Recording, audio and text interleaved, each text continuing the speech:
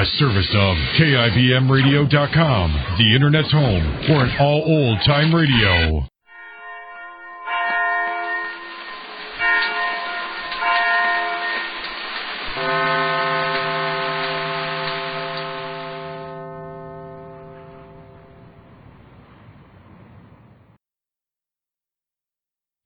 And now, Backstage Wife, the story of Mary Noble and what it means to be the wife of a famous star. Mary Noble is preparing for a cruise to the Caribbean aboard Rupert Barlow's yacht in an effort to ease the torment of realizing that her husband Larry doesn't want her to join him in Hollywood, where he is making a motion picture. What neither Mary nor her husband know is that Rupert has planned this breakup in their marriage with sly deliberation. First by sending Larry an anonymous letter saying that Mary is gathering evidence for a divorce, and then by making Mary believe Larry is romantically interested in a beautiful young movie actress. Right now, as Mary hurries to answer the doorbell in her house in Rosehaven, Long Island, we hear... I almost forgot that Phoebe is out this afternoon. I'll be right there.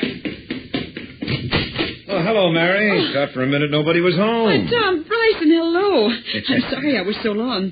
I was upstairs and forgot for a minute that Phoebe was out. Are you too busy to receive friends? Oh, you know better than that. I'm delighted to see you. Come in, won't you? Thanks, I will indeed.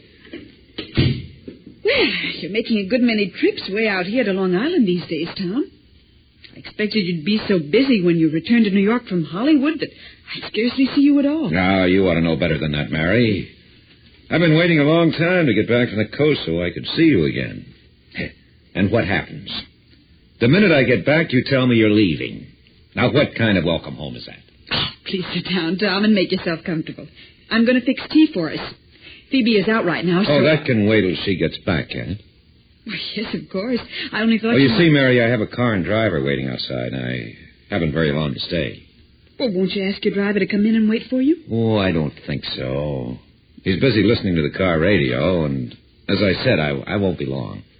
Well, why do you have to make such a hurry visit, Tom? I'd hoped you could at least stay for dinner. Well, I hadn't thought of anything like that, but I suppose I could be persuaded if you made it sound convincing. You sure you aren't too busy to bother with me? Tom Bryson, why in the world are you saying things like that? As though you weren't practically a member of the family.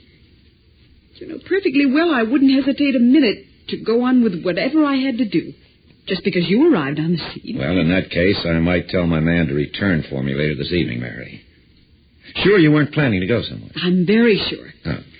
After all, I want to see as much of Larry Jr. as possible until I leave for the cruise on Rupert Barlow's yacht. Yes, of course. Last time I talked to you, it wasn't decided this one you'd sail. Know any more about it now? Yes.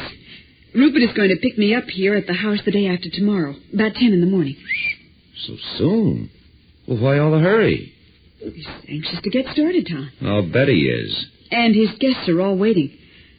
I don't think it's reasonable to expect them to wait for me, particularly when I have no reason to delay. You're set on this cruise, are you, honey? Yes, of course. I'm looking forward to it. Liar. I am, too. Well, why shouldn't I? It's a wonderful chance to spend a few weeks in complete luxury. Who knows? I may develop a taste for it and never want to come back to my modest way of life. Perhaps that's the reason Rupert Barlow's offering you this tempting bait. Why do you take everything so literally, Tom? I was only joking. Because I don't think this cruise is a very good joke, Mary. I think you're deliberately running into trouble. Because you're hurt and angry and in a general panic. Do you think it would be better for me to stay here and be completely wretched? Well, in the long run, I think it'd be better than to get involved with a man like Rupert Barlow. Involved? That's rather an ugly word, Tom. It suits the occasion. I disagree. I'm accepting the very generous offer of a friend who understands exactly how unhappy I am over being rejected by Larry. And you expect to find consolation in his company, Mary? Is that it? I expect to have a better chance of becoming reconciled in my future. I'll be with friends of Rupert's, and it'll give me a change of scene. You're making a great mistake, baby. You know there's nothing I wouldn't do for you to help you be happy. Yes, I know that, Tom. But I also know I can't be happy staying here where everything reminds me of the past. Mary. I've got to make a break. And this is the only opportunity that's available. You know that I can't afford to just pack up and go somewhere by myself. Well, if it were just a question of that, Mary, you know I'd be only too glad to help out. Anywhere you want to go. Thanks, Tom, but that wouldn't help.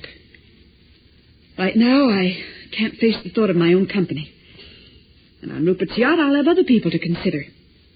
It'll help me to keep up the pretense of being diverted. And who are these delightful people who will give your battered spirit such a lift? I don't know exactly. Some friends of Rupert's. And then there'll be my nurse from the hospital, Miss Clark. And, of course, Julia Dixon, Rupert's housekeeper. Julia Dixon? The woman who's been trying to marry Rupert Barlow for over 10 years? She'll be on board?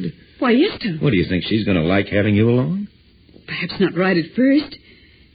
But it'll give me a chance to prove there's no reason for her to be jealous of me on Rupert's account.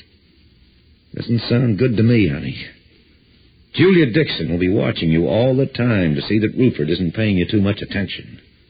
A boat, even a splendid yacht like Barlow's, isn't big enough for comfort under those conditions. Take my advice, Mary.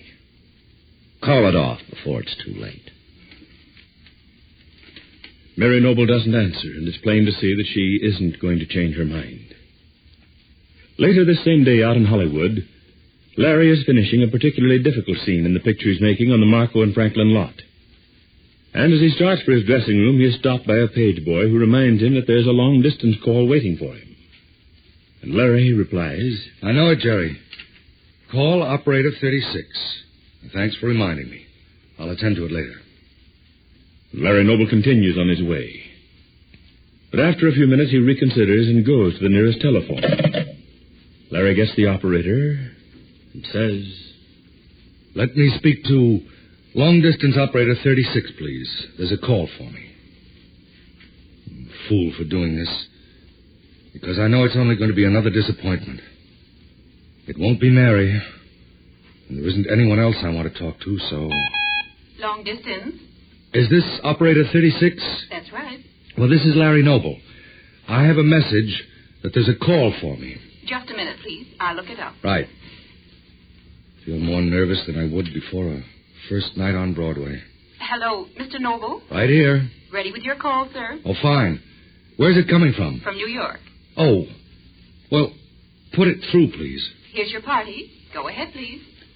Hello? Hello. Is that you, Larry? Yes? Who's this? Maud Marlowe, Larry. I've been trying to get you for hours. Didn't you get my message? Oh, hello, Maud. How are you? I'm all right, but I didn't call you to talk about that. I want you to listen to me carefully, Larry. I have something very important to say. Well, go ahead, Maud. I'm listening. It's about Mary. Well, what about her? She's all right, isn't she? Her general health is as good as you could expect, I suppose. But you've got to do something about her at once. What do you want me to do? I want you to stop this stubborn behavior of yours, whatever has caused it, and come to your senses. Well, that's a little vague, Maud. How in the world could you send that poor girl such a telegram when she was all ready to come rushing to Hollywood to meet you? Have you any idea what that did to her? I think you must be completely out of your mind, Larry. No, Maud, I'm not. I think Mary understands the message and the reason for it. Well, I only know that you made a terrible mistake, and you've got to do something about it. You keep saying that, Maud, but you haven't said what you want me to do. I want you to tell Mary it was all a mistake when you wired her not to come out there. It wasn't a mistake, Maud. There's no reason for Mary to come out here. I know that she only wanted to ask me for a divorce. What? You mean she hasn't told you? Certainly not, Larry. Well, you can tell her it's all right for her to go ahead on any basis she wants. I won't give her any trouble. Now I know your brain must be affected. I can't imagine where you ever got such an idea. But I know that you'd better get right to work and send her a wire telling her to join you right away. Make it urgent, do you hear? And don't waste any time about it either. But I've just explained You that... haven't explained anything, Larry. I tell you this is vital to her whole future. Tell her you've made a terrible mistake. Tell her you'll explain when she gets there that you can't live without her, anything at all, just so you make it strong enough. I'm telling you this because I know you'll never forgive yourself if you don't. But don't you see, Maud? It's entirely up to Mary to... Take my word for this, Larry. As a very old friend, you've got to send this wire at once. You owe her this much, no matter what your personal feelings are. My personal feelings. Listen, Maud. You listen to me. Mary risked her life to help you, and you can't let her down now. The last thing in the world I want to do is to let Mary down. All right, then send that wire. You hear me? Send it right away. Larry Noble tries to answer, but Maud Marlowe is hung up. Be sure to be listening tomorrow to Backstage Wife, the story of Mary Noble and her husband, Larry Noble, famous Broadway star. This is Ken Roberts inviting you to listen to another adventure of Casey, crime photographer. Ace cameraman who covers the crime news of a great city. Our adventure for tonight, Bad Little Babe.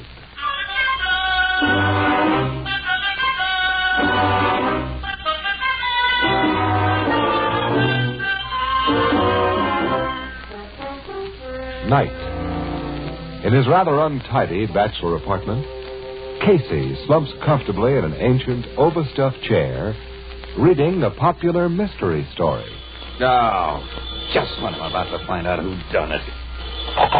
Hello. Mr. Casey? Yeah? What time do you go to work tonight? Well, 12 o'clock. I'm on the lobster shift this week. Who is it? Then in about half an hour from now, you'll start walking toward the garage where you keep your car. Yeah? Don't do it. Don't? If you do, you'll be killed. Huh? Killed, I said. Men are watching your apartment house now, waiting for you to come out.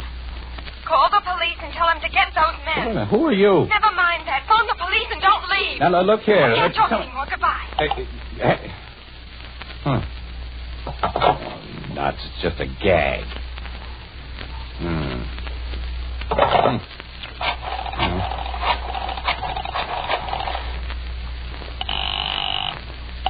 Homicide Bureau, Captain Logan. This is Casey, pal. Oh? Say, look, I'm probably wasting your time, pal, but I just got a screwy phone call that might be on the level. Screwy phone call? Yeah, now, if this turns out to be somebody's idea of a practical joke, I know how you'll use the needle, Logan, but a gal just phoned me. I didn't recognize her voice, and she wouldn't give her name, but here's what she said.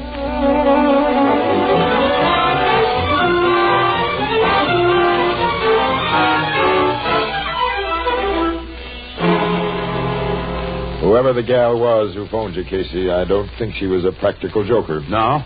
Now, before I sneaked up here to your apartment by the back way, Sergeant Brett and I spotted a car parked up your block with two guys in it who registered as Red Hots, all right. Why should they be laying for me? You're always sticking your neck out, aren't you? If you'd stick to press photography... nuts, Logan. I'm no different from any other newspaper guy in a crime beat, and I haven't been sticking my neck out lately. That remains to be seen. And we'll see when we land those mugs with the goods. Well, how are you going to do that, little thing? Now, by the time you leave this joint, the street will be completely covered by cops. Now, you walk out of this building alone and start towards your garage.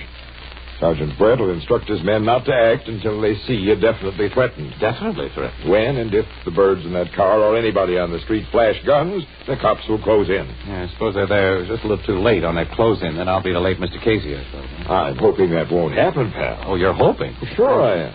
Oh, put on your hat and coat, Casey. We mustn't keep your would-be killers waiting.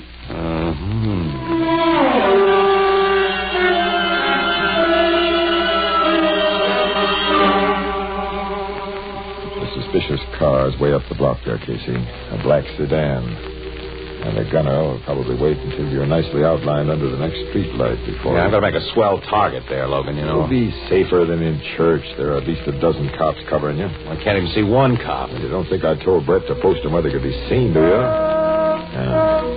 There's his signal that everything's all set. Now, he's in a car around the corner. By the time you get under that street light, his driver will be passing that black sedan and ready for any funny business. Okay, I'll step out of this doorway now and get going. All right. Here I go. Don't worry, pal. Oh, I'm not worried. No, not at all. Ah, well, the whole thing's probably a gag. Some dame with a moron sense of humor. Well, It'll be a nice big clay pigeon under that street light, though. Well, this is it, I guess. Well, nothing happened. I knew this was just a gag.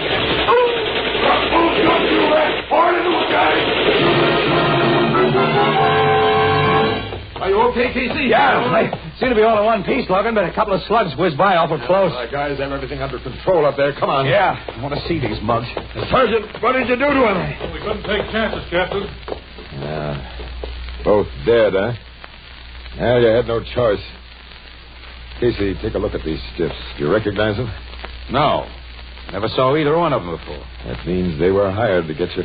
But why? Come on down to headquarters, Casey, where we can look for the answer in comfort.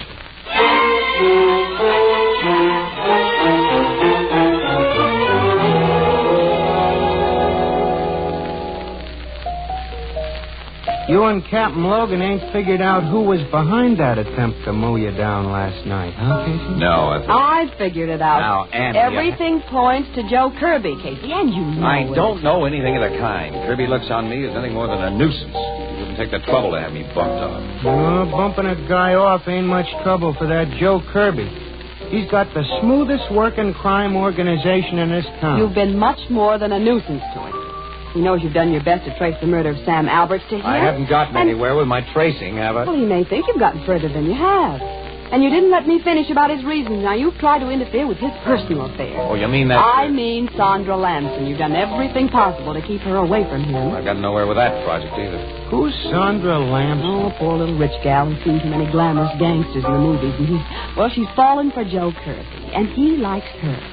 You butted into that sort of thing, Casey? Look, I've known Sandra ever since she was a kid. Her father was Judge Lamson. He was a grand guy, and he did me a whole lot of favors. He was a judge who got killed in that auto smasher. That's right, about 6 months ago. The kid's only 19. She's got no relatives except a couple of old maid aunts, and she's pretty, too. So, to protect her from the wolves, our Mr. Casey elected himself her guardian. Well, and somebody had to. She's a good kid. She's a bad little babe, and you're simply being stubborn. And there's still another thing that ties those gunmen up with Kirby. There's nothing that ties them up with Kirby. Look, will you ever let me finish what I start to say? Well, and you... all right, go ahead. Thanks. Who do you suppose the woman was who saved your life last night? The gal who called you on the phone? I told you, I don't know. Well, she must have had a motive for a tip-off. Naturally. Emma Humphreys had a swell motive. What? Emma Humphreys? She's Kirby's old girlfriend. Yes, Ethelbert. Until that Lamson babe came along, Emma Humphreys' standing was number one. And lately, she's been given the old gradual freeze. Yeah, that's right. She must be boiling at the Lamson kid. And, Casey, you're the only person who's tried to break up the affair between her and Kirby, so...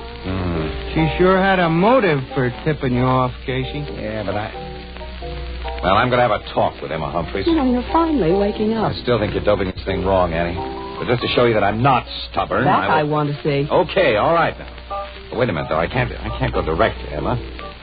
If she gave me that tip, and if Kirby was behind those would-be killers... Sure, you'd be putting her in a spot. Yeah, but I can't... Darn that phone. Always, when I'm busy listening... Gee, we got to dope out a safe way to get to her, Annie. Blue Note Cafe, Ethelbert speaking. Let me think. All right, think. Just a minute. Your city desk, Casey. What's it? Oh, now, you keep on thinking, Annie, while I go to... Hello, it's Casey speaking. Underhill Road in Garland Park, yeah, I got it. Hey, wait a minute. We're not on duty, Burke. Oh, you thought this assignment of interest is because... That's your theory about last night.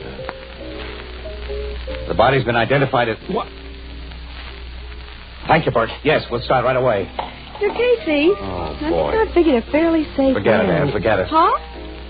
Emma Humphreys has been murdered. Emma Humphreys? Murdered?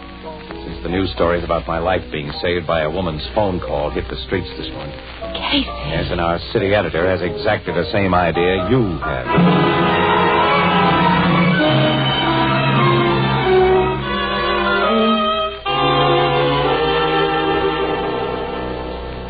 Emma Humphreys was taken for an old-fashioned ride, Miss Williams. The doc says she was killed around noon today, shot twice with a .32 revolver. We have the bullets. And, of course, you know who Emma Humphreys was, Captain Logan. Oh, yes. And I've given orders to have Joe Kirby brought to headquarters as soon as he can be found. Annie has a theory about Emma Humphreys and Joe Kirby, Logan. So have I, Casey. I've concluded she was your tipster last night, and that he found out she spoiled his murder plan for you. Pal, so have I now.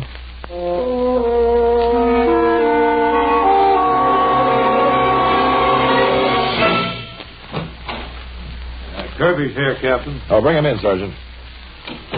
Casey, you keep your trap shut to this guy. I'm keeping my trap shut.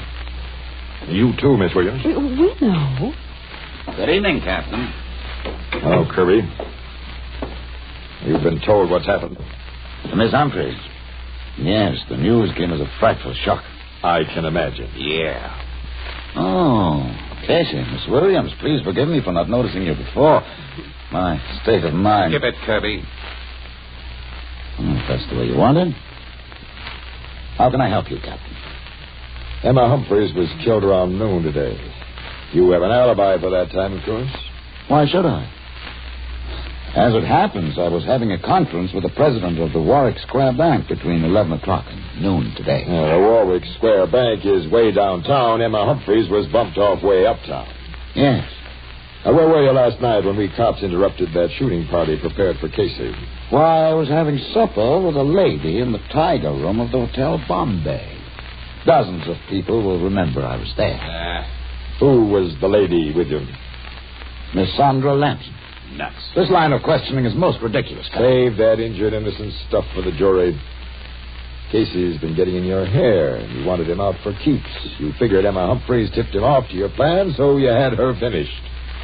Prove that. We'll prove a lot of things on you eventually. You know you're not as smart as you think you are, Kirby. You made some big blunders when Sam Alberts was murdered. Casey! What do you mean? I told you to keep your mouth shut. Okay, Logan. That's all, Kirby. Get out. Very well, Captain. Casey, you've shown such an interest in Miss Sandra Lampson. I must give you some news about her. And me. Well? We're going to be married. What?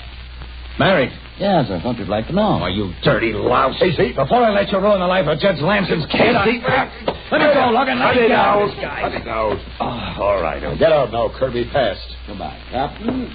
Williams. Come on. That egg.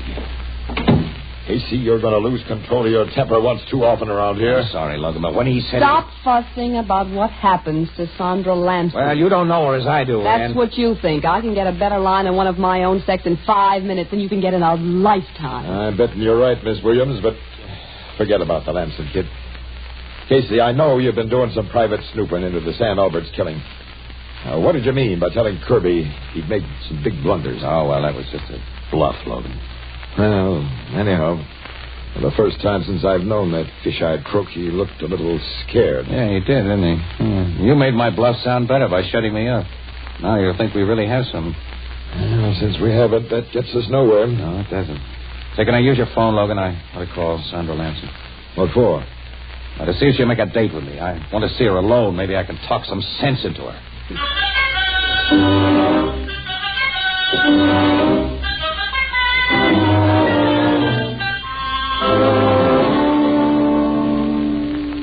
Come on into the library, Casey. It's more cozy in here. Okay, Sandra. I used to talk to your father in here. This was Father's favorite room. Sit down. Oh, all right, thanks. Not way over there. Here on the sofa with me. Oh?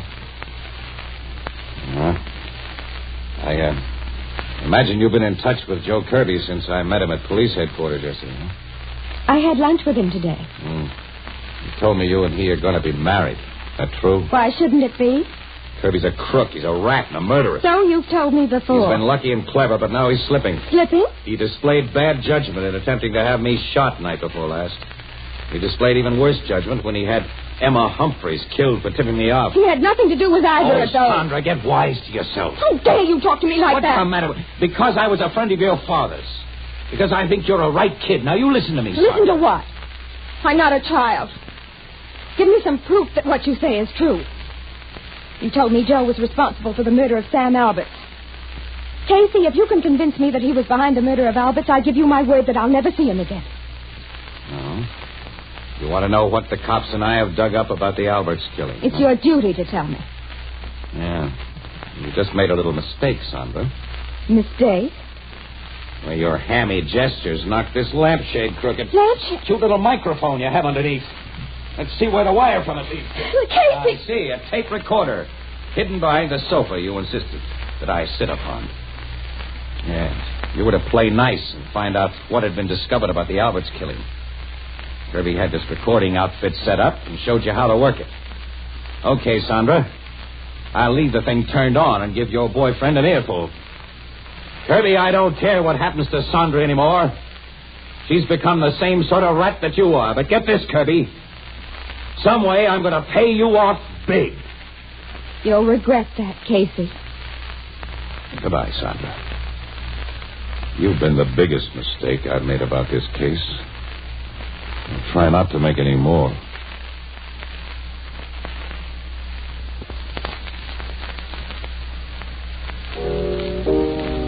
That Sandra Lamson sure turned out to be the bad little babe Miss Williams called her. Huh, Casey? Yeah. Oh, don't rub it in, Ethelbert. Well, she used to be a good kid, Annie. From what you've told us, Casey, you talked pretty big into that recording machine about paying Kirby off.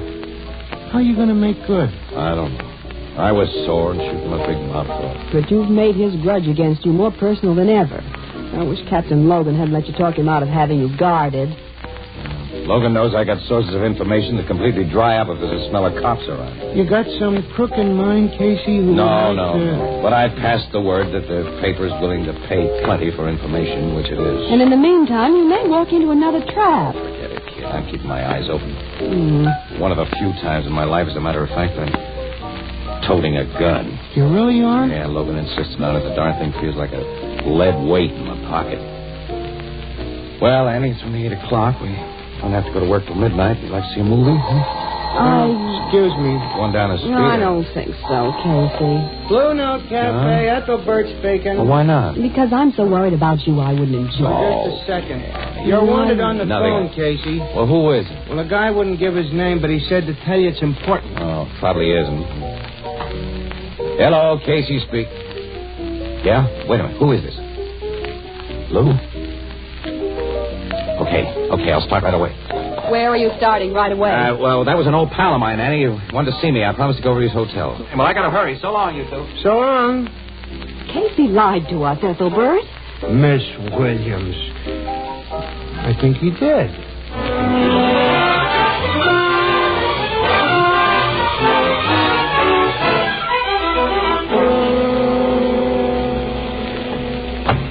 Okay, Lou, hop in the car. Get going quick, Casey. Didn't tell anybody I phoned you. Nope. I never sing on the tipster. I've got one that'll make your ears stand out to hear. Lou, you're one of Joe Kirby's mob. For all I know, you may be planning to pull me into a trap. I'd figure that way, too, if I was you. Well, here's my gun, Casey. Take it.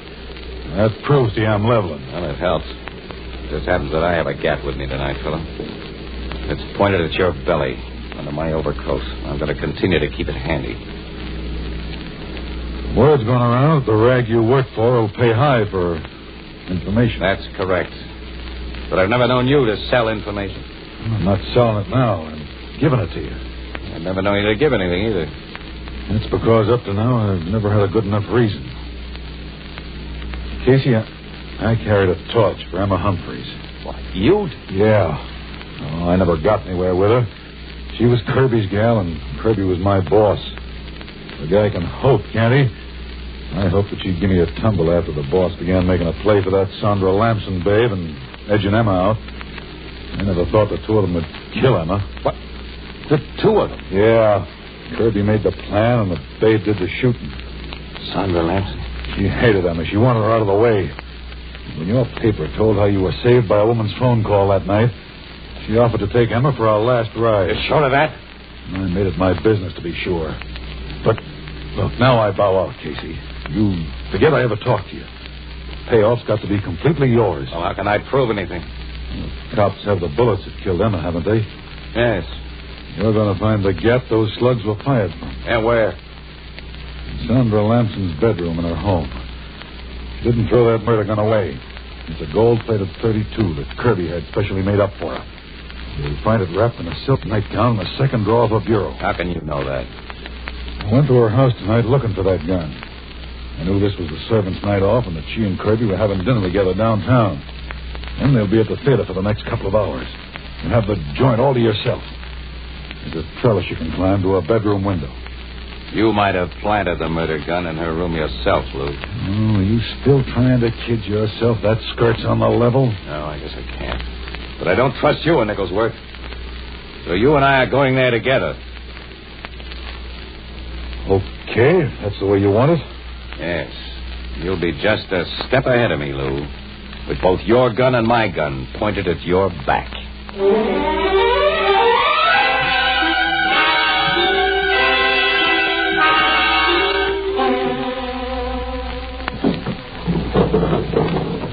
I got the window up, Casey. Keep your voice down, Lou. I tell you, there's nobody home here. I will see. Now climb inside. Remember, I'm right behind you with these guns.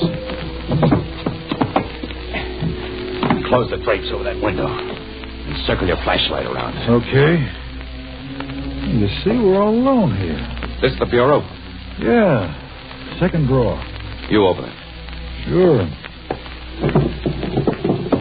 Well, here's the little gun wrapped in a nightie, just like I told you. Convinced? Yeah. You finally sold me on your story, Lou. Lou's a swell lie. What? There's a 44 you feel at your back, Casey. Drop those guns or I'll blow you in two. Okay, Kirby. I got him, boss.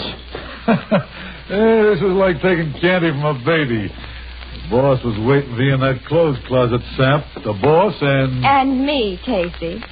So you're in on this trap, too, son. I planned it. Give me my gun, Lou. I'm handling this. Yes, Sandra. And go to it. Switch on the lights so we can take a last good look at this chump. Sure. And what a chump you are, Casey. I'll tell the police I thought you were a burglar and that I shot you. I don't think they'll believe that story. It'll be impossible to prove that she wasn't just a poor, frightened girl all alone defending her home. You should have consulted me before you sent those hired gunmen off to Casey, Joe. I might have had a simple and workable plan like this to give you then. I'll consult you about everything from now on, kid. You weren't allowed in on the first scheme to get rid of me, Sandra, were you? No. I'm afraid Mr. Kirby didn't altogether trust me until after he heard that tape recording in which you turned on me so unpleasantly. Well, he should have trusted you after you killed Emma Humphreys. What a chump this guy is, boss. Still believes some of the yarn I told him. But you... I took Emma for our last ride myself.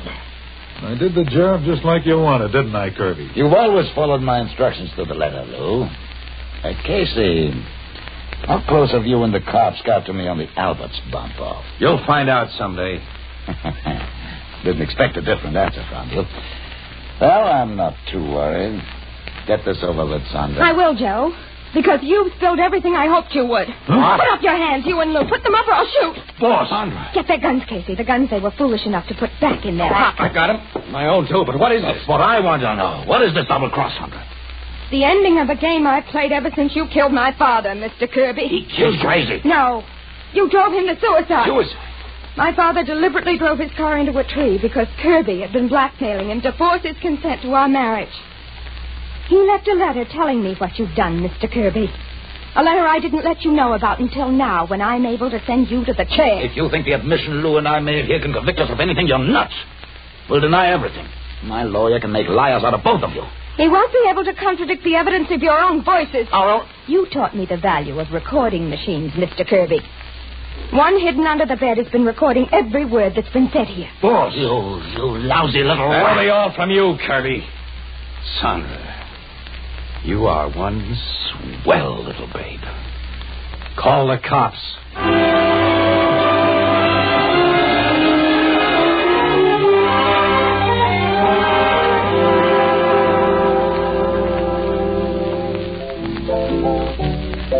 It was really Sandra Lamson who phoned you the tip that gunmen were laying for you that night, huh, Casey? Yes, Ethelbert.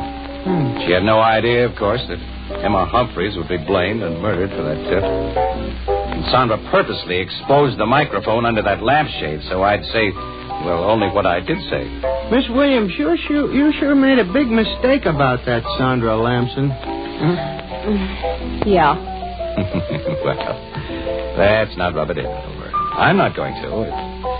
It's so easy for these superior females to underestimate the character-reading ability of us men. Yeah. Women are very complicated females. Yeah. You know, men wouldn't have nearly as much trouble if it wasn't for all these women.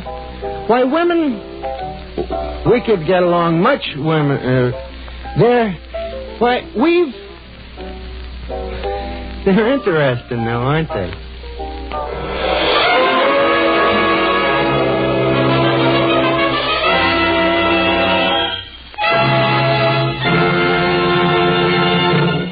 This adventure of crime photographer starring Stott Cotsworth as Casey came to you through the worldwide facilities of the United States Armed Forces Radio Service, the voice of information and education.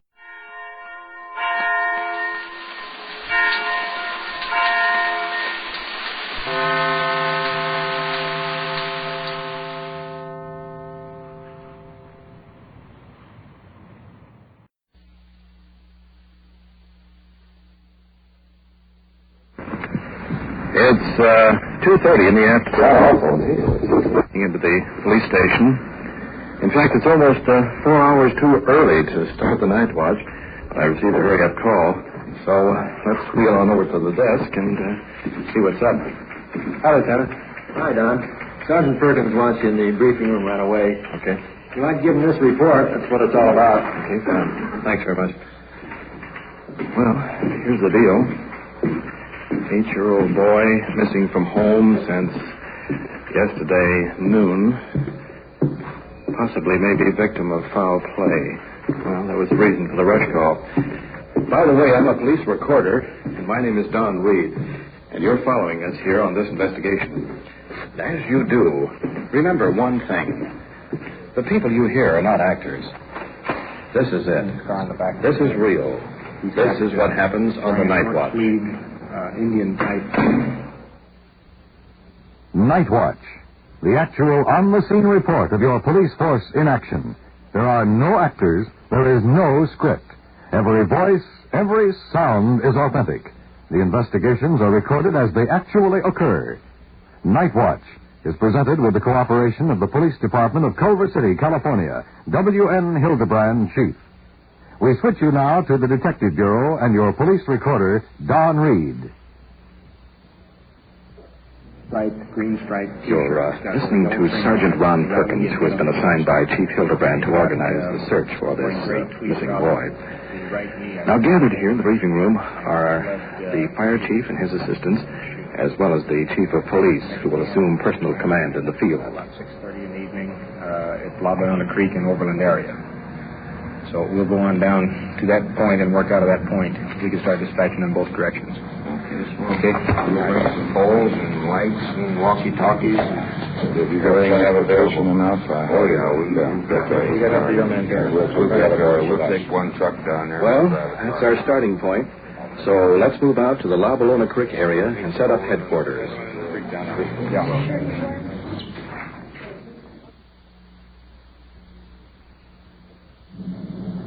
It's 3 p.m. right now, and we're located on a high bluff overlooking the creek. Now, here's a picture. Just looking overhead, the sky is very overcast and threatening rain. And if it does, well, this creek will become a raging torrent in a matter of minutes. Now, couple this with the fact that there's less than, I should judge, about 2 hours of daylight left. You can see the reason for our anxiety.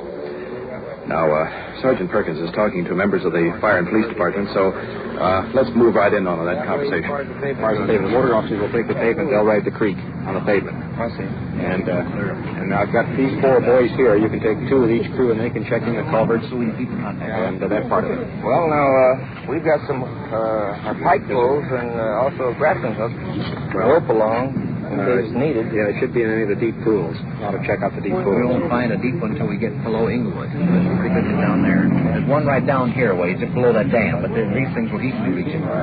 Yeah. But below Inglewood, you see, we get a couple pretty good ones down there.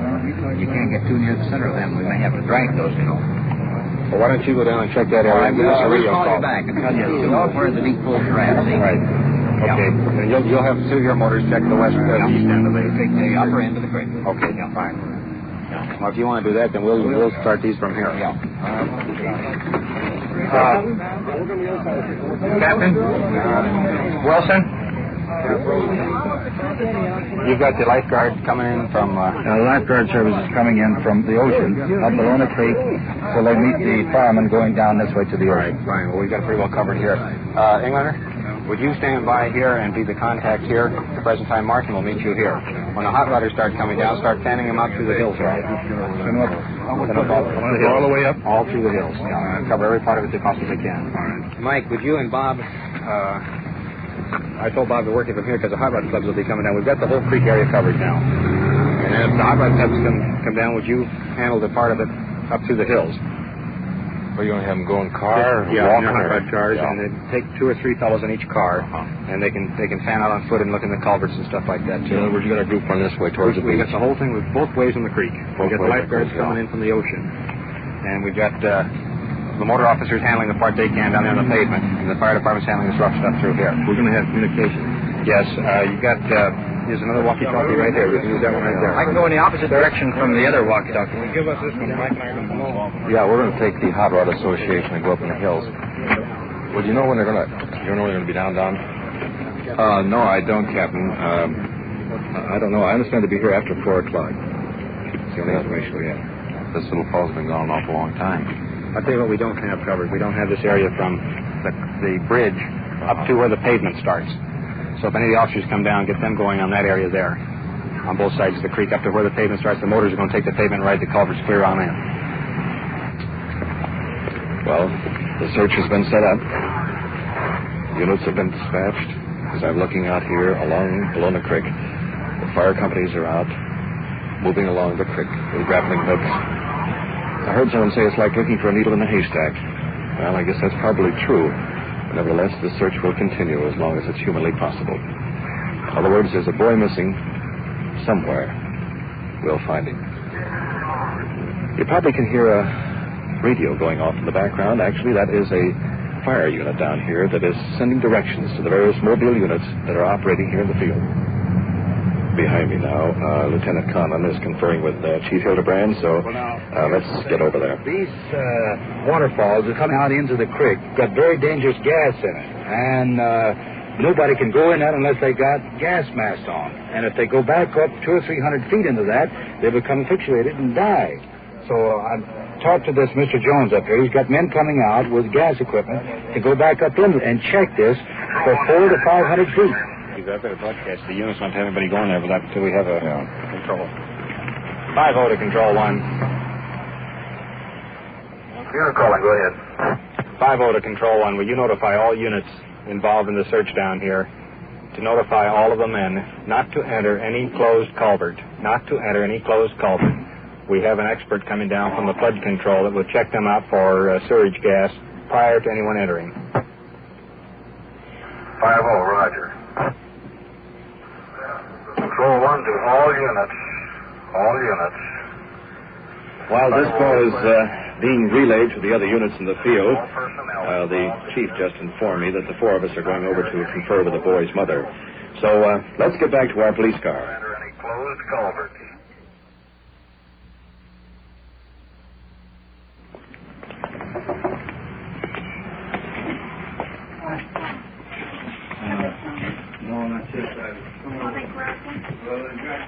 You told me the truth, no. Checking everything. We got the Los Angeles squadron in the area. Do you have any trouble with the boy earlier? I spoke to him in a harsh tone of voice. I was angry at him. He had torn down the curtain in his room, and he had just turned his bed upside down. You know me, I'll hit him for a small thing, but when it's something this serious, beating doesn't do any good. No, it doesn't. We're doing everything we possibly can. That I'm sure. I mean, that's the only thing that's holding me on my sanity altogether is confidence in you and the rest of the boys.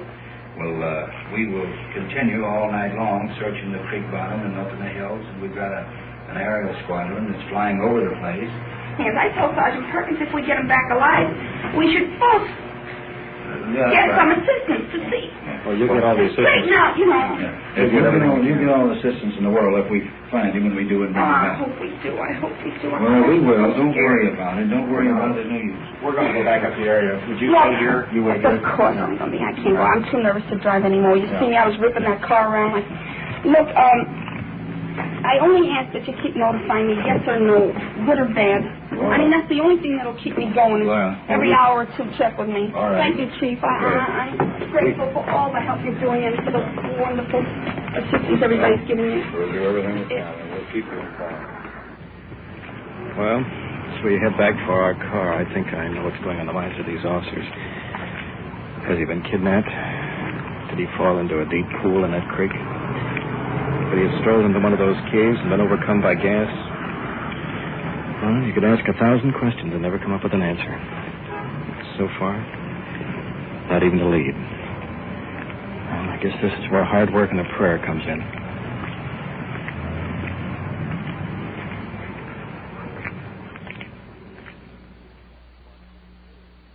You are listening to Night Watch. The people you hear are not actors, and every voice, every sound is real. The investigations are recorded as they actually occur. And now we switch you back to the field and police recorder Don Reed. The concentration of the search will be in the Baldwin Hills. The boy has been identified as being in this area. So the units that are working the creek and that area may be pulled in. You just heard that order given to Control 1 by Chief Hildebrand. The search has now been concentrated in the Baldwin Hills. Family Regan and myself had information that he was on this hill as long as a half hour ago. We're now on the hill behind the new construction of these homes. There's a great traffic. We have had good information in this area approximately a half hour ago. I don't know whether you pick up that information. It was coming from one of our motorcycles quite a distance away. Stated that it's possible that this youngster was seen in the area that we are at the present time. No matter. Here comes another call. 5 automobile units that are not engaged in the search along Wyona Creek. Will you concentrate now in the area? A new housing project up above Overland. We're in that area now.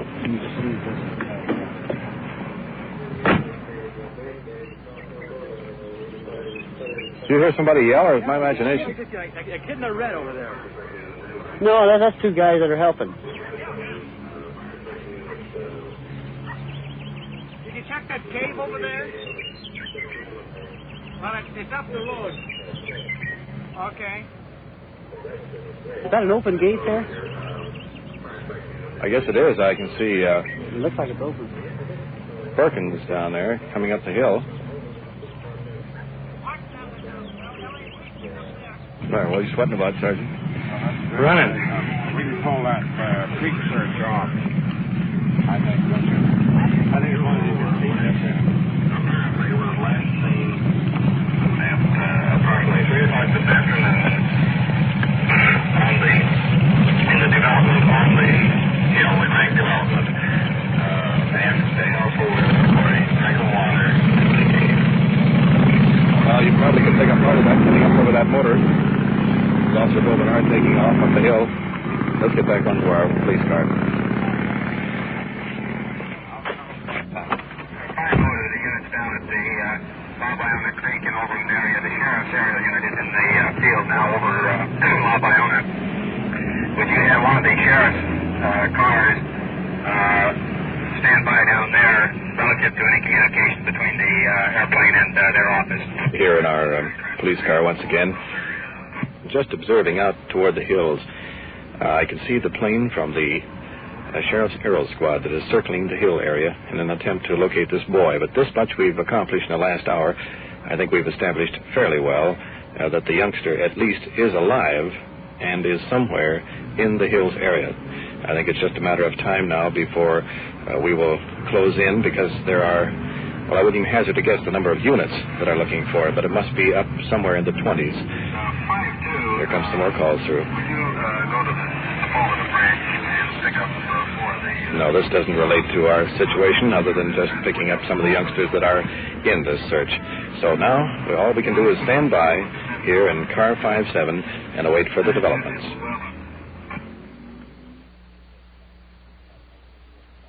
About another 45 minutes have passed now, and I'm still remaining here in the cars that are grouped around us. I'm speaking now from the back of 5-7. Sergeant Perkins, here comes another call. No, that's not relevant to our situation here. Sergeant Perkins is in the field somewhere for the possibility of locating the youngster. We have remained here in this area, and as soon as a word comes from any of our units, we will move directly to the scene. Well, there's another call coming through. That was Sergeant Perkins on the other end, saying that more men have arrived to join in this search. The father of the missing boy is up here in the hills searching along with the rest of us, and right now is headed for our car. Did they finish dragging the creek? Yeah, they worked on down considerable distance. I don't know just how far they got, but within the last hour alive and was headed up toward the hills. So that's where we're going to concentrate. The boys are doing a good job. Well, we want them to. We'll do our best. To Control 1 in all units. We have just found the boy on Ledge Road and Hill Street. He's in 5-4 right now. He is okay. He's tired. We're going to take him to the station. Well, I think you heard that call, but just in case you missed it, the boy is safe and just tired and is in custody. And you can just see as well as feel the tension released on the faces of everyone here. So let's get back and meet car 5-4 with the youngster at police headquarters. I think you will have been found.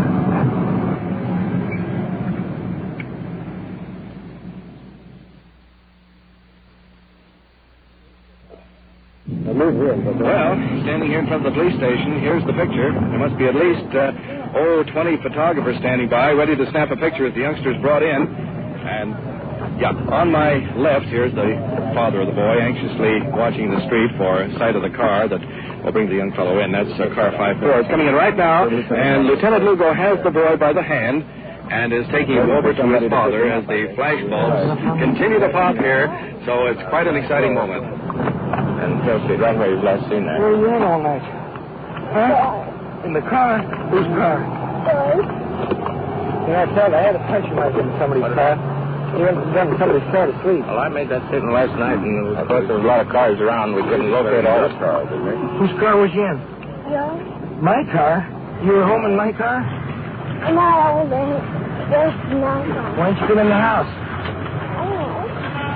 Well, Sergeant Perkins has the boy by the hand and is leading him now into the police station. The crowd is really gathering now. Onlookers, newspapermen, you name it, we've got them. Excuse me, please. And so let's get right on into the office. Excuse me.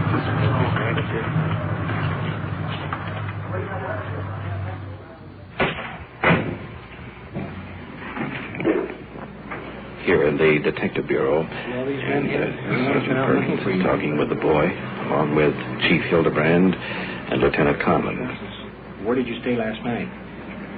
My daddy's car. Your daddy's car? Did you stay there all night? Yeah.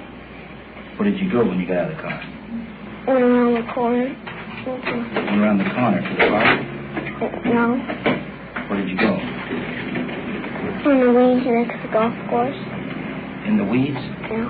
Didn't you think that your mother and daddy would be worried about you? Yeah. They've been pretty worried. I don't think it was very nice to run away like that. I'll let your mother and dad know where you were. Where did you eat, son? Where did you eat? I just had a glass of water. Just had a glass of water? That's all you've had? You see, if any time that you're away, if you are any time away, you should always try to find a policeman and tell them that you've got some trouble. And then you don't have any more trouble because we know where you are, and then we don't have to get a whole lot of people out and look for you. Glancing down the hall, I can see the mother of this young boy coming up the stairs, being supported by her husband. As you can well imagine, she appears to be just about overcome with joy.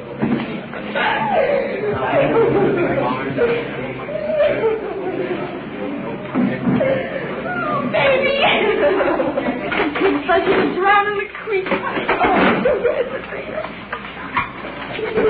Right at the moment, I guess you can say pandemonium reigns. Tears are pouring down the mother's face, and the father is standing by with Sergeant Perkins while the cameramen are firing pictures from every angle. Oh, you're... I'm sorry, Perkins. Oh, yeah. I don't think I heard about you on radio. Thank you. I don't think the boy should be punished right now, but we'd like to have him come back to one of the juvenile hearings, say probably next Wednesday night, the three of you. Darn right. We want to do something about it right away. There's no sense in something like this, George. But in the meantime, I don't think the boy should be punished. We will. Right. We will. Okay. Very good. We can stand some help. So this thing here, this is it, you know? Again, I appreciate everything everyone has done, and please tell all those men that We've already thanked them. I think you ought to thank them all for helping you, don't you? Thank you. Bye, young fella. You're not going to let them know how you promised them on your words on the steps on. Well, Sergeant, there he goes. Yeah, he's a lucky boy, Don. It's after 6 o'clock. Let's get back to work. Why don't you sit down and get us some coffee? I've got reports to make. Take about 15 minutes. Okay. I'll meet you over in the office. You buy him? I'll get it.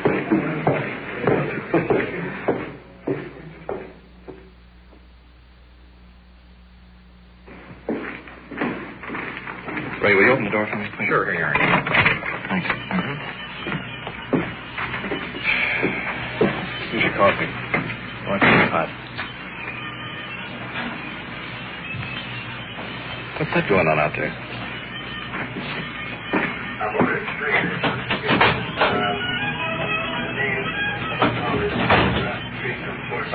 Sergeant, I've been around a lot of police departments in my life, but this is a new twist.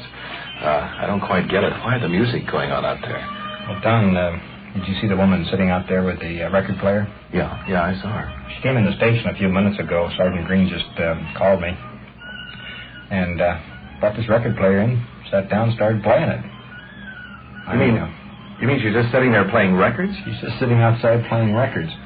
I just put in a call for Lieutenant Lugo, had him come and interview her. I think we've got a psycho case on our hands. Uh-huh. So wait just a second, see if I get him. Right.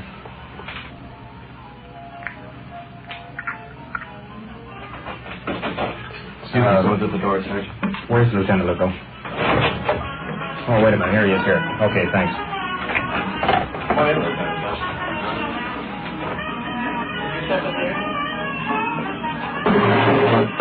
Coming in the office now, an elderly woman, perhaps, maybe 75 years old, snow white hair, wearing old faded lavender dress, high collar, with old-fashioned high-button shoes.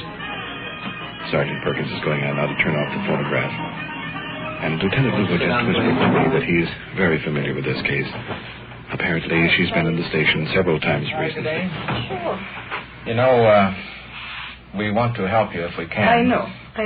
And I talked to your niece. Oh. And she also wants us to help you. Yeah, she wants to help you. She's nice. Yeah, she's very nice. Nice. She's very nice. Yeah, and she never touched me. You have been having a little difficulty with where you're staying? No. You haven't? Oh, you mean the hotel? Yes, at the hotel. Oh, yes, I come over. I want a room. The smell like pig. Oh. Yes. Well, did you find the clothes that you thought you had lost the other day? Yes. I come, I said, give me my suit. I tell you, afternoon, my sister come. He said, I can find it. I never been in anything. You've come here before. Yes. And come here for help. We've been trying to locate you to help you. Yes. And I am so hurty. Honest. Yes. Officer. Surely. I like you. He said to me, you'll be someday to police station arrested. I said, what do you think I am? They say with me too. They take a light, truck, and then they take the violence. You come here with several different types of problems here. Mm-hmm. And I believe that you're the type of person who'd like to have some help. Sure. And I think that... Why that beat me? No one is going to hurt you. No. And we're going to possibly go see a doctor that will help you. I go for doctor. Well, I go today. Before yesterday. We have some doctors that can help you. and at a good hospital. Mm-hmm. And possibly they can give you all the assistance that you need. Yes. We have tried to get your family together to agree on this, and I believe that they are in accord with what we want to do to help you. So if you will go along with us in a little while, we'll go down to Los Angeles, and we will take you to the hospital. Yes. And I think it'll make you feel a lot better. Very. Well, that's fine. All right. If you'll just wait a few minutes. Yes. Do you want to go with us now? Go with Miss Clark here, wait outside out here for a minute. You mean I go? What you put right here? Wait outside out here, if you will. Yeah. Did you want to give me? Wait right out here. Watching her leave the room, she's heading for her record player. Here we go again. She's outside now, Lieutenant, playing the record machine again. What do you think? Well, she's quiet, I guess, sitting there, so I think you'd better assign a man to take her down to the general hospital for observation. Okay. She's, evidently a mental case, and possibly can get some help down there. All right, I'll get one of the officers, then I'll have Miss Clark ride down as matron. That's fine. Okay, thanks, Bert. You bet.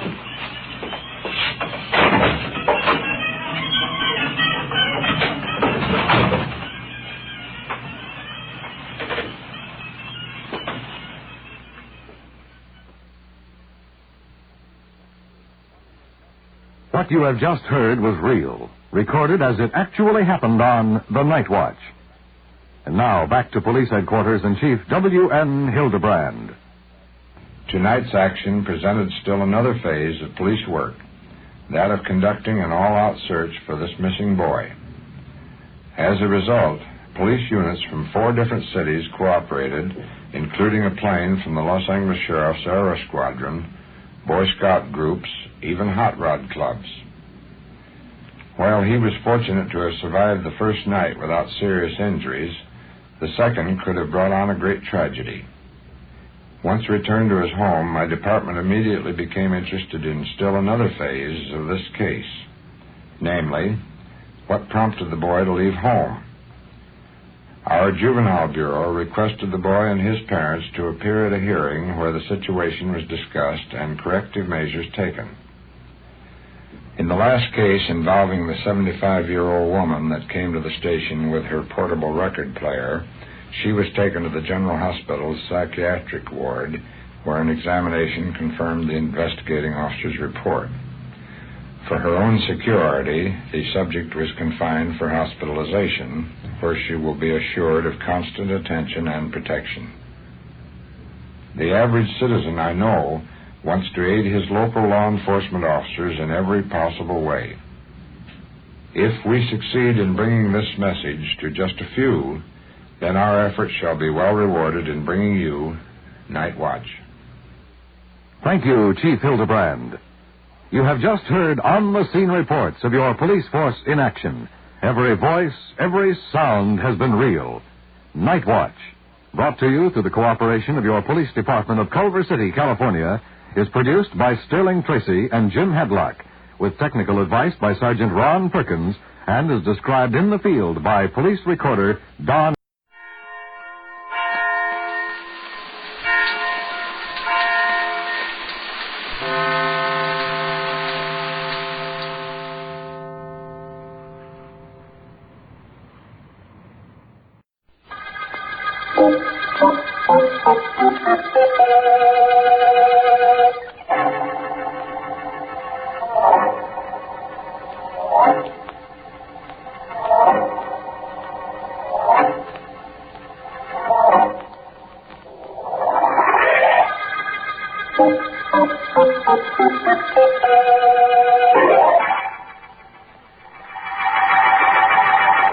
Really, Vance, don't you think you're being a little obvious? Don't you think she rates it, Markham? Have you ever seen a more beautiful woman? You've been staring at her for an hour. Is our foremost private investigator doing some really private investigating? That is the leading question, Markham. The district attorney should know better than to prompt a witness. Besides, you haven't conceded that she's beautiful. I concede. Oh, she's much prettier than that, my friend. Besides, I'm certain she's been trying to attract my attention. Vance, she's dining with a gentleman. Both of them seem to me to be minding their own business. Are you sure you're not using a little hopeful imagination? Quite. Do you know the man she's with by any chance? No, I don't. Fact is, I can't make out his face very well. I can see a scar on it. I imagine he's about 40, and he's relatively bald and quite stocky.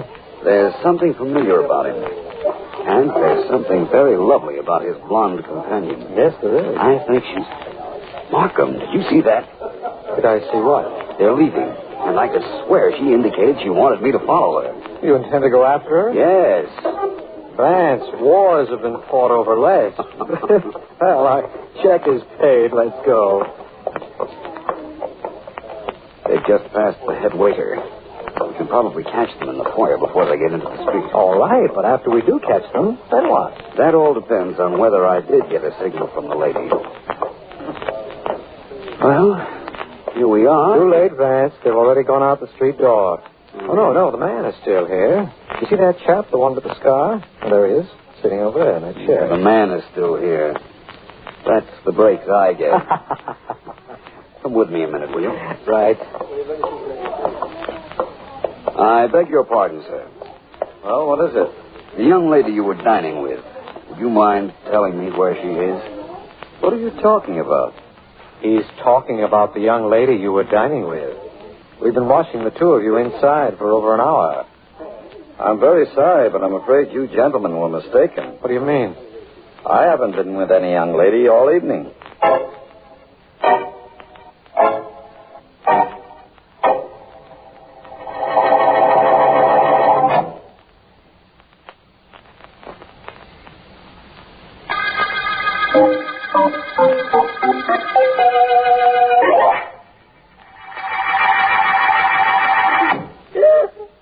Come on now, Miss Foster. Tell the sergeant what you told me. No, I can't. What's going on, Williams? What's all this?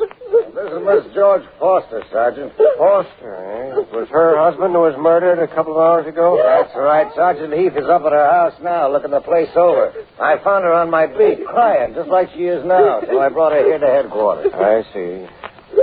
Mrs. Foster. Mrs. Foster. Yes, what is it? You ought to take it easy, Mrs. Foster. Let Officer Williams take you back to your house. No, I don't want to go back there. I don't ever want to go back. My husband was shot. I saw him shoot my husband. I don't ever want to go back to that house. You saw who shot your husband, Mrs. Foster? Did you know the man? No, I didn't. Can you describe him? Yes, I know exactly what he looks like. Well, that'll help us find him. Williams, take down the description Mrs. Foster gives you. Then take her into the rogues gallery and see if she can find the man in our files. We're liable to crack this case without leaving headquarters.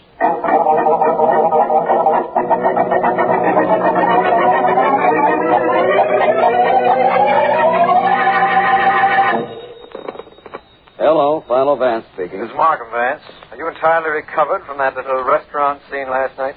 Not quite. I'd hate to believe that girl wasn't attractive enough to stay in my memory overnight. Don't tell me you found out something about her. No, that isn't the reason for my call. A man named Foster was murdered last evening, Vance. Just about the time we were having dinner. Between 7 and 8 o'clock, you mean? Yes, his wife saw the killing. Was able to describe the man who fired the shot. More than that, she made a positive identification from a rogues gallery photograph. The killer was a man named Norman James. Really? Yes, really. Well, you're entitled to an easy case once in a while, Markham. This sounds as if you have one. Does it? Well, doesn't it? Listen, the man Mrs. Foster positively identifies as having killed her husband at 7:30 last night is the man we watched every minute between 7 and 8. The man who was dining with that beautiful blonde.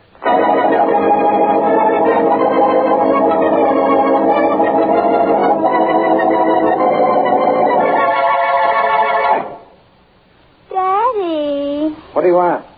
What goes on a red 9? A black 10? A black 8. Look, beautiful. Babies can play solitaire. Why can't you? Well, because I'm not a baby. What goes on a red queen? A yellow pumpkin. What? Don't bother me. I'm busy. I'm reading. It's a very good picture of you in the papers, Norman. Ah, it's not so good. Oh, I think it's beautiful. Shows that scar on your face so clear. Daddy. Now, what is it? That Mr. Vance you told me to make eyes at in the restaurant's awful cute. That Mr. Vance happens to be awful smart. You make sure you never talk to him, never see him again. You understand that? But he doesn't know who I am. How could I ever talk to him or see him? You know who he is. Sure. You could go to see him. Only, baby, you're not that stupid, are you? Who says I'm stupid? You do every time you open your mouth. What? This newspaper says that I'm going to be arrested for murder. Because of you, the district attorney and Philo Vance are going to be my alibi. They'll swear they saw me in the restaurant with you at the time George Foster was shot.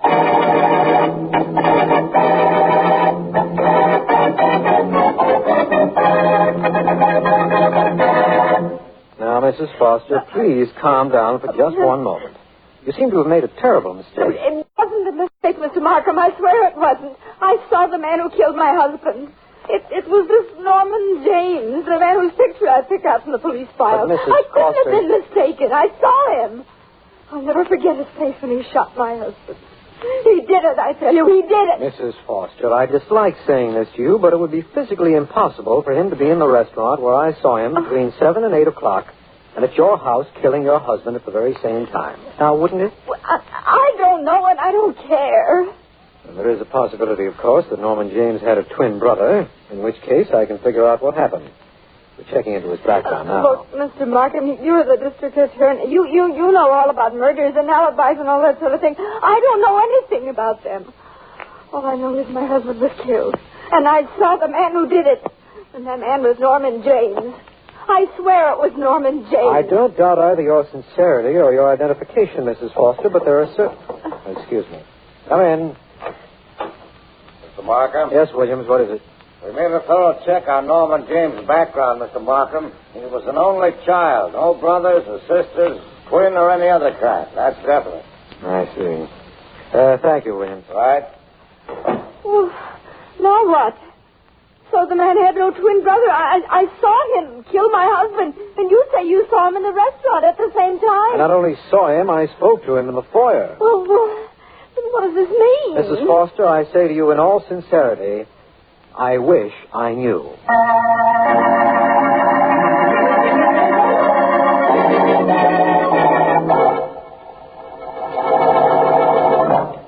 Daddy, I've got it. What? All black, 2 clothes on a red 3, right? Betty, baby, you're a genius. Well, take me out somewhere for dinner. Geniuses get hungry, too, you know. You're going to stay right here in your apartment. You'll have your dinner sent in. You're not going to move out of this place until I say so. Why do I have to stay right here in my apartment? Why can't I go out? You can go out during the day, but keep away from any place where a man might see you. Oh? I don't want Philo Vance tracking you down. I don't want them talking to you. I never talk to strangers. Somehow, Betty, baby, what you have makes strangers talk to you. Right now, I'm on Easy Street. Nobody's got a thing on me.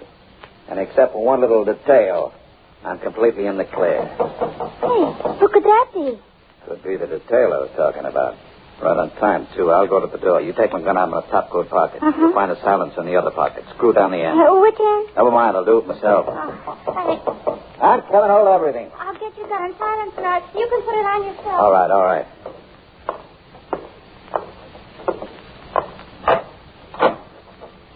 Hi. Hi. You know Betty. Sure. Pleased to meet you. You know that guy, dope. Oh. Well, James, you know why I'm here? I most certainly do, and you're right on time. You came for the payoff, right? That's right. Here's the gun and silencer, Dad. What's that? Nothing. I just want to keep them in my suit pocket, that's all. How much would you say I owed you? What you promised? $5,000. Your life is worth that, isn't it? Yes, it is. But your life isn't. Hey, stop!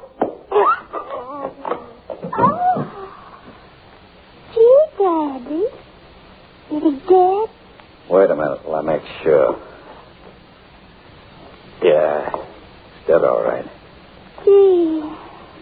one minute and dead the next. That's life, isn't it? Yes, my brilliant accomplice, it is. You know, Daddy, when you said for me to get you that gun, I was scared. Why?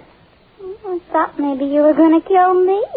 Why would I kill you, genius? Why? Yeah. Well, because. Because I know too much.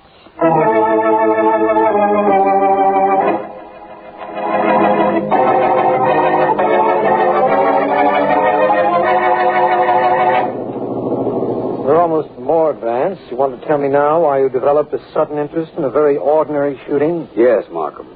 You called me a little while ago to tell me that an ex-heavyweight fighter named Joe Stockton had been found shot to death. That's right. After quitting the ring, Stockton became a strong-arm man for a racket gang. This sounded to me like just an ordinary gangland rub-out. I called you only because I'd promised to advise you of anything that happened since George Foster was killed. That, of course, is the mysterious murder that has me confused. You've got a lot of company. Oh?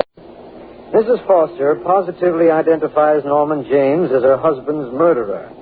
And we saw James in a restaurant at the time of the murder.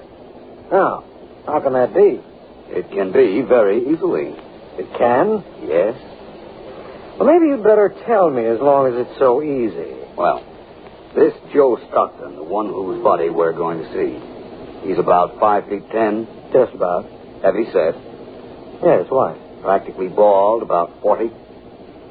Why, yes. How did you know? I didn't know. I merely surmised. Oh. And I also more than surmise now that I can give you the details of how Norman James could have killed George Foster. One more question. Did Stockton have a scar on his cheek? Definitely not. Oh. What's the O for? It's for the sudden collapse of a beautiful theory. I take back all my previous questions, Markham.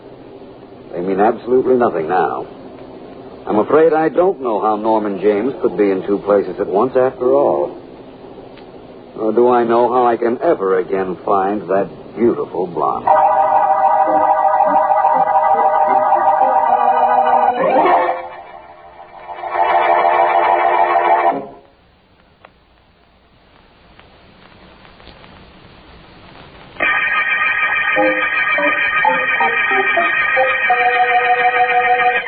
This is District Attorney Markham.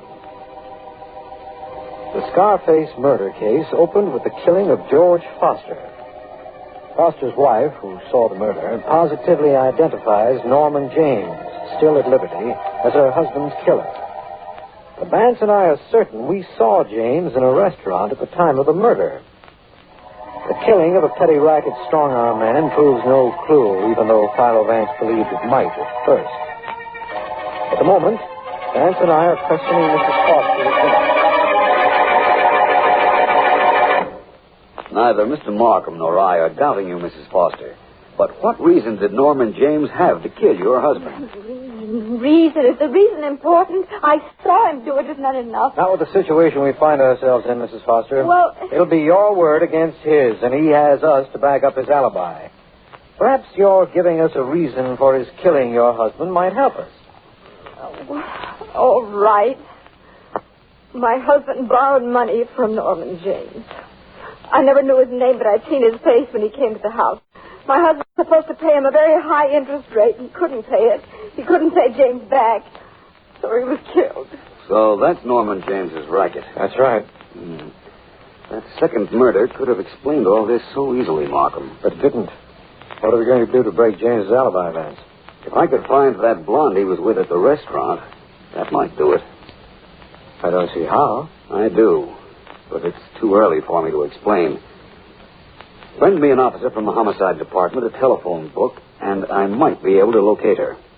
You don't know her name? No, nor where she lives. But let me have what I asked for, and there's still a chance I can trace her for you. For me? Oh, I beg your pardon.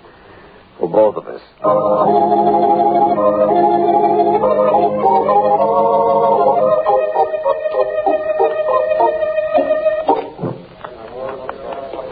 That's all, sir. Shave, haircut, massage, all finished. Pay the cashier, will you, please? Those next, please. Hiya, Charlie. Ah, it's you, Mr. James. You want a shave, maybe? I want something, Charlie. But there's no maybe about it. You owe me $100. I want the 100 or $10 interest. Mr. James, I wanted to ask you something. Things are a little tough. It's tough for me, too. You wanted the money, you asked me for it. You got it. You know you'd have to pay me, didn't you? Yes? Well, what are you waiting for? I haven't got it, Mr. James. Maybe I'll have it for you tomorrow. Tomorrow, huh? Yeah, tomorrow, sure. Give me another day, will you, Mr. James? Just one more day. Okay. That'll be $2 more interest for that extra day. I'll be back tomorrow about this time. Better have the money, Charlie. Or the interest. I'll try. If it'll help any in your trying. Remember what happened to George Foster. He owed me money and he didn't pay. So I paid him off.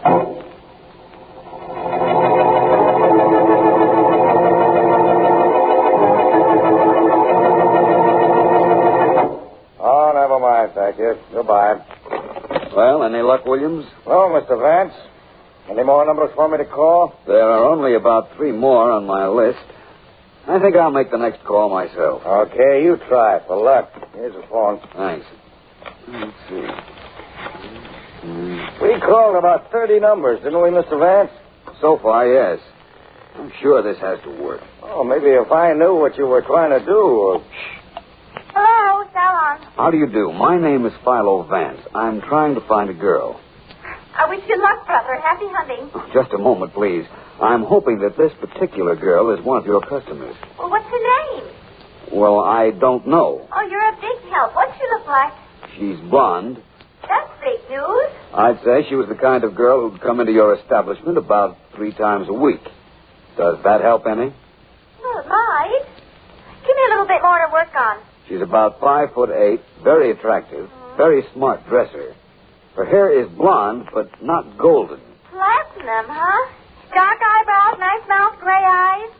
Well, I don't know what color her eyes are. Do you know somebody that answers that description? Yes. Well, that's fine. Does that make me a landmark for tourists? You are, as far as I'm concerned. I'm coming down to see you right away.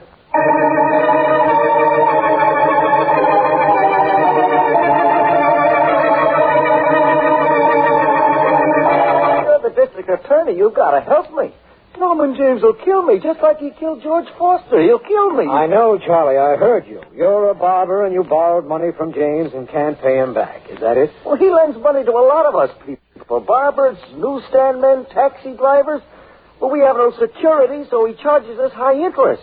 And when we don't pay, he has us beaten up. He killed George Foster. He told me he did. You got to protect me. You got to arrest him. I could arrest him, of course. I could have had him arrested when Foster's wife identified him for us. But I'm sure I can't make a charge stick against him. Well, what does that mean? That he can take me out and kill me if he wants? No, I'll see that you're protected all day tomorrow and up until the time when Philo Vance gets the evidence he needs against James. Well, why can't you arrest him? Why don't you put him in jail? He threatened me, didn't he? Charging those high rates of interest is illegal, isn't it? Why can't you arrest him? Perhaps I will. In any event, Charlie, you have nothing to worry about. I give you my word that you won't be bothered by Norman James again.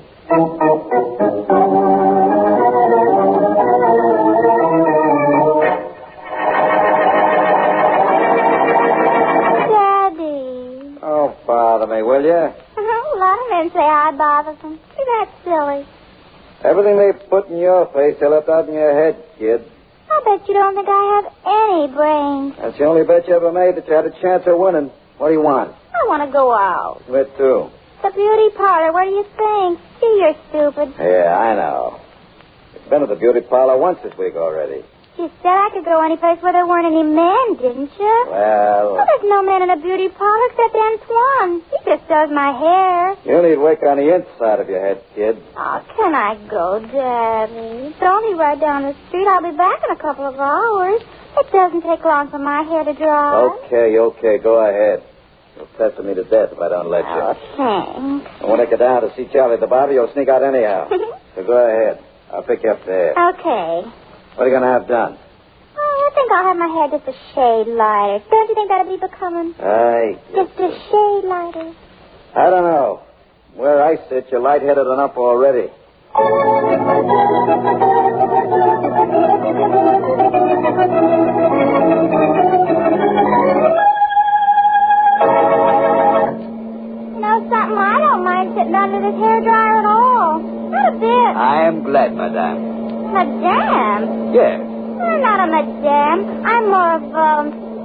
whatever it is that means I'm younger. Yes, miss.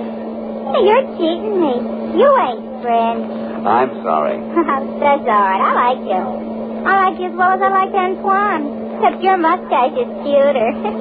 I think I'll have you every time I come in here. I'm a very good sipper. Oh, I'm sure you are. Oh, I'm sleepy.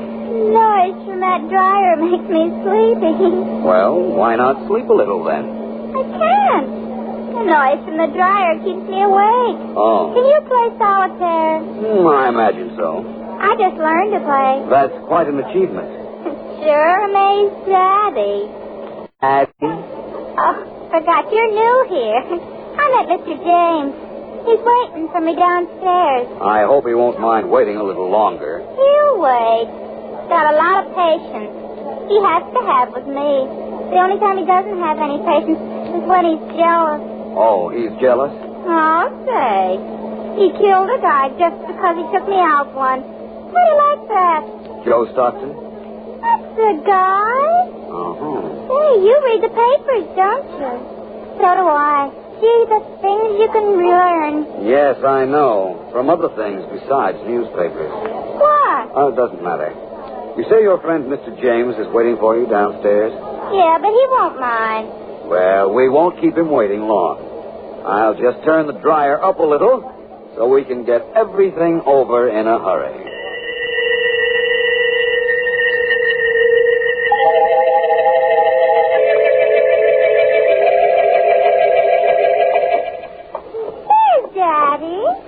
Mr. James. That's nice. Standing over there in the doorway waiting for Mr. Clark. I thought he would be. Oh, thank you very much for doing my hair so well. Oh, it's quite all right. And I think I want a word with your daddy. Sure. I'll get him. Daddy. Yeah, baby. Come on over here. Look, kid, let's get moving. We got a... This nice man wants to speak to you. He just did my hair. Doesn't think it looks beautiful? Hello, James. We meet again. You're Philo Vance. That's right. And after what your friend here just told me, I think I've got all I need to turn you over to the district attorney. After what I told you, I didn't tell you anything. Besides, I saw Philo Vance in the restaurant. He didn't have a mustache. The one this guy's wearing comes off. Can't you see it's a phony? How do you do like the people? I don't think you can do anything at all, James, except come with me to see Mr. Markham. That's one man's opinion. Betty talked you're smart enough to put everything together. I'm getting out of here. I doubt that. Okay, Vance, let's play rough on right. You killed him, man. You killed Daddy. No, my dear, I didn't. I just knocked him out. I didn't kill him. I wouldn't dream of sparing the state all that trouble.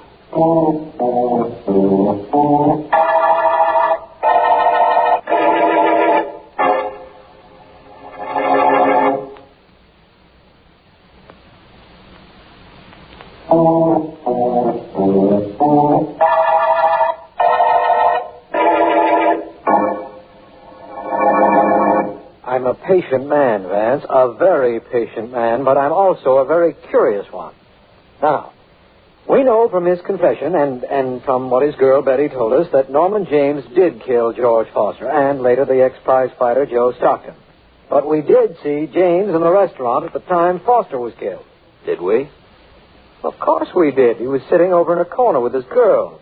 The girl was making eyes at you, you claimed. Then they left, we followed, and there was James sitting in the foyer.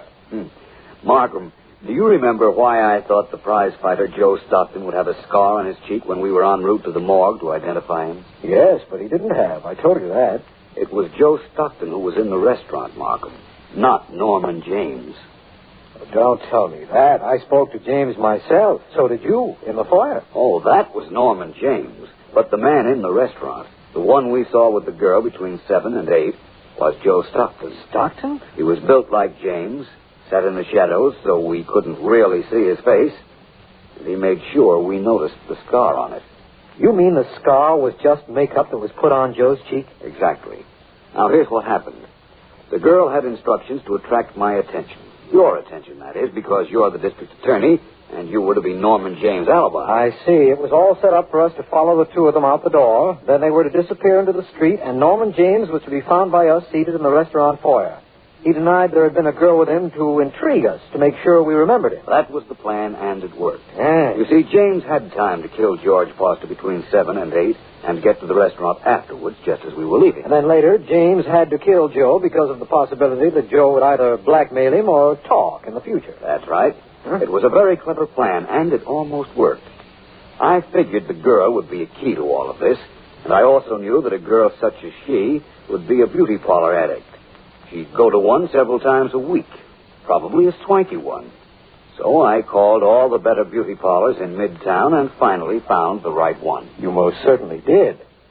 That was quite a trick, finding a girl in a big city without knowing anything about her. Thank you. After I found her, I also found a way of making her talk. The result you know. She put Norman James right in the middle of a double murder rap. Put him in the middle and us at the end of the Scarface murder case.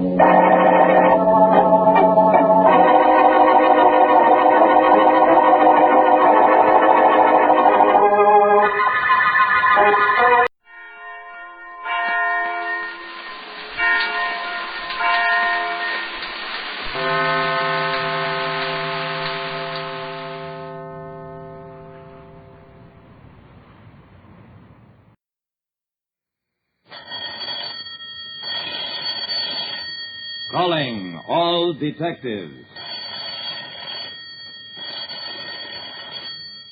A face appears on a television screen. One face among thousands. As you watch the television screen, that face suddenly assumes the mask of death. That is the situation on this page from my casebook. The casebook of Jerry Browning, private detective. A private detective like me, Jerry Browning, learns to be a close observer, even of things happening 20 miles away. When I'm very busy, I generally grab a bite to eat at whatever place is handiest, which generally turns out to be a bar and grill. These days, one thing that every bar and grill seems to have is... And here they come out for the third round. The bruiser looks weak. Look at him swaying there. Yeah? Television.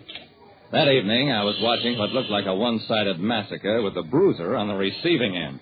At the end of that round, the camera swung around on the fans at ringside. Right in front, there was a heavy-set, red-faced character who promptly made faces at the camera and waggled his fingers. I saw him only for a moment because the camera returned to the ring. 1 minute later, the bruiser suddenly came back to life and knocked his opponent kicking. The next night, in another bar and grill, I watched some harness races coming from a different station. Between races, the camera picked up the crowd. And there, right in front, was the same red-faced character, still making faces and waggling his fingers. But as I watched, his eyes glazed over and his mouth sagged open. In that moment, I was seeing a man who had been shot to death at a track 20 miles away. 2 nights running, I saw the picture of a man mugging into a television camera. And on the second night, for a brief instant, I saw death slip over his face.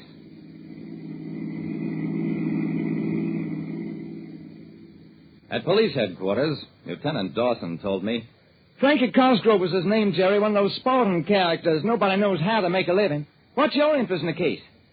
I saw him die. Dawson looked shocked. You were there? Saw a man killed and kept quiet about it until now? I shook my head. Don't get excited, Dawson. I saw it on a television screen. The camera was on Cosgrove at the moment he was killed. What's more, I saw him on a different television screen the night before. Dawson stared at me. Jerry, let's talk to the people who work those television cameras.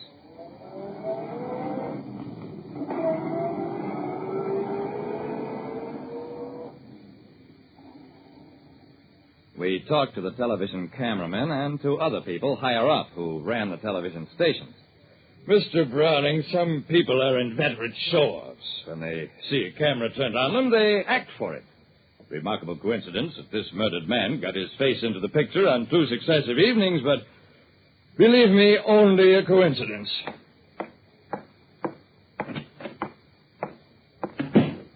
I haven't made a living as a private detective for 10 years by taking anybody's word for it that what he can't explain is just a coincidence.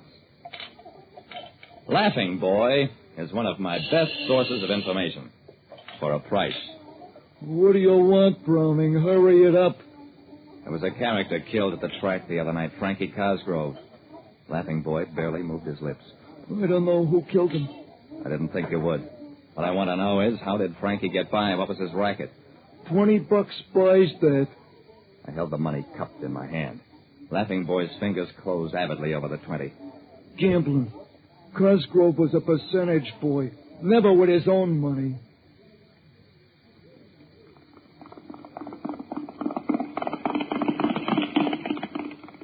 At 6:30 in the morning, clocking horses as they worked out around the track, sad Sam Soper looked even sadder than usual.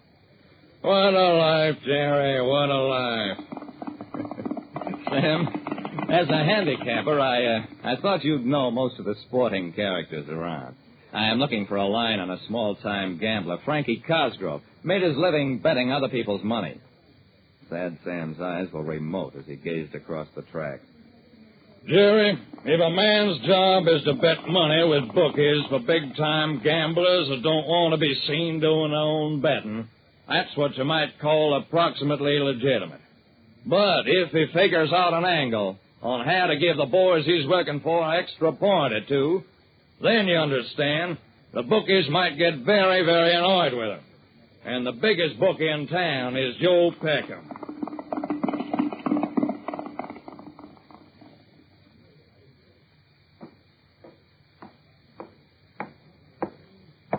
Joe Peckham's bookie parlor was one of the best equipped in town. It served free drinks to customers. Anybody could enter the place except... You're a private dick, Browning. Keep out. There was plenty of steam behind my wallet, but it didn't even rock the muscle man at the door. And he didn't raise a hand to return the blow. I said, I'll just keep slugging until you lose your temper. We stage a battle royal and the cops show up. Or you let me in. The muscle man smiled thinly. Come on in. The doorman was right behind me as I entered the big room. When he saw us, Joe Peckham walked out of the cashier's booth. This sham has slugged his way in. Peckham nodded, whispered, This way, Browning.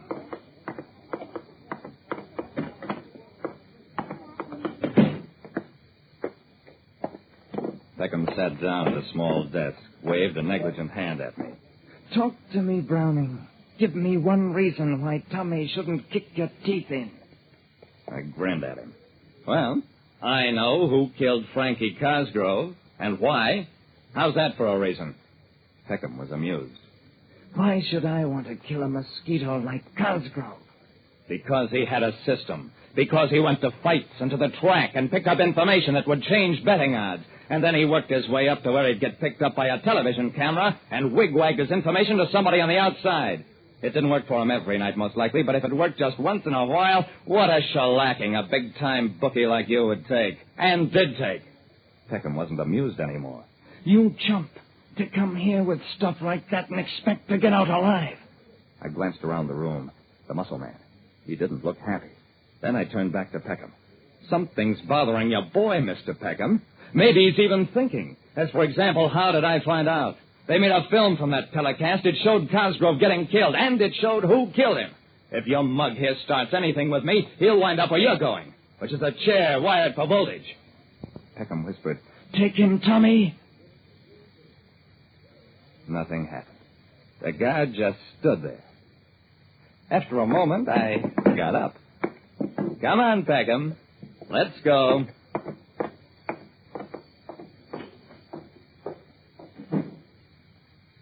Huh? Peckham was the killer. He'd done his own dirty work.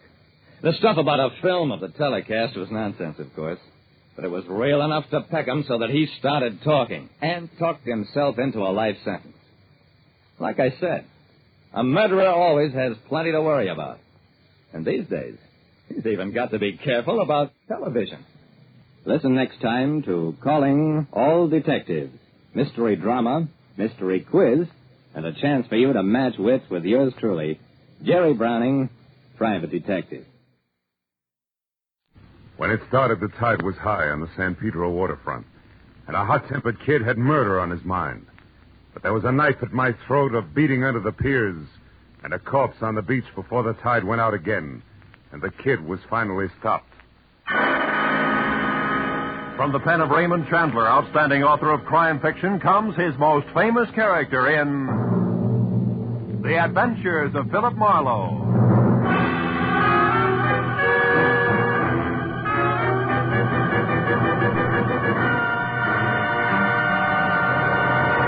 Now, with Gerald Moore, starred as Philip Marlowe, we bring you tonight's exciting story, Night Tide.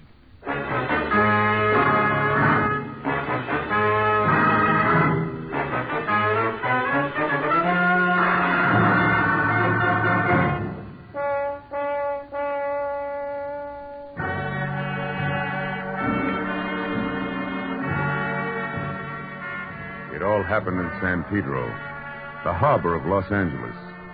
The lights on the ships were fuzzy through the wet mist that creeps up out of the ocean every night. And I drove slowly looking for the establishment of Mike Basso, my new client. One side of the crooked street was nothing but the smell and the sound of oily salt water sloshing through the pilings beneath the piers.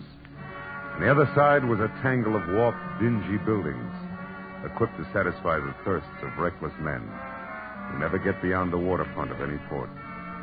The foghorn out on the breakwater began to bellow as I parked near a U-shaped pier, labeled Basso Docks Private, and walked past a line of moored fishing boats to a squat two-story office.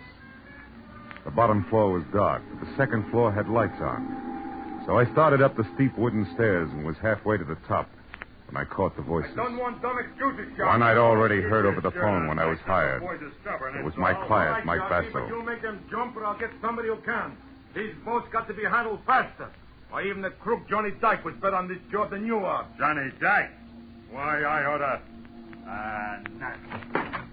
Get out of my way. The big guy with the Latin jaw shoved past me and stomped down the stairs. So I went on up into the office. Mike Basso looked like a block of concrete, his 220 thick pounds hunched over a scarred roll-top desk. But as I walked in, he swung a heavy bulldog head around and glared at me. You never heard of knocking first, I guess. You Marlowe? That's right. The moose that just left here got me all out of the mood for courtesy. That's Sharky, my crew pusher. Yeah. Good man, but slow. Come here. Sit down. We got other business. Have drink cognac. Thanks. Okay? Now, there's a hothead punk by the name of Johnny Dyke. I sent him to prison 3 years ago for stealing money from me. I made it as tough as I could for him. Any special reason why? Sure. Because I trust a fellow who works for me. Uh-huh. Johnny Dyke used to have Sharky's job, but he took advantage. When the police grabbed him and found my money in his own house, he squealed like a pig and said he was framed. Like all cheap punks do. How does this get around to you wanting a private investigator? Because Johnny Dyke is out of prison. Got out yesterday on parole. And he's back in town now. Hey, you. What you looking at? Your clock. How come it says 11:30 at 20 to 8? It's electric. It was turned off last night, and I didn't start it yet. Now, look. I was here with Ed Giles when he heard some noise on my private launch out there. He went down to see about it, and... Who's Ed Giles? My general manager. While he was gone, the lights went out in here. That's when I got clubbed on the head. When I went down, I got kicked around. Plenty. I'd be killed right now, but Sharky happened to come along, and the guy was scared off of me. Did you happen to see who it was? No. Giles did. He got a good look. He admitted it. Only he claims he don't know who it was. But he lies. On account of he's an old friend of Johnny Dykes. Well, maybe Giles isn't lying. What makes you so certain it was Johnny who slugged you?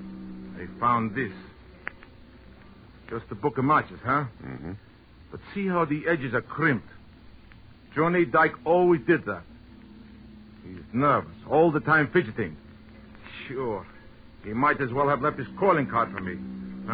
With Johnny all right. Okay, Basso, but before you get too far in, I'll tell you something. I don't go in for bodyguarding. Who wants a bodyguard? Here's what you do, Marlowe. Find that punk, see what he's got in mind. He beat me up once. Maybe that's all he wants. Or maybe he's coming back to put a knife in me. Just find out and let me know. That's all.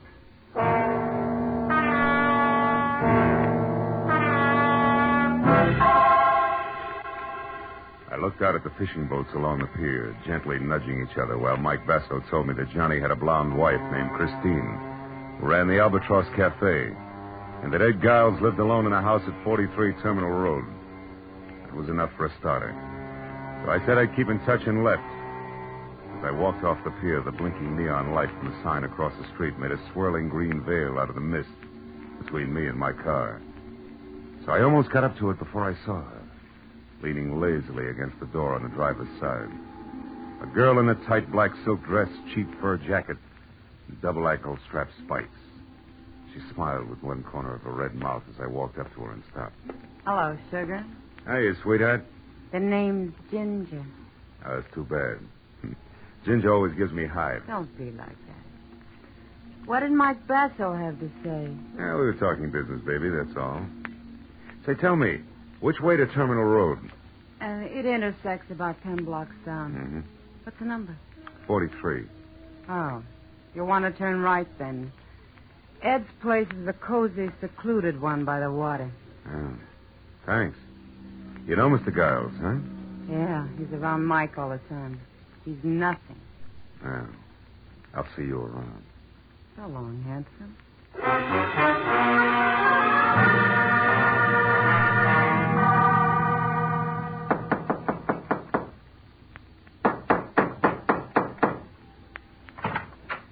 Yeah? You want something? You Giles, Mike Basso's man? Yeah.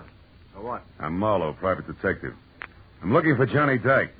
Why'd you come here? Because you're a friend of his, the only one? I haven't seen or heard from him, so I'm afraid I can't help you. Now, wait a minute. Let's go inside. I'd like to talk about the kid. Now, look. He's put himself in a pretty hopeless situation coming back here to Pedro.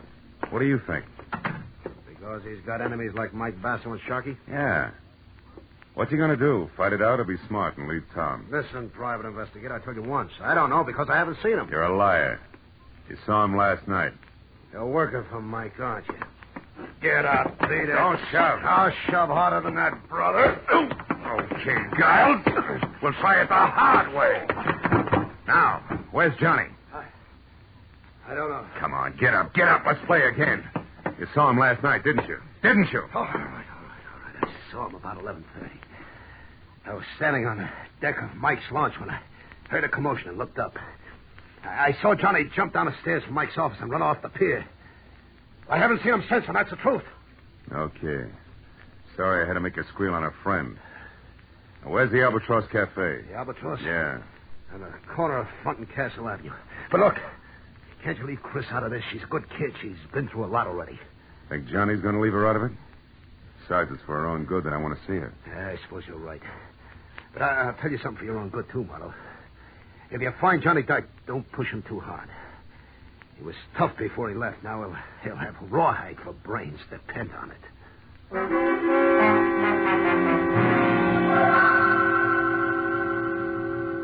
At the corner of Front and Castle, I spotted the Albatross Cafe. Half on land, half teetering on a set of spindly stilts, ringing the high water mark with jagged lumps of barnacles.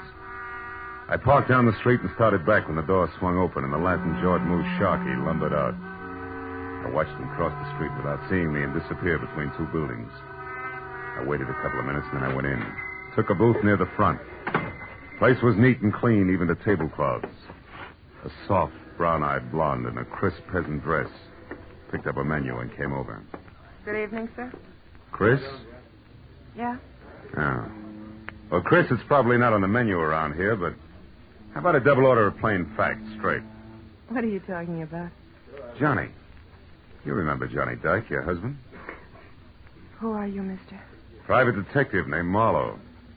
All I want to do is talk to him, Chris. Just talk. Is he here? No, I haven't seen him. He hasn't even called me. How do you feel about this bird known as Sharky? He's a lout. Oh? He always crowded Johnny, and now he's got his job. I hear he knows something. Have you seen him lately? No, I haven't. That's funny. He just left here. Okay, so I'm a liar. Maybe you're just blind. I've heard that love does that, baby. Maybe. Is there any skin off your nose? Nope. Cigarette? Then how about a match for me, huh? I suppose so. Let's see. Yeah. Here. Thanks. Hey, these are cute. That crimp border around the edge, especially.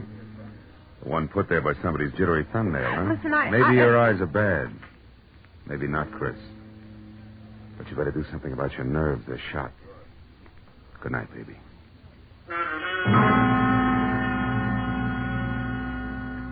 I didn't look back, but I knew she was watching me all the way out the door and down the street, so I made it real good as far as the next block and around the corner. Then I doubled back fast and stayed in the shadows until I got within sight of the Albatross Cafe again. And in time to see a man ease out a side door and slip out of sight among the pilings under the building.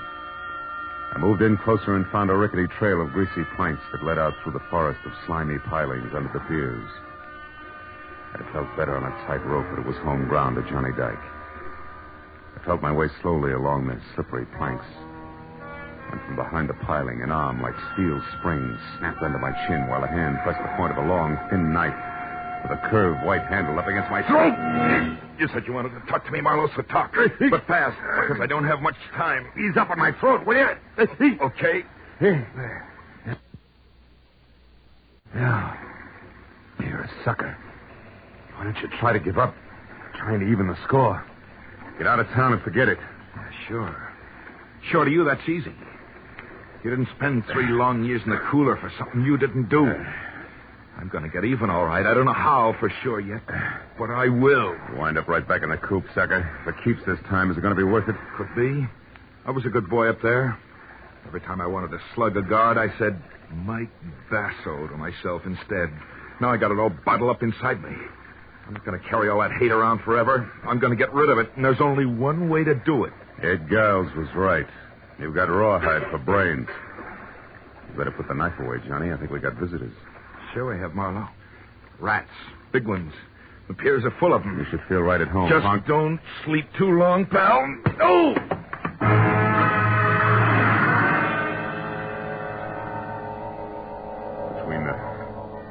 Between the throbbing in my head and the numbness across my shoulders where my back had struck the planks. It took me 5 minutes to get to my feet, and another 5 to climb up the street level. By then, the pier was deserted. So I headed for the Basso docks on the double with the unpleasant answer to my client's question, plus the added attraction that I'd even seen the knife Dyke intended to use. I still had a block to go when I saw a hulk that had to be Sharky's stride off the pier and turn in my direction. When I got close enough, I hailed him. Yeah, I'm Sharky. What do you want, bud? Is Mike still in the office? Who wants to know? Come on, this is no time to stall. Heavy, I'm Marlowe. I'm working for him. I got a message you won't keep. Is he there or no? No. The office is locked up. He's gone. I'm looking for him myself. Why? What do you want him for? Because I'm pretty sure that Johnny Dyke is holed up in the back room of the Albatross Cafe. Yeah, I only wish you were right, Sharky, but you're about a half hour too late. Hey, what was that? Came from up the street there. Yeah. Let's go, Sharky. Maybe we're both too late. Let's find out. Yeah. Hey, what? The dame by the guardrail. It's Ginger, a pal of Mike Basso. Yeah, you're right. Ginger? Ginger, what's the matter? What happened? Go down there. Take a look, will you? I'm scared. Down where, Ginger? In the water. I think maybe I'm going to be sick. Marlowe. Hey, Marlowe, come here. Look. Holy smoke. That's Mike down there with a knife in his back. Yeah. A long, thin knife with a curved white handle. Belongs to a guy named Johnny Dyke.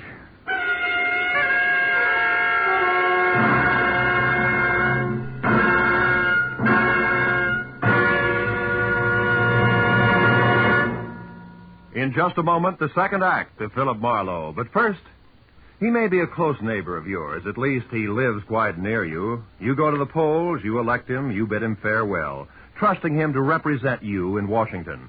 From then on, what happens to your congressman in the nation's capital? What pressures are brought to bear on him? In how many hundreds of fields must he rapidly become a good expert? Why does he vote as he does? Tomorrow night on CBS, you'll hear Ralph Bellamy, star of radio, stage, and screen, playing a typical freshman congressman in the 81st Congress. His story will be a drama taken from interviews and talks with many regular congressmen, with Washington experts, with politicians, with voters like yourselves.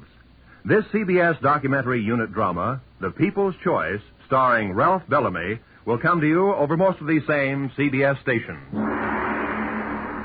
Now, with our star, Gerald Moore, we return to the second act of Philip Marlowe and tonight's story, Night Tide.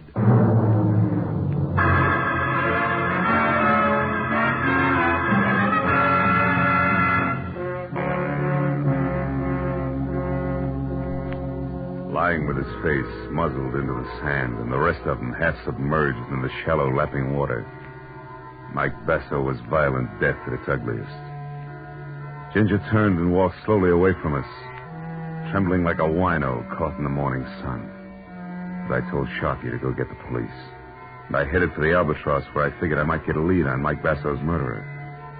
When I got there, I skipped the formality of the front door and quietly moved around to the back, where I entered without knocking and made my way along a narrow, dusky corridor as far as a half-open door labeled Private, where I met Christine Dyke talking on the telephone.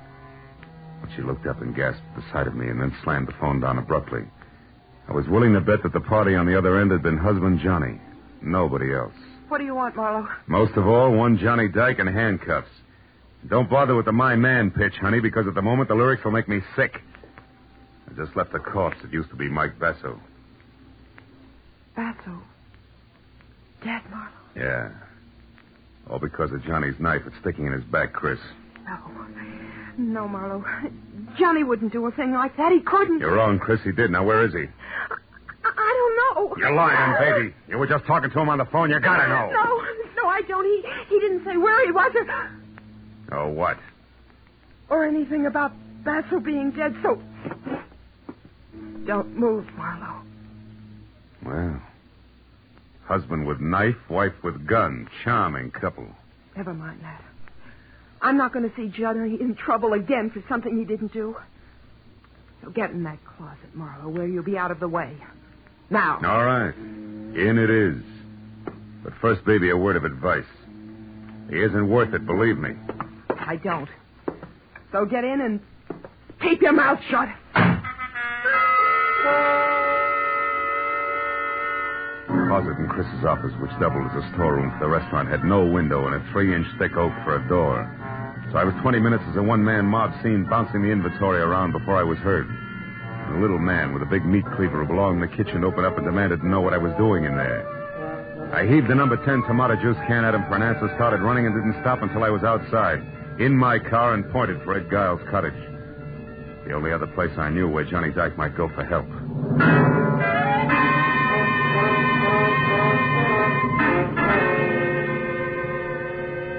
I came to a stop at the house and found Giles himself standing on the outside steps looking puzzled at a pair of taillights that were blinking out of sight. I knew I was too late. Yeah, Marlowe, it was Christine. And all upset about getting her hands on $500. Said I had to lend it to her for Johnny's sake. She say why? No, only that he needed help. Murderers usually do. Your boy Dyke just killed Basso Giles. A knife in his back. Johnny killed Mike? About an hour ago over on the beach. Tell me, did you give her the money? Ah. She ran out of the house before I even got to my safe. Without saying anything? Without saying a word, Marlowe. I wouldn't even know she was gone yet if I hadn't heard... Heard what, Giles? The desk drawer in the living room. Come on, Marlowe, quickly. I heard the drawer open when I was inside near my safe. I wondered what she was looking for when I called for it. You got no answer. You ran outside after her, is that it? Yeah, and I... Hey, Marlowe, they're gone. The boat keys. She must have taken them for Johnny. Asking for the money was only a trick to get me out of the room. Wait a minute. What boat keys are you talking about, guys? The master said, Marlowe. 2 keys on a large brass ring. They fit the ignition lock on any boat at the Basso docks. She knew I had them. Yeah, but she also knew that even as a friend of Johnny's, you'd balk at handing him over if you knew he killed Basso, right? Or are you still shielding old friends, Giles? Which is it? Don't be stupid, Marlowe. I'd draw the line someplace. All right. Now, one more question. Do you have a gun? A gun? Well, yeah, I do. Good. Then get it, because we're going to the Basso docks, Giles. Come on.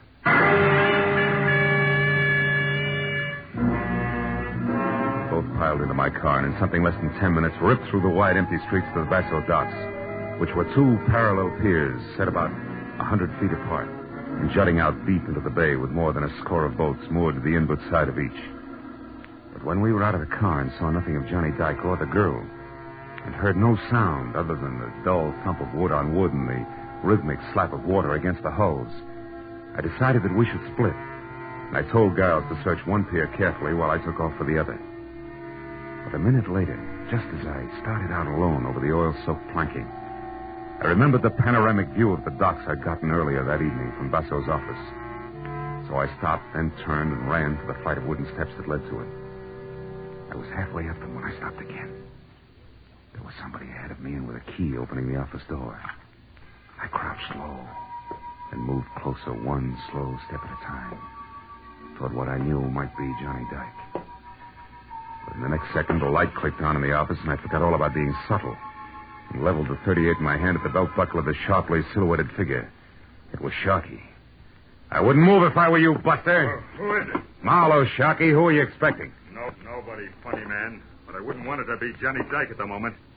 He might want to settle old scores. You know, Marlowe, the price for 2 murders is the same as the price for 1. So I've heard. But now, lest we stray from the subject, Sharkey, do you mind telling me what you're doing here? And don't say I'm getting personal, or I will. Come on, talk up like a big boy. All right. I'm here because I don't like cops.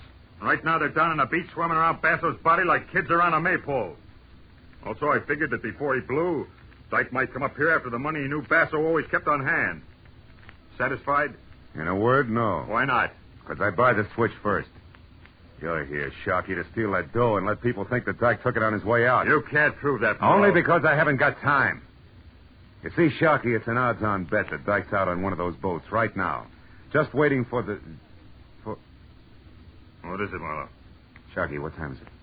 Huh? The time! Quick, what is it? But it's 11:35. Why? What's that got to do with Dyke shoving off? From where I stand, everything. Now, look, Sharkey, get back down to those cops. Get them up here. And... Marlowe, look. Over there at the end of the starboard pier.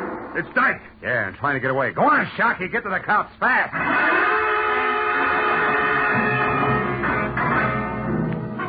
I took the wooden steps back down to the docks 3 at a time and then raced across the starboard pier and out on the length of it until I was close enough to the end, where I could see Johnny Dyke climbing over one of the boats. I was about to call to him to stop when I saw something else.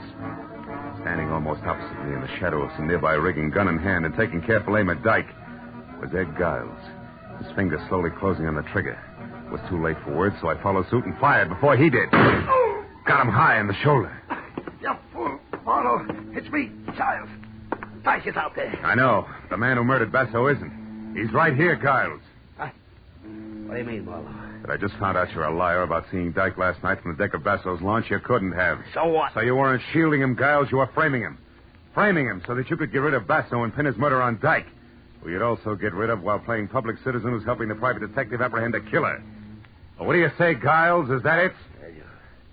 You're a smart guy. Figure it out for yourself. Come clean, Giles, or I'll blow your head off. All right, Chris and I framed Dyke. Chris? Yeah. What are you giving me? Honest, Mama.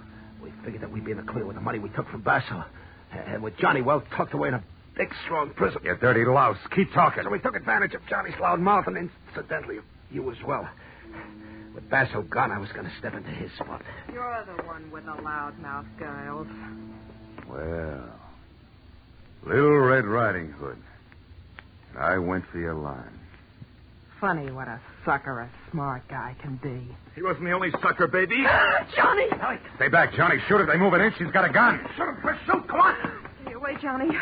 Get away from me. You wouldn't shoot me, Chris. Please get You away wouldn't from shoot me. your own husband. Shoot. The man you talked into running away until things quieted down. Shoot. The man you'd move heaven and earth to help so he could be shot in the back. Johnny! But you can't shoot me while I'm facing you, can you? You cheap, filthy, double-crossing little scout. That's enough, Johnny. Cut it out. Okay, Marlowe. Okay.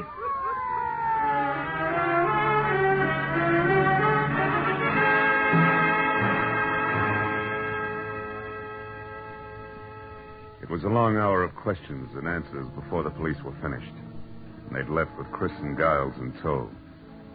Johnny and I were standing alone out on the end of the pier, where I was looking down into the shallow black water below and listening to him try to convince himself that the whole night had been something more than a bad dream. Chris against me. Giles against me from the very beginning, Marlowe. That's right. Giles because he wanted to be in Basso's place. My wife, Chris, because she wanted him. That's right. When Basso hired me to see what you had in mind after that beating he'd taken from what he thought was you, but was really Giles laying the groundwork, I fell into the role of star witness. Somebody reliable enough for them both to play against. Oh, yeah, I get it. Yeah, so you could testify that at first Giles had tried to shield me like a good friend. Yeah. And in the end had to kill me when I tried to escape. Sure. And just to make sure there were no slips, Chris kept feeding you instructions under the heading of wifely advice. Yeah, it practically ran on a timetable, Johnny. Yeah. But there was one slip. I found out Giles was a liar and trying to frame, not shield you. Huh? How was that, Marlowe? Well, look, he said he saw you beat up Basso in his office at 11:30 last night when he was down on the deck of Basso's private launch, investigating a strange noise. Yeah? Well, Johnny, he couldn't have. Because at 11:30 last night, as well as 11:30 tonight, the tide was low. Of course, the launch with it. And from Basso's office, you couldn't even see the launch. Yeah. Or the other way around. From the launch, you couldn't see the office, right? That's it. So in the end, Johnny, you did have a friend who stuck by you. The sea. Yeah. I guess that's as good a place as any for me. Maybe the sooner the better. Any place in particular? No, just the sea. I'll drop you a card whenever I make port, Marlowe. After all, I really had two friends. I won't forget that. So long, fellow.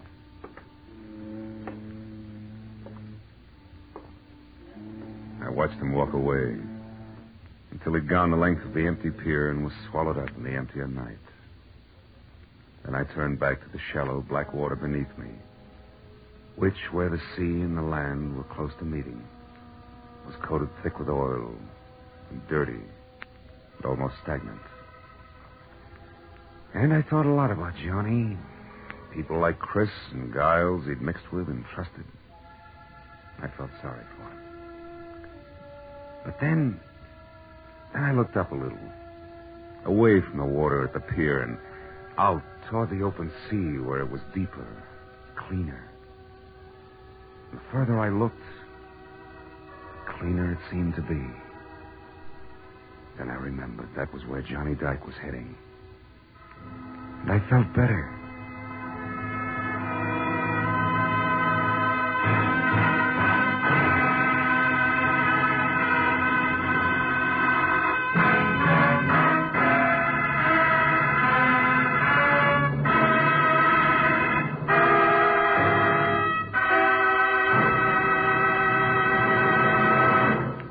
The Adventures of Philip Marlowe, created by Raymond Chandler, star Gerald Moore, and are produced and directed by Norman MacDonald.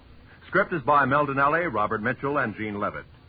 Featured in the cast were Michael Ann Barrett, Lou Krugman, Howard Culver, Frank Gerstle, Georgia Ellis, and Frank Richards. The special music is by Richard Orant.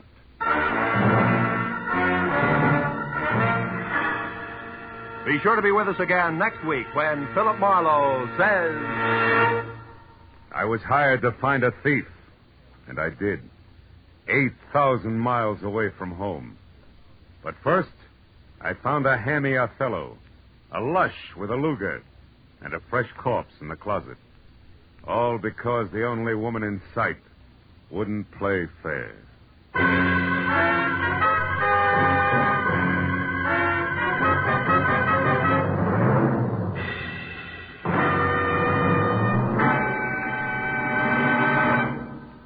A tortoise told a household pest, goodbye, goodbye. An MD said, you'll pass the test, up in the sky. This is the newest Phantom lyric on CBS's Saturday Night Sing It Again program. And later tonight, over most of these same CBS network stations, you'll hear the Phantom himself singing them. $51,000 ride on solving the Phantom's identity and answering one more question about him. $26,000 in wonderful prizes for telling who he is. $25,000 in cash for answering the extra question. How's for listening in tonight? Phone calls go out to CBS listeners throughout the nation. This is Roy Rowan speaking. Now, stay tuned for Gangbusters, which follows immediately over most of these same CBS stations.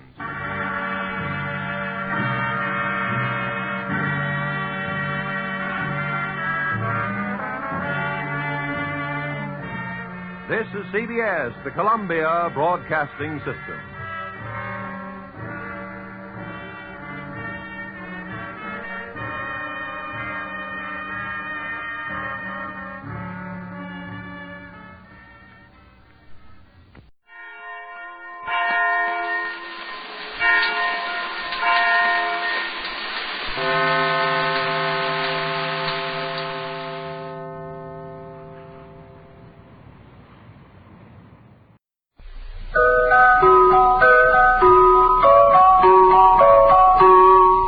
Cola, P-E-P-S-I. That's your smartest cola buy.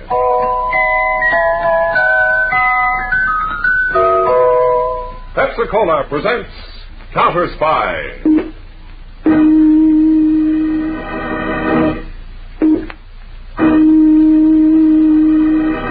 Washington calling David Harding, Counterspy. Washington calling David Harding, Counterspy. Harding, Counterspy. Calling Washington.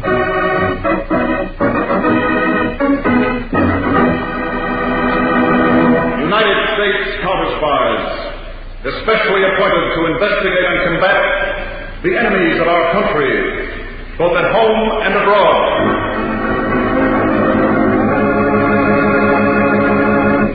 Tonight, the case of the murdering messenger. Another Counterspy report to the American people. Brought to you each Tuesday and Thursday by Pepsi-Cola. Pepsi-Cola, hits a spot, 2 full glasses, that's a lot. That's right, you heard what they said. 2 full glasses of sparkling Pepsi from one big 12-ounce bottle. You're getting an extra glassful. I want a delicious glassful. The most refreshing, delightful cola that ever tickled your taste. You can't top Pepsi's tangy flavor. And that big, big bottle saves you money, goes twice as far. Pepsi's America's big, big favorite, and America's biggest cola value. So why take less when Pepsi's best? Whenever you reach for refreshment, remember, Why take less when Pepsi's best? And now to Counterspy.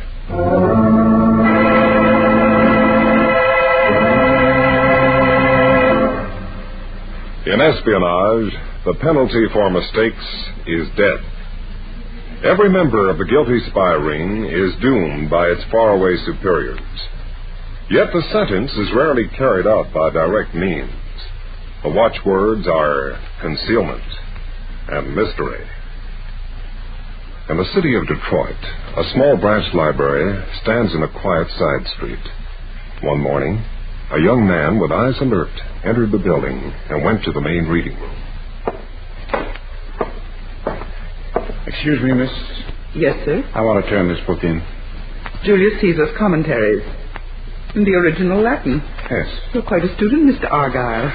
Caesar was quite a boy. Are you taking out another book? No, I'm leaving Detroit very soon. Goodbye, and thanks a lot.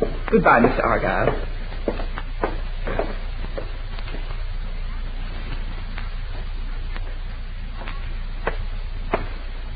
I beg your pardon. Yes, sir? I was looking on the shelves for Julius Caesar's Commentaries, but it doesn't seem to be there. No, it's right here. Our only copy was just returned a moment ago. Do you want to take it out? Yes, please. Here's my library card. Harry J. Peters.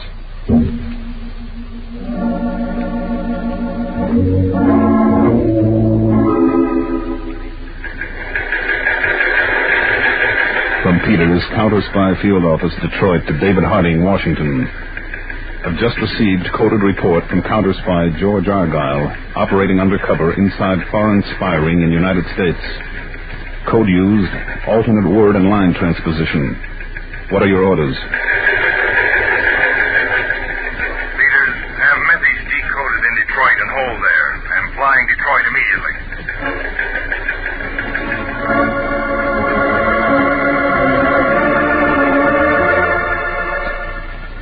Mr. Harding, this is the original message Argyle left for me in the library book, disguised as a letter home. Thanks, David. Still addresses me as Aunt Bessie. Here's the decoded transcript, Aunt Bessie. Thanks, dear. Dear Mr. Harding, trouble ahead. Last night, the only man in the spy ring I ever saw was killed in a car smash out on Woodward Avenue. A fake accident. There was an accident, David. A man was killed.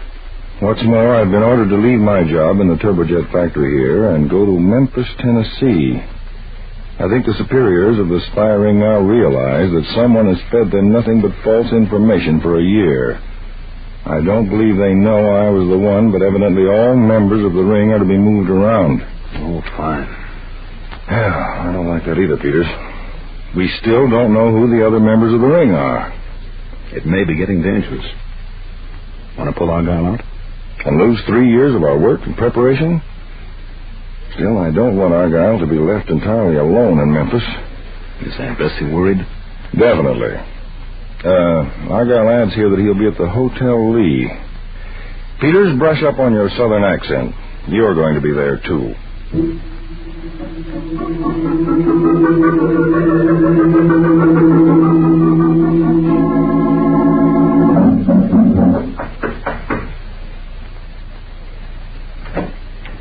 Mr. Argyle? Yes? I'm the hotel fire inspector. Oh, come in. Good to see you, Peters. Any news, Argyle? I got this postcard today. From the Southern Beauty Tourist Bureau, Memphis. Mm-hmm. Guided tours of historic Southland. See monuments and battlegrounds of the war between the states. Special feature, visit the High Mountain Caves. You'll notice that last one is circled in red ink, the High Mountain Caves. And notice here in the schedule of tours... Yes. Another circle of red ink around the date Thursday, 5 p.m. Obviously, that's when my next contact with the spy ring is to be made. Well, look, Argyle, I'd better join the group, too. I think that'll be too risky, Peters. Those tourist groups aren't very large. Whoever the contact is will take a good look at everybody. Well, how are you to be recognized? My name is known to the ring. I'll simply give it when I buy my ticket for the tour. Then I'll just wait and see what happens.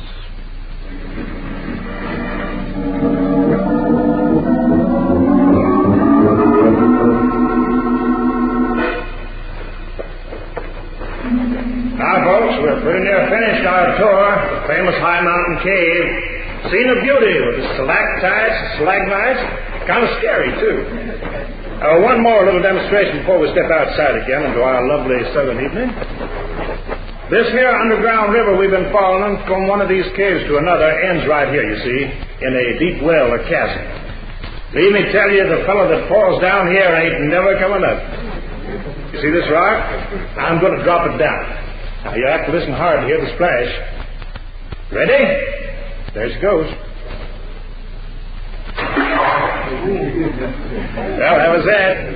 Now, if you'll be so good as to step to the exit there, the bus will return us to Memphis and to your hotels. Let's see, that's 1, 2, 3, 4, 5, 6, 7. Excuse me, folks. Wait out there just a minute. One of our members seems to have been listening here. I'll locate it. I'll be right out here. Hey, mister.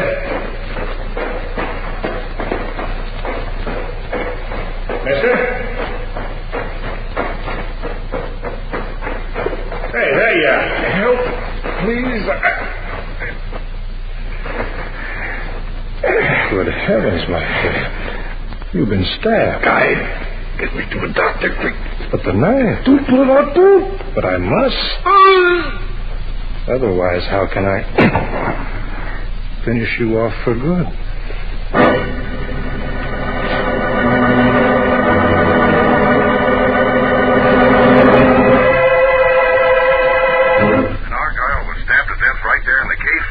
That's right, Mr. Harding. It was my fault. I should have gone right with Argyle, no matter what he said. Oh, now, don't blame yourself, Peters. You took every reasonable precaution. How are the police handling the case?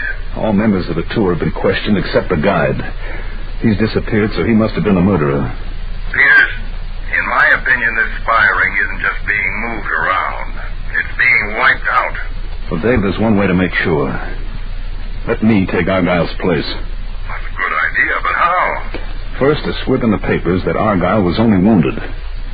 Second, I'll enter a hospital under his name. The murderer will make another try, Peters. All right, let him, Dave. That's exactly what we want.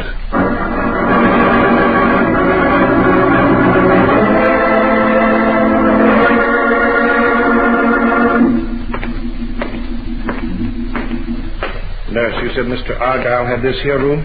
Go right in, sir.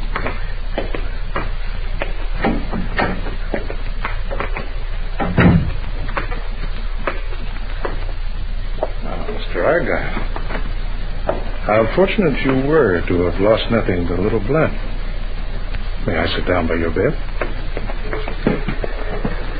I was about to visit you at your hotel, Mr. Argyle, when I read in the papers of the attempt on your life in the High Mountain Cave. So I came straight here to the hospital. I'm surprised, if I may say so, to find you alive, receiving visitors. It was only a flesh wound, Mr. Forgive me, Mr. Argyle. My name is Anthony Blix, B-L-I-X, the Tri-State Travel Agency. The reason I was so anxious to see you was to give you this, your river steamship ticket from Memphis to New Orleans. The one you ordered through our office? Oh, yes, of course. The boat leaves on Tuesday, Mr. Argyle. Will you be able to travel? I think so, if I take it easy. I'm delighted. Will I be seeing you again, Mr. Blix?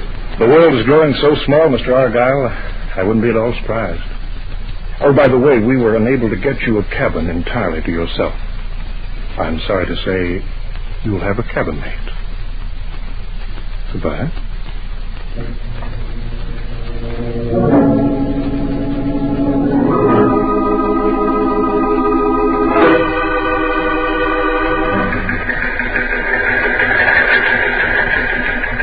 To Aunt Bessie from Nephew Argyle. First contact made. Anthony Blix of Tri-State Travel Agency, Memphis. Next contact may be somebody on riverboat to New Orleans.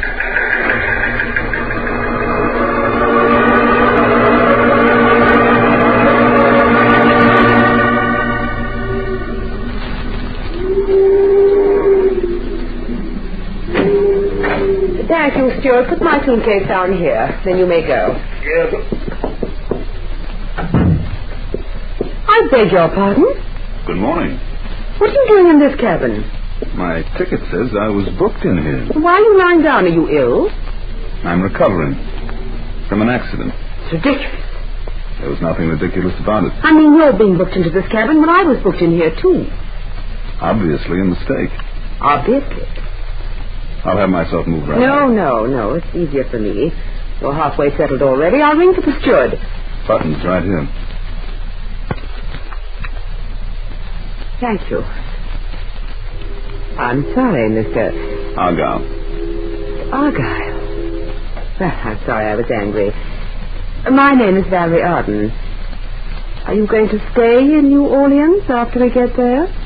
That's hard to say. How about you? I live in New Orleans, Mr. Argyle, even though I'm English. Listen, Argyle, I have your next instructions. Yes? On reaching New Orleans, you're to see a man named Avery L. Clark, River Road, number 821. Yes. Tell him I sent you and say that you're applying for the job he has open in Los Angeles. Clear? Clear. There's the steward. Just a minute, steward. Well, Mr. Argyle, I do hope your fever's better. It was a knife wound, Miss Arden. A knife? Good gracious, if I had to kill anyone, I'd use poison or a gun, wouldn't you? Knives are so uncertain, aren't they?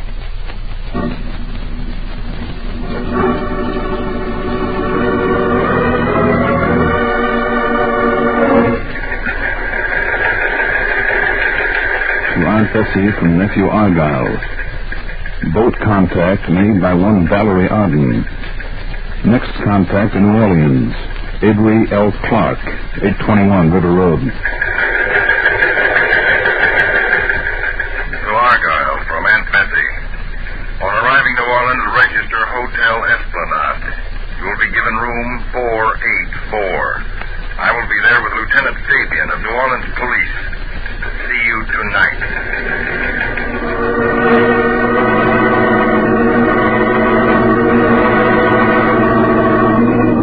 Nice to know you, Peters, or Argyle. Which is it? Peters will be safe, Lieutenant Fabian, in this hotel room anyway.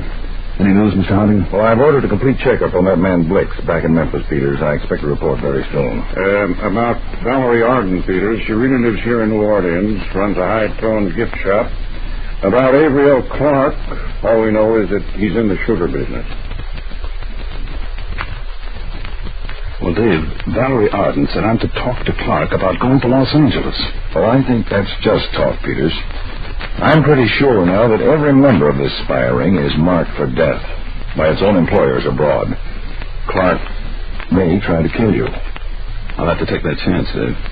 Peters, did either Blix or the woman act like they suspected you're not the real Argyle? No, Lieutenant. But the guide who murdered Argyle in the caves would know I'm not the right man. Well, that's the big risk, Peters. The Blix and the girl have somehow been warned by the murderer, or just leading you on. When are you to see Clark? The longer I wait, the bigger the risk. I think I'll go right now. 821 River Road.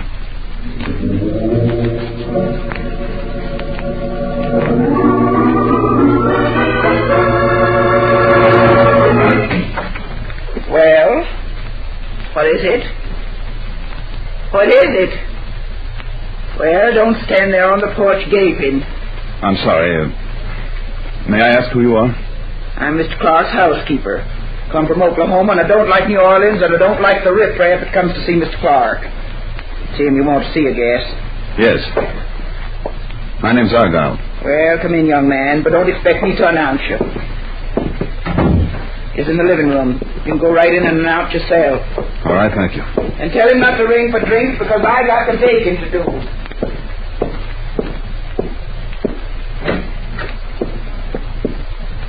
Mr. Clark? Yes? My name's Argyle. Come in. I met a Valerie Arden on the boat from Memphis. She says you need a man for a job in Los Angeles. Argyle, somebody's trying to wipe us out. They tried to get you in Memphis, didn't they? You see? First you, now me. You? Do you know who's trying it? What individual? No. But death for everybody. That's the High Command's way of punishing failures. Look at that double window behind me. One pane is broken. 3 bullets did it 10 minutes ago. Those 3 bullets are now in my back. What? Yeah. You need a doctor. That's no use. I'm going to die. Whether you're my friend or my enemy, Argyle, never sit with your back to a window. Now, you better get out of here. You'll be caught for my murder. Clark. Say, Mr. Clark, about the bacon, I got to say you. What's the matter with him? He's dead. He was murdered. Murdered? Oh! He's all blood. You murdered him, you riffraff. You murdered him. No, I didn't. Listen, I want you to call the police. Me, if you didn't kill him, why don't you call them? Where are you going? I'm getting out of here. Getting out? You murdering riffraff? But you won't get away with murder. I'm calling the police, and I'm shouting from the housetops. You murdering riffraff? They'll catch you! They'll catch you!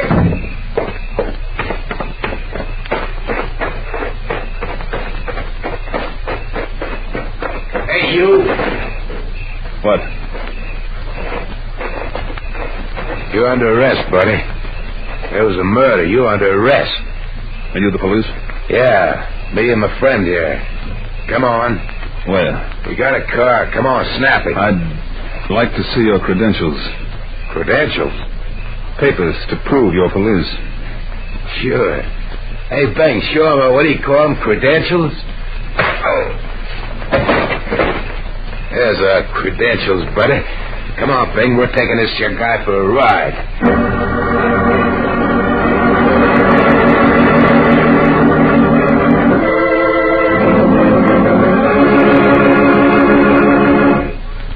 Back to Counterspy in just a moment. But first... Pepsi-Cola hits the spot. 2 full glasses, that's a lot. Lots more value, lots more zest. Why take less when Pepsi's best? More and more, among fellows and girls, among mothers and dads, you hear that sane and sensible question, why take less when Pepsi's best? No budget, no allowance ever had a better friend than tangy, sparkling Pepsi-Cola. Because one big 12-ounce Pepsi bottle gives you 2 delicious drinks. That's twice as much tangy taste, twice as much delicious Pepsi, to go just twice as far. That's why more and more families say, why take less when Pepsi's best? Yes, families like yours and mine, families all over America, they're all saying, why take less when Pepsi's best? Pepsi-Cola so delicious, and each bottle makes 2 drinks. It is certainly the cola for the purchaser who thinks everybody's drinking Pepsi. Just compare it with the rest. So much more and so much finer. Why take less when Pepsi's best? Today, tomorrow, always. Get America's biggest cola value. Take home a carton of 6 big Pepsi bottles. Insist on Pepsi at the store. And say Pepsi at the fountain. Say Pepsi at the stand. Say Pepsi. Whenever you reach for refreshment, remember, why take less when Pepsi's best? And now, back to Counterspy.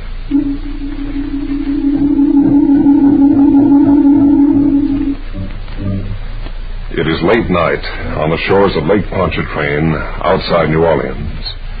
A house with all blinds shut stands secluded behind a grove of cypress trees. And inside the lonely house... Well, Mr. Argyle, I must say you took a long time to recover your senses. Oh, Miss Valerie, were you the one who hit me on the head? Good gracious, no, Mr. Argyle. That was Bing. For your information, we're in my house, and both Bing and George are in the very next room. That's interesting. I brought along some brandy. I thought you might need it. How about you? Oh, I don't need a thing. I haven't committed a murder. Meaning Clark, hmm? Who did it? You? Me? You know better than that. Your men must have been watching. Clark's housekeeper said you did it. So you grabbed her, too. You work fast. I couldn't afford to have her screeching all over New Orleans. Neither could I. Until I was sure her screeching was useful. Useful? You're a counterspy, aren't you, Mr. Argyle? If I were a counterspy, I wouldn't have shot Clark. I'd have arrested him, wouldn't I? Clark told me somebody was trying to wipe all of us out. Is that you? He's crazy. Not anymore. He's dead. What? It's a wild idea. It's absolutely fantastic. Who's next? Blix? You saw Blix in Memphis, didn't you? In the hospital, yes. But you were in Memphis, too. You could have arranged my little knifing. You could have shot Clark tonight. Mr. Argyle, I think I will have some brandy. With pleasure. Thank you. You're really scared, aren't you? So I guess it's not you who's trying to wipe us out. It's Blix. Mr. Argyle, why couldn't you be the one sent out from the Home Office to get rid of us all? If I were, why would I have stabbed myself back in that Tennessee cave? Wounds can be faked. Where were you knifed? Here, in the side. Right there? Oh. It's really tripped to hit me there. I've made sure you were knifed. Yes, haven't you? That knocks out your theory of my being the official killer. But not of your being a counterspy. Maybe you could fool Blix alone or me alone. But not the two of us together. Suppose we settle that now. Tonight. How? Blix is way up in Memphis. Oh, no. He arrived here in New Orleans this morning, and in a few minutes he can be here, and we can find out whether he murdered Clark. And whether or not you're a counterspy. I shall phone him, Mr. Argyle. Meantime, have another drink, won't you?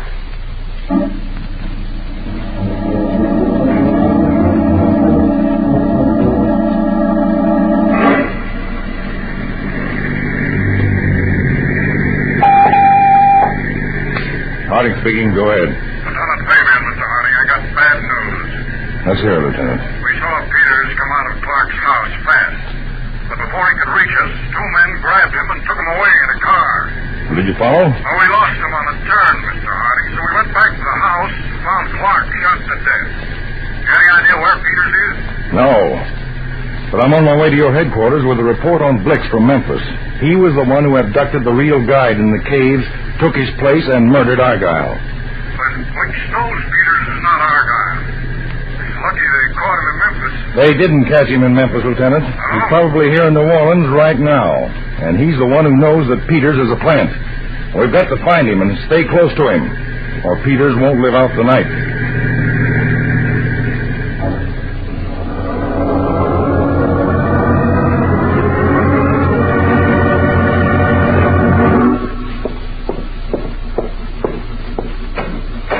My dear Valerie, how exquisite you look, as always. Hello, Blix. We've been waiting for you. And Mr. Argyle. As I suggested in Memphis, it is a small world, isn't it? And getting smaller. Blix, something's gone seriously wrong among us. Clark was killed earlier tonight. Oh? Perhaps because he'd become too expensive. Like you, Blix. And me. And Mr. Argyle. I wasn't aware that Mr. Argyle was so expensive. He is. If he's really a counterspy. She's crazy. Blix, you ought to know. You saw Argyle in Memphis. He is a counterspy. Bing and Georgia handy. They can take care of him tonight. Valerie, you're being ridiculous. I trust Mr. Argyle as much as I trust you. And how much is that? If Argyle's to be trusted, then who tried to kill him? Who murdered Clark? Blix, have you been sent here to get rid of us all? Valerie. What? I heard a car outside. Where are your men? In the front room. What? Go and ask them about the car. But... Please trust me, Valerie. Go and see it. Very well.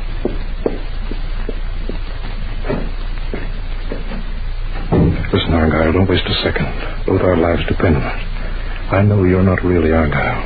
I've known it since I saw you in the hospital in Memphis.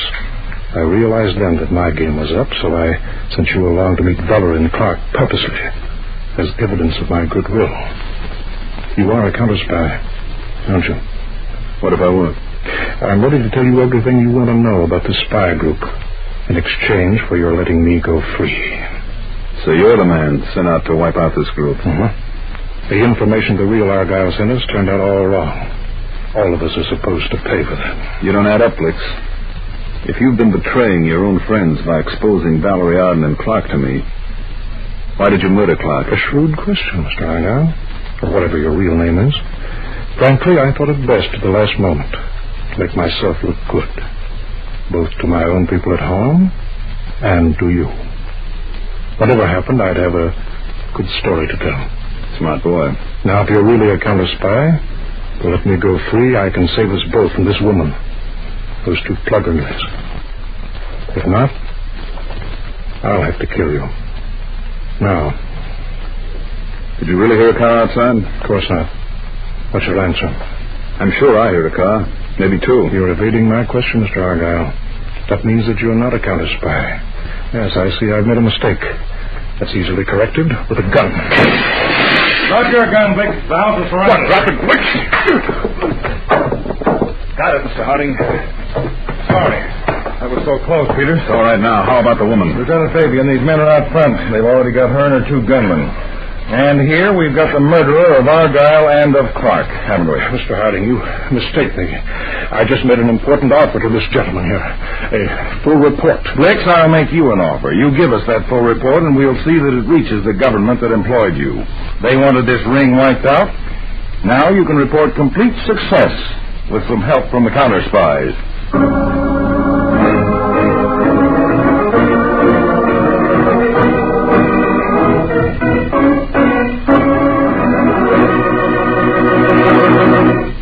When your friends drop in, be generous, but be thrifty, too. Serve plenty of delicious Pepsi-Cola. Pepsi's big 12-ounce bottle gives you not just one sparkling glassful, but two. Get a carton of 6 and serve 12 delicious drinks. Yes, Pepsi is America's biggest cola value. You get twice the tangy taste, twice the refreshment, twice the Pepsi. So why take less when Pepsi is best? Whenever you reach for refreshment, remember, Pepsi-Cola hits the spot. True full glasses, that's a lot. Lot more value, lot more zest. Why take less when Pepsi's best? Tune in every Tuesday and Thursday, same time, same station to Counterspy. Listen next Tuesday for the exciting Counterspy case of a cold-blooded professor. The secret cellar that hid the mysterious inventions of a calculating killer. The dark patches on the square film that indicated the suspect would visit a certain type of store. And the hit-and-run victim who used a leg hook and kick to catch the carrier of vitriolic acid off guard. That's next Tuesday's Counterspy. Make sure to tune in to Case of a Cold-Blooded Killer on Counterspy.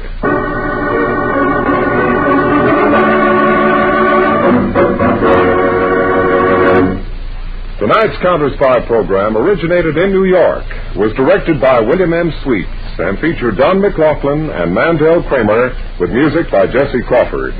Counterspy is a Phillips H. Lord production for Pepsi-Cola. Enjoy some Pepsi, ice cold tonight.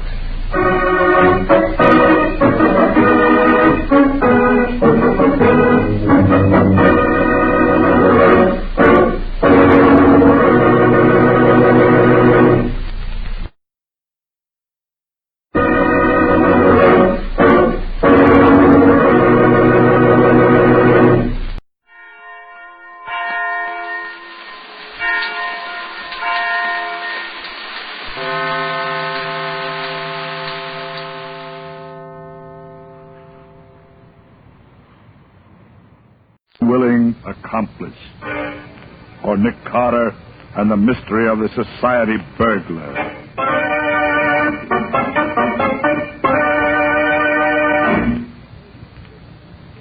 Hello, Lieutenant. What's new and interesting? Well, if it ain't my old friend Nicholas Carter, him that used to be a detective. Yeah, what do you mean, used to be? Sure, my boy, tell me, how does it feel to be old and retired? Oh, come now, Riley, I get it. You're a little peeved because I've turned down those few cases you've offered me lately. It's not a few separate cases, Nick. It's all been the same gang, I'm sure of it. They're the slickest bunch this department's ever been up against. We need your help, Nick. Look at this. Came over the wire only this morning. Another society, Riley. Quite a haul. Yes, my boy, quite a haul. $75,000 in gems right out of the vault. What do you say now, Nick? Riley, I think you're right. Looks like the same hand in every job. Well? Well, I suggest that for your criminal, you look for someone who's accepted in the homes of society. And is just about the greatest safecracker in the country as well. Oh, thank you, Nick. That's a very great help, I'm sure. Oh, I'm sorry, Riley, but really, I'm not interested. You know I don't take a case unless... Well, what in the name of... Wow, that was close. That stone missed you by inches. So, somebody's trying to bean me now, is it? Well, I'll fix that. Now, wait a minute, Riley. That isn't it. This seems to be a little matter of communication. Communication? Yes, look. There's a note tied to that stone. Well, now, hand that over here. Here you are. Let's see what is... Well, listen to this, Nick. My dear Lieutenant Riley, since the jobs I have pulled off lately have so completely mystified your department, may I suggest that you call upon the services of your very good and able friend, Nicholas Carter. What's that? It won't help much, of course, but at least I'll then have an adversary more worthy of my talents. You see, I'm varying the pattern and going on to much bigger things. Today it has been the National Loan and Trust Company. It is not only theft, but murder as well. Well, Nick, what do you make of that? Very interesting. Interesting, is it? Why, the cheek of him. The National Loan and Trust Company, he says. And murder, he says. We're dealing with a conceited maniac. Give me that phone. I'm going to check up on this. Well, as it's now 5:30 on Saturday afternoon, Riley, I doubt that you'll find anyone at the bank. Excuse me, Lieutenant. Yeah? There's a lady and gentleman here to see you. They say it's most urgent. Well, what are you waiting for? Show 'em in. Yes, sir. This way, please. Thank you. Lieutenant Riley? Yes? Permit me to introduce myself. I'm Butler Pierce, and this is Miss Olive Belden, my fiancée. I'm pleased to make your acquaintance. Now, what can I be doing for you? You can help us find Miss Belden's father. He's missing. Oh, missing, huh? Yes, Lieutenant. Dad's been gone for hours, and I'm beginning to fear something dreadful may have happened. Oh, excuse me. This is Nick Carter, Miss Belden, and Mr. Pierce. Nick Carter, the detective? The same, Miss Belden. Oh, I'm so glad, Mr. Carter. Would you, I mean... Isn't your alarm somewhat unwarranted? Your father hasn't been missing very long, I take it. That's true, Mr. Carter. Only 3 hours to be exact, but under the circumstances... What Miss Belden means, Mr. Carter, is that it seems as if her father had disappeared into thin air. How do you mean, Mr. Pierce? Well, the last time she saw him, it was through the living room window. From there, she could look out over the court into his private office at the bank. And when she... Bank? Did you say bank, Mr. Pierce? Why, yes. Olive's father is Wayne Belden, president of the National Loan and Trust Company. Did you hear that, Nick? The National Loan and Trust Company. Yes, Riley. There's not a minute to be lost. Come on.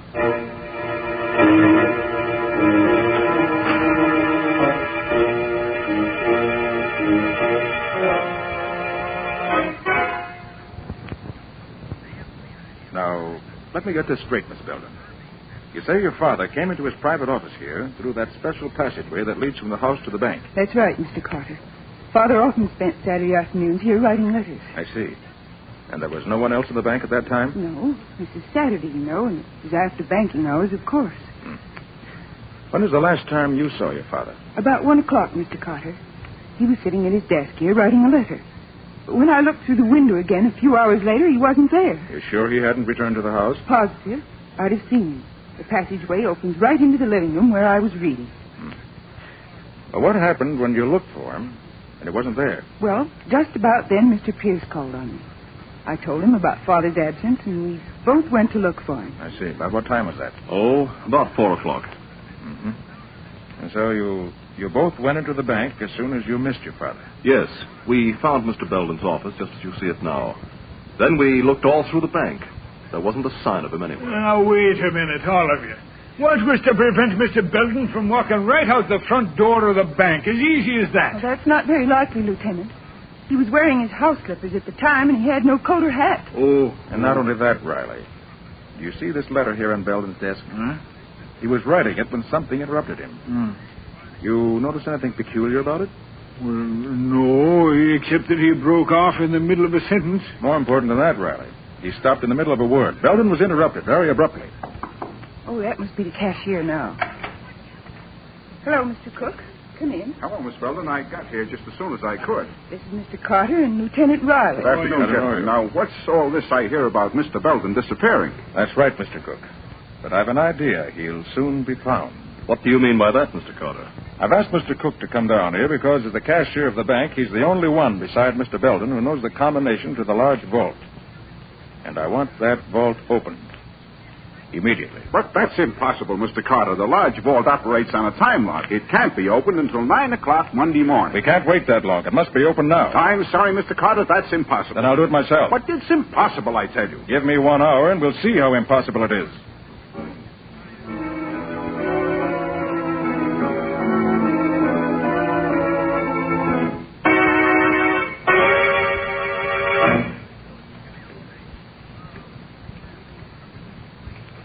You don't seem to be having much luck, do you, Mr. Carter? Don't you worry about that, Mr. Pierce. I never saw the lock yet that could keep its secrets from Nick Carter very long. Not that kind of lock, Lieutenant. Why, there isn't anybody in the world that could... By heavens, he did it. There we are, gentlemen. I told you so, Pierce. Riley. Huh? Look there. Yeah, what is it, Nick? There in the corner. His father! Yes, Miss Belden. Your father's been murdered.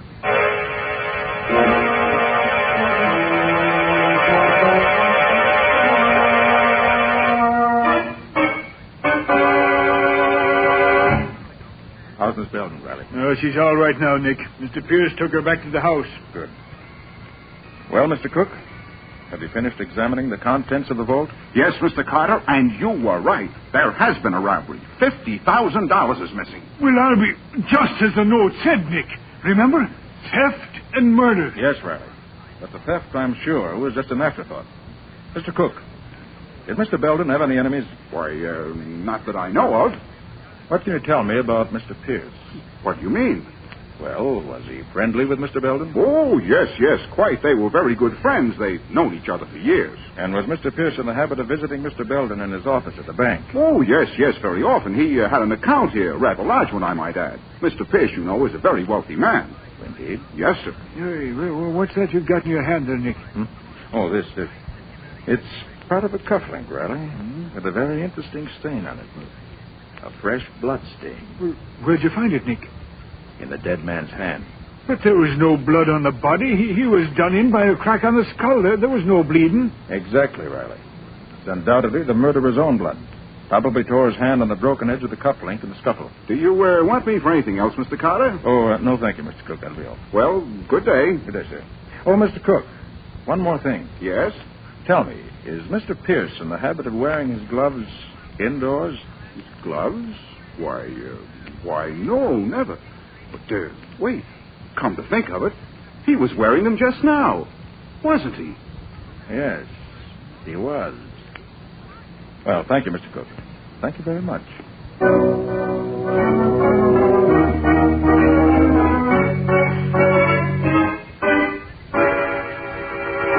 Confound it, Patsy. This is the strangest case I've ever worked on. Well, you've certainly been acting strangely, Nick. Pacing up and down, muttering to yourself. There just isn't a shred of evidence anywhere, Patsy. As far as I can see, no motive whatsoever.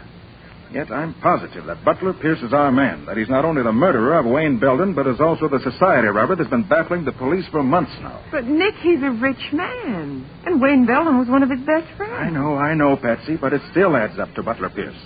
Look, he was thoroughly familiar with the bank, thoroughly familiar with Wayne Belden's habits.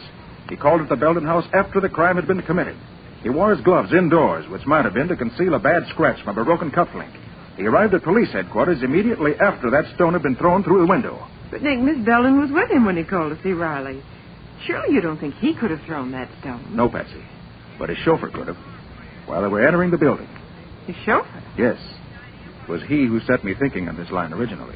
Well, what do you mean by that? Patsy, I got a good look at that chauffeur. And I'm sure I've seen him somewhere before. A long time ago. Oh? And he wasn't on the right side of the law either. Well, it all sounds like a big hunch to me, Nick. Yes, you're right, Patsy. It's just what it is. A big hunch.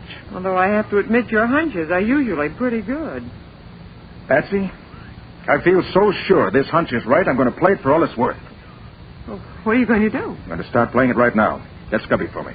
We're going calling on Mr. Butler Pierce.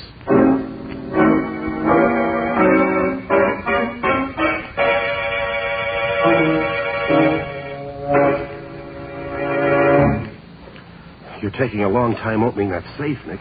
Well, it's a tough baby, Scubby. But I've almost got it now. Well, I sure hope so, Nick. I don't think Mr. Pierce would like to come home and find us here in his library. Well, at this stage, I grant you, that would be a trifle embarrassing. But when I get through... I did it. Now, let's see what we have here. No, not there. Scubby, look at this. Why, it's full of jewelry. And it's the real stuff. Yes.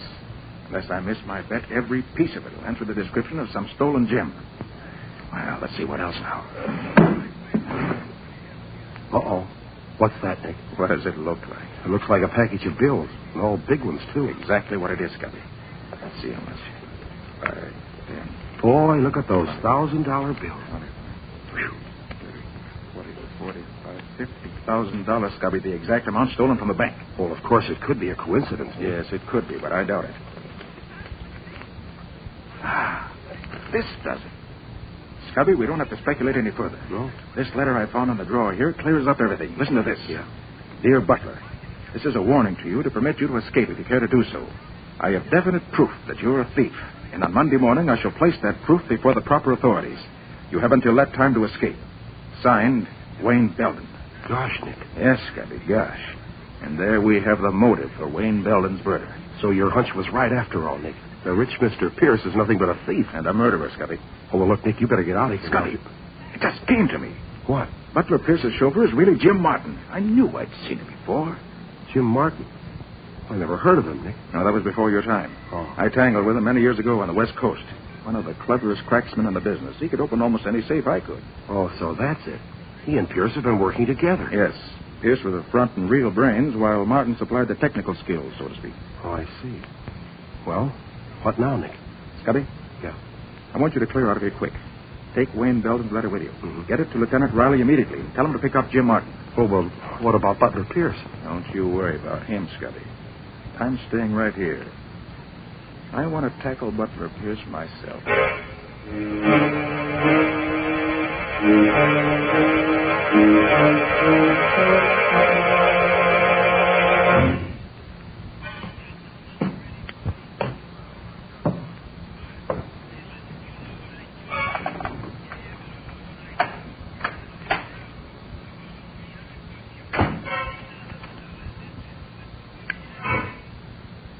Good evening. Nick Carter, what are you doing in my house? Waiting for you, Mr. Pierce. What do you want? I want you to be reasonable and not make any fuss. This isn't the water pistol I've got in my hand. Have you gone mad? What in the world are you talking about? It's no go, Pierce. You can drop the act. I took the liberty of going through your safe. Oh, so that's it. You're pretty clever at getting into safes, aren't you? Yes. As good at it as your pal, Jim Martin. Oh, I see. Well, I guess I underrated you, Carter. No, Pierce. You overrated yourself. Perhaps. What's your next move? My next move is to turn over to the law a thief and a murderer. Turn around. Get your hands behind you. Uh-huh. So there is a scratch on your wrist, just as I expected. There. Guess those handcuffs ought to hold you for a while. Sit down in that chair. And stay there.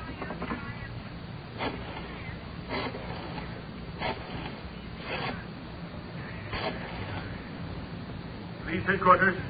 This is Riley speaking. Oh, hello, Riley. This is Nick. Oh, yes, Nick. What is it? Riley, I got the murderer of Wayne Belden for you. Oh, you have, eh? Mm-hmm. Good work. Who is it, Nick? Butler Pierce. Butler Pierce? Nick, are you sure you're not making a mistake? Quite sure. Scubby should be at my headquarters any minute now with all the proof you want. Where are you calling from, Nick? From Pierce's home. He's sitting in a chair right behind me with a pair of handcuffs on him. I'll expect you to... Nick, what is it? Hello! Hello!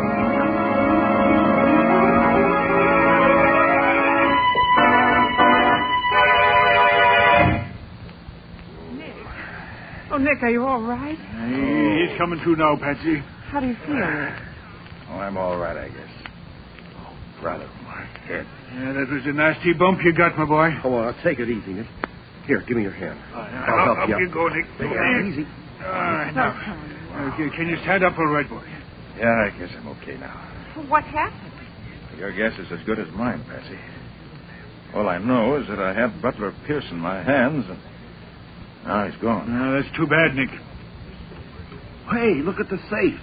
It's empty. Well, naturally it would be. You couldn't leave all that evidence lying around. Yeah, it's a good thing we got that letter at least. Yes, but the important thing is to find Pierce. He must be pretty clever, Nick, getting away from you like that. Yes, Patsy. He's all of that and more. He got away this time, but I'll bring him to justice if it's the last thing I ever do.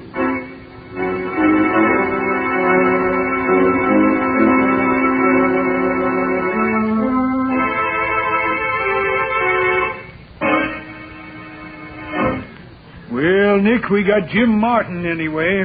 Picked him up late last night. Good work, Riley. Well, that's half the gang anyway. Yeah, now if we only had Butler Pierce. Yes, but I think it's going to be a lot easier now with Jim Martin in our hands. What do you mean? Got an idea, Riley.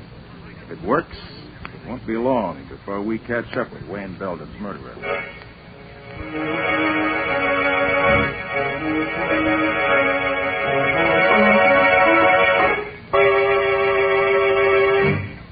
Well, Martin, we meet again. Yeah. Been a long time, ain't it, Carter? Yes. But I never forget a face, Martin, no matter how much it's been changed. I must say, though, the doctor did a pretty good job on you, but it just isn't quite good enough. Yeah, you're a smart egg, all right. I guess the boss knows that by now. He's a pretty keen one himself, Martin. I had him, but he got away. He did, huh? Mm-hmm. Boy, he sure is a slick one. Well, I thought when I had the cuffs on him... Say, you didn't make the mistake of trying to hold him with a pair of handcuffs, did you? Yes. Why? There ain't a pair made that could hold Butler Pierce. He's a regular whiz. Maybe so. Martin, you're in a pretty tough spot. Murder's serious business. Murder? Oh, no. You're barking up the wrong tree, Carter. I didn't have nothing to do with that. But you did open the vault at the bank. Sure. Like I done all the jobs for Pierce after he paid the way. But murder, that ain't my racket. Maybe not. But it'll go a lot easier with you, Martin, if you play ball. Meaning? You know where Pierce's hideout is. Sure. What about it? We want you to help us put the finger on him. Now, you ought to know me better than that, Carter. That's what I thought you'd say. I have a proposition for you, Martin. You help us track him down, we'll set you free. The answer is still the same. I'm no stool pigeon. Well, Martin, we're going to let you walk out of here anyway. What do you say to that? I say it won't work, Carter. What do you mean? Listen, I'm onto your game. You're going to set me loose so you can tail me. Ain't that it? Exactly. With a thing coming. Because that's the last thing I'd ever do. And I'm telling you that right now. And yet, Martin, that's exactly what you're going to do. Lead us right to Butler Pierce. You must be off your nut. I wouldn't even try to go near him. In fact, I'd do everything I could to throw you off. I know that, Martin. And yet, in spite of yourself, you're going to help us catch Butler Pierce.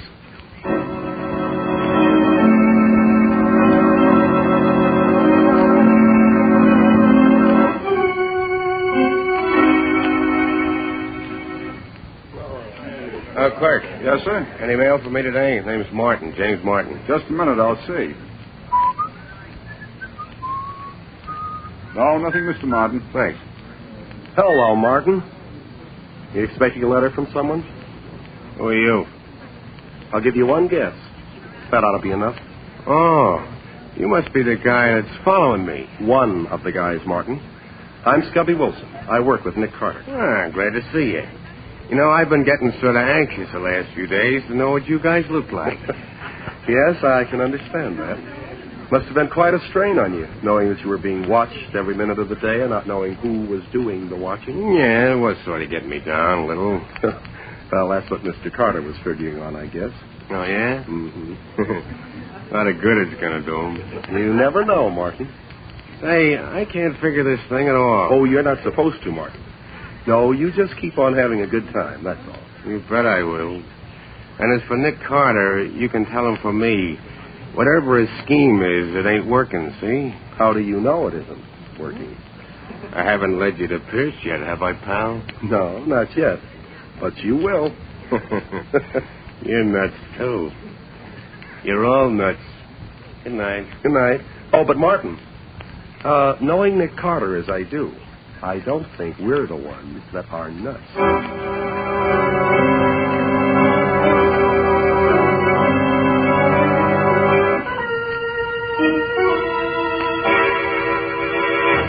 It's the one sure way of getting on Pierce's trail. It sure don't seem very positive to me. You've got plainclothesmen and detectives out looking for him, haven't you? Well, sure. We set out a general alarm just as soon as Pierce got... No. See what I mean? My way is slow, Riley, but it's sure. Well, Nick, all I can say is I wish I was as sure of that as you are. If we don't get Pierce this way, they're going to laugh me right out of the department. Using up valuable men and time, just keeping an eye on a scoundrel that should be behind bars this very second. He will be, Riley. Just as soon as we get Pierce, too. To keep him company. Police headquarters, Lieutenant Riley speaking. Yeah, he's here. For you, Nick. Yeah. Thanks, Riley. Oh? Oh, yes, Scubby. Yeah? Oh, you did? Okay, that's fine, Scubby. Good work. So long, Scubby. Well, Riley, it looks like this is it. Yeah? What happened? Did Martin finally get in touch with Pierce? No, Riley. It happened as I expected. The mountain came to Mohammed. Huh? Who did what? Unless I'm very much mistaken, Pierce has finally got in touch with Martin.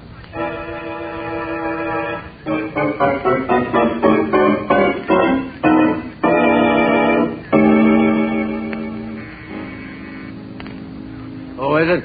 It's me, Tim. Oh? Don't you recognize my voice? Hello, Jimmy. Wow. Who are you? May I come in? Look, lady, I'm afraid there's some mistake. You got the wrong party. There's no mistake, Martin. Holy Mac, it's you, Pierce. Yes, it's me. Gosh, boss, I've seen most of your disguises, but this beats them all. You really look like a woman. Thanks. Hey, you shouldn't have come here, though, boss. It's dangerous. Yes, Martin, very dangerous. For you? What do you mean, boss? I don't like a squealer, Martin. A squealer? Me? Hey, you got this all wrong. Have I? I never ratted on anyone, boss. I wouldn't start now. Not even to save your own neck? You were in this thing as deep as I, you know. Sure, I know that, but whatever gave you the idea I'd rat on you? What gave me the idea? Oh, I get it. You mean, why am I out of jail? Well, honest, boss, this wasn't my idea. Carter let me go. You see, he That's had enough, Martin. Think I'm a fool? Let you go, huh? Just like that. Well, I won't be so generous, stool pigeon. Hey, what are you doing, boss? No, you ain't going to use that gat on me. Guess again, squealer. You're making a mistake, boss. Please, you got to listen to me. Let me tell you how it happened. No, Martin, you listen to me and I'll tell you. Carter didn't have a thing on me. Not a thing, do you understand? Yeah, sure. Then he spotted your ugly mug and put two and two together. I didn't think anybody'd recognize that pan of yours anymore, but somehow Carter did. So he had you picked up. And what he got out of you must have been plenty. I swear to you. Shut up. Why else would Carter have let you go? I don't know. I'll tell you why. Because you spilled the works, Martin. Spilled the works and got your freedom for it. No, that ain't why they let me go. It was all a scheme they had. What are you talking about? Sure, boss. They told me they'd let me go if I steered them to the hideout. But I wouldn't do it. Not me. No, so they let you out anyway. Yeah, that's it. Okay, squealer, I've heard enough. No, boss, no. Great shooting, Nick. You knocked the gun right out of his hand. Nick Carter. Yes, Mr. Butler Pierce. We meet again. You all right, Martin? Yeah, I guess so, but you didn't get here any too soon. Oh, so I was right, you rat. You were expecting Relax, Pierce, relax. Martin wasn't expecting anyone. He played square with you right along. Yes? Then what was he doing on the loose? Just a temporary arrangement, Pierce. It was a trap we set for you. And you obliged us by walking right into it. Very clever of you, Carter. Not at all. You see, Mr. Pierce, I based my plan on the belief that at bottom you were not so clever. Really? And how do you mean that? Because instead of doing the really clever thing, getting as far away from you as you possibly could, I felt sure that your personal vanity would lead you to expose yourself to almost any risk in order to get the man you thought had betrayed you. All gangsters react that way. You can hardly consider me a gangster, Mr. Carter. At heart, that's exactly what you are. And that's what I counted on. So you had it all figured out? Yes. I also counted on your pal Martin doing exactly as he did. After we let him go, he laid low for a while. He was afraid of what we were going to do. But after a few days of that, he got bored doing nothing, just as I figured he would. Bottoms you two did together, and now he wanted to spend some of it. So he stepped out, visited the high spots, stayed at a Vine Hotel. So I heard. Yes, I knew you would. Matter of fact, I counted on it. You figured we'd let him loose and had paid him well for squealing on you. Well, Pierce, you put two and two together all right, but you got the wrong answer. And the wrong answer you got is going to send you to the electric chair. It's the end of the road for you, Mr. Pierce. Mr. Carter, I got to take my hat off to you. Really, Martin? And to what am I indebted for this great honor? Well, you said I'd lead you to Pierce, and I said I wouldn't. And you made me do it. And you even knew what I was thinking all the time I did it. Yes, Carter. You're cleverer than I thought you were. Thank you, gentlemen. I'm very happy I can't say the same for you two.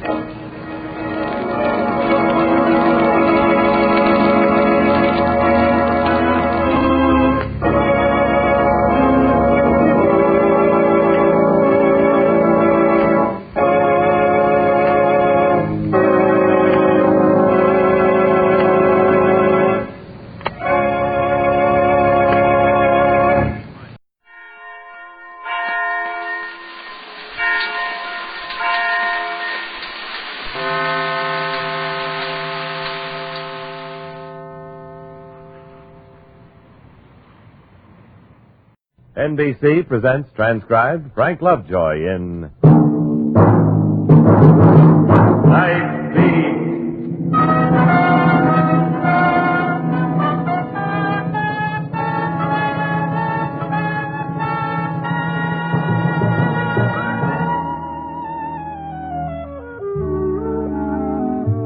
Hi, this is Randy Stone. I cover the night beat for the Chicago Star.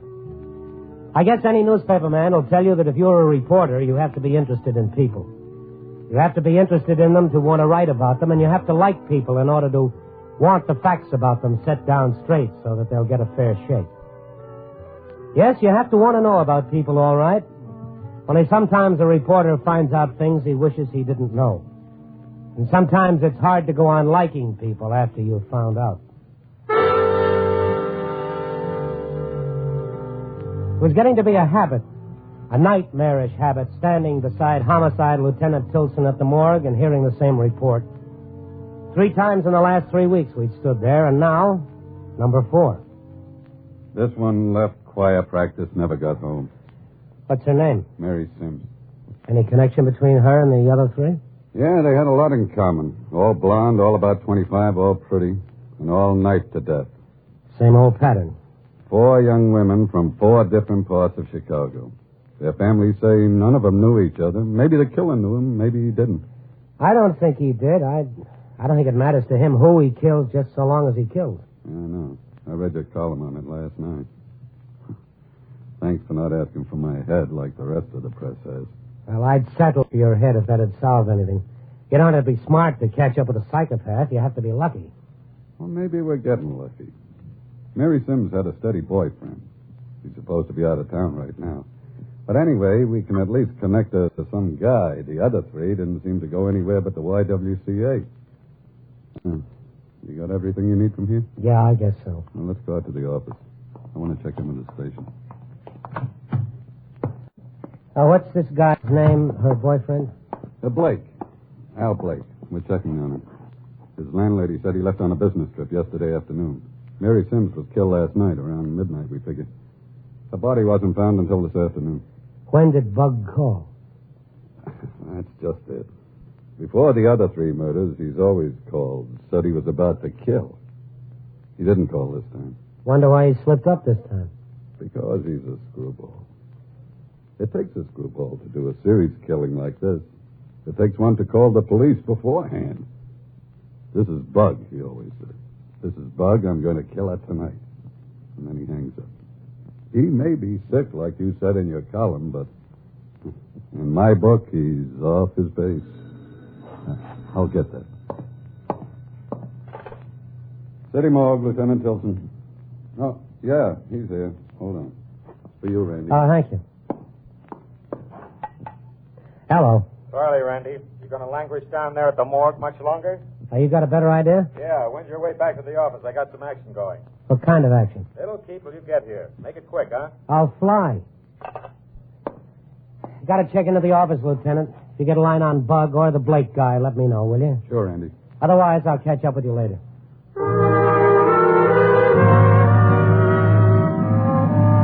Tilson was on a spot. So was the rest of the police department.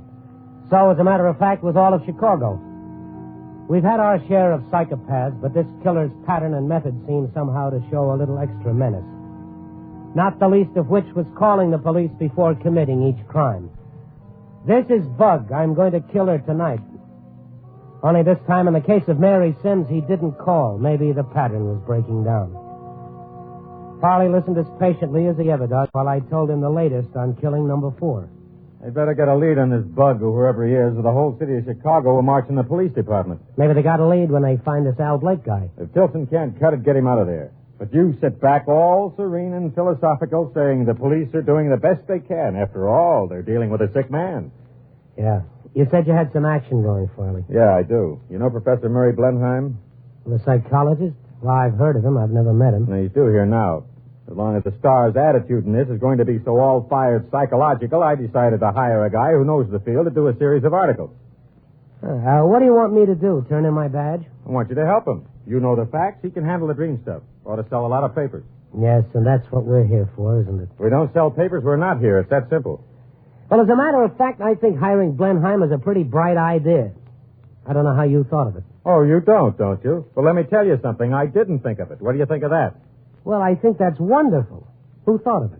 Blenheim himself called late this afternoon, said he thought there was a great need for the clinical scientific approach to the problem. Said people ought to know what they're up against, the kind of mind they're dealing with. Said we shouldn't attack problems of this sort emotionally. Said this killer was a sick man and... Yeah, That's what I've been saying. Yeah, but when you say it, it sounds like bad reporting. When Blenheim says it, it's true. See the difference? Oh, sure. Come in. Mr. Farley? Yes? I'm Professor Blenheim. Oh, glad to meet you, Professor. This is Randy Stowe. How do you do, Stone? Professor Blenheim? Well, sit down, Professor. Randy and I were just talking about you.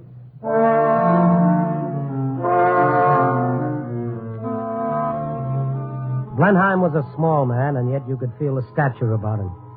His manner was quiet and reflective, but his mind was keen with an intellect that cut through emotion to the core of fact and truth. I told him about Mary Sims and about Bug. And this Bug chap didn't call the police this time? Well, it's the first break in his pattern. The police haven't heard from him since before he committed the third murder. The fellow's insane. Why do you expect him to act in a pattern when you know right off he's insane? Probably because he has acted in a pattern up until now, Mr. Farley. All insanity, you know, is not that of a raving maniac. How simple it would be if it were. No, Bug has behaved in a specific methodical pattern until the Mary Sims murder. I believe it is highly significant that this pattern has been broken. Well, this Al Blake, Mary Sims' boyfriend, is the nearest thing to a direct lead the police have had. Well, maybe this boyfriend Blake and this Bug character are the same guy. That'd make it simple. I don't think we can plan on a simple solution, Mr. Farley. Blake is so far merely the sole suspect. He may be quite innocent. We must be as anxious to protect him if he is innocent as we are anxious to convict him if he's guilty. Well, no one wants to convict an innocent man, but everyone seems to agree that this killer is insane. Generally speaking, yes. But insanity is not black against white, Mr. Farley. Normalcy is an area, not a point. The line between sanity and insanity is often imperceptibly faint. So faint, unfortunately, that crimes of this nature cannot so far be prevented before they occur. Oh, by the way, Stone, I've read your column. I think it's well done. Sensitively done. Well, thank you. I've heard comment both ways. I hope you'll feel free to call on me any time of the day or night, Stone. I want to help any way that I can, and now I must go, gentlemen. You know where to reach me if you want me. I'm in the book. I can expect the first article tomorrow, Professor Blenheim? Yes, indeed, Mr. Farley. Tomorrow. Farley left shortly after Blenheim did. I checked through some mail that had come in during the day and was about to call Tilson when he called me. We got a line on Blake, Randy. I've sent some of the boys out to his apartment. His landlady says he came home in a hurry a while ago, left again shortly afterwards. He's running from something. Has it been gone long this time? Maybe half an hour. We got everybody looking for him. Broadcast his full description, his cause. We'll find him. All right, I'll be down, Tilson, right away, and thank you for calling. Sure. I hope this is it. And so do I.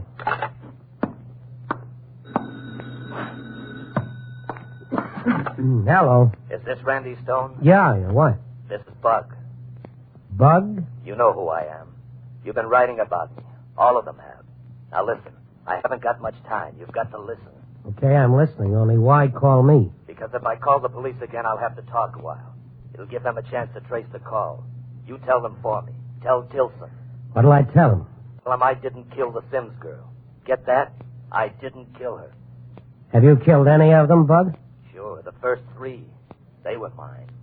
I told the police I'd kill them. I did. But this Mary Sims, I didn't kill her. Somebody's trying to make it look like I did. You've got to tell Tilson. I didn't kill Mary Sims. The others, I had to kill. But not her. But she was killed the same way, Bug. She was knifed. I've seen them all. Don't argue with me. Just tell Tilson what I said. And listen, I've seen what you wrote in the paper about me. That I'm sick. Look, you don't understand. He makes me do it. It's his fault. I have to do it because he won't. Don't you see that? Well, who is he? Who makes you do it? You just tell Tilson what I said. Make sure you do that. And look, maybe I'll talk to you again. You be at the Copper Bar in an hour. Got that?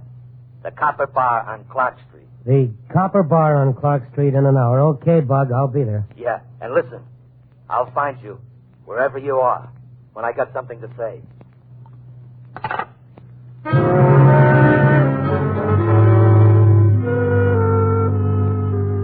At that point, I didn't know whether Bug would show up at our rendezvous or not. I only knew that I'd talked to a man who sounded rational, a man who was indignant because someone was charging him with 4 murders, and he'd only committed 3. I found Tilson at headquarters and reported Bug's conversation with me. What do you think, Randy? Well, I think I'll be at the Copper Bar in half an hour from now. Sure. We'll all be there. He won't show up if he thinks it's a trap. It won't look like a trap. You go inside. We'll stake out around the place.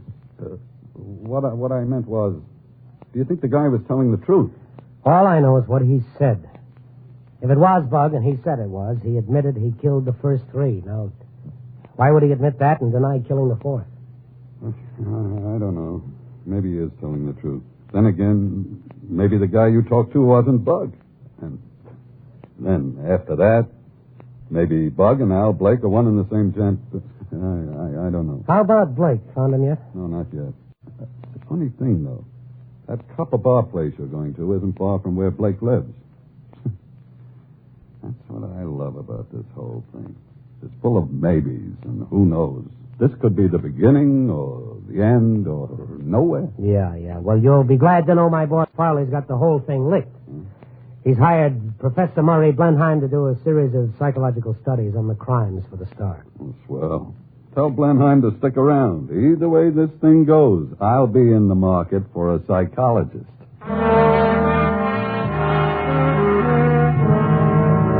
At H hour, I moved into the Copper Bar on Clark Street. Tilson and some well-placed cohorts had it covered fore and aft, and even I couldn't tell where they were when I walked in off the street and sat down at the bar. There was no one else at the bar. What people were there were at tables or in the booths or draped around the jukebox. Oh, yeah, mister? Bourbon, I guess. Water on the side. Okay. Hey, your clock there, right? Well, just about. Yeah, it's pretty close to midnight, give or take 5 minutes. There you go. Thank you.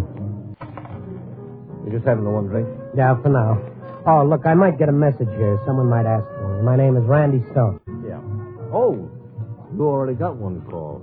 When? A few minutes ago. It was a guy. What'd you say? Just asked if you were here. I yelled your name around the joint, and I told him no one here but I think. How about a message? You leave one? No. Didn't leave no message. Well, maybe that was it. Maybe I missed it. Where's your phone? In that booth over there. Hey, maybe that's your call now. Yeah, maybe it is.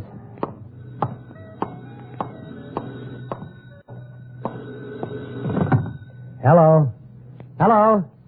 Hello? Hello? Hang up on me. Hey, what's going on out there? Tilson. It's okay, Randy. We got it.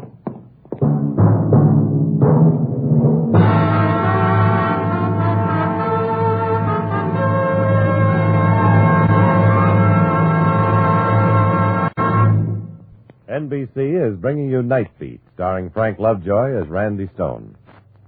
Our blood banks are still badly in need of plasma and whole blood to replenish our reserve, which has been almost exhausted, according to reports from our Defense Department. As numbers of wounded continue to increase in Korea, there is a greater urgency for Americans everywhere to contribute blood. There is simply no substitute for blood in the treatment of many battle casualties. Contact your local Red Cross chapter and make an appointment to donate a pint of your blood at once.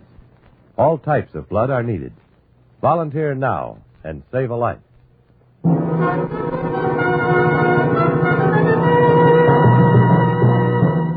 And now back to Night Beat and Randy Stone. I left the Copper Bar and its bartender in a state of shock and followed Tilson to the emergency hospital. Tilson and his men had spotted Al Blake's car on Clark Street near the bar.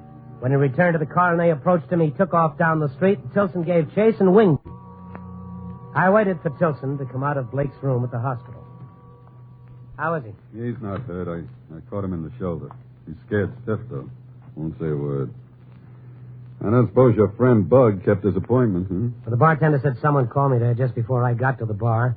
Phone started ringing again about the time you drew a bead on Blake, and when I answered, whoever it was had hung up. Proves nothing.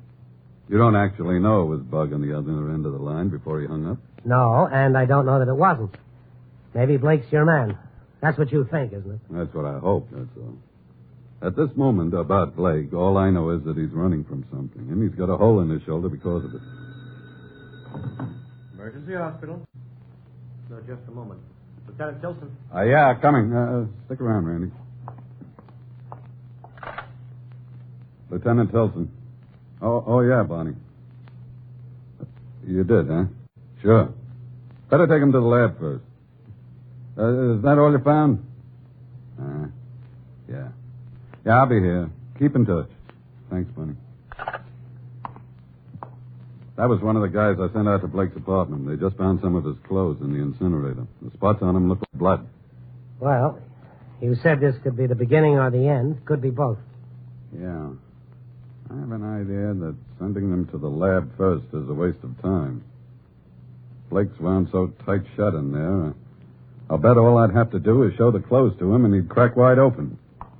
Where are you going? Oh, I'm going to call Blenheim. If this thing is going to break, I'd like to have him in on it, okay? Sure. Okay with me.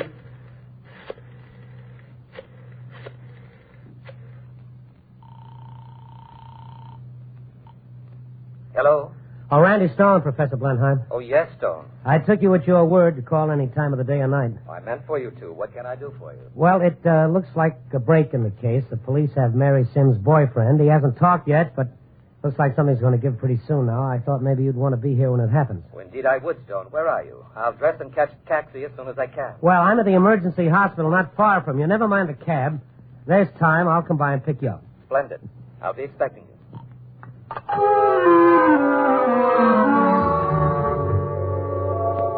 I was halfway glad of a chance for a ride. It was cooler along the outer drive on the way to Blenheim's apartment, and it didn't hurt to breathe something besides the atmosphere of the city morgue and the emergency hospital.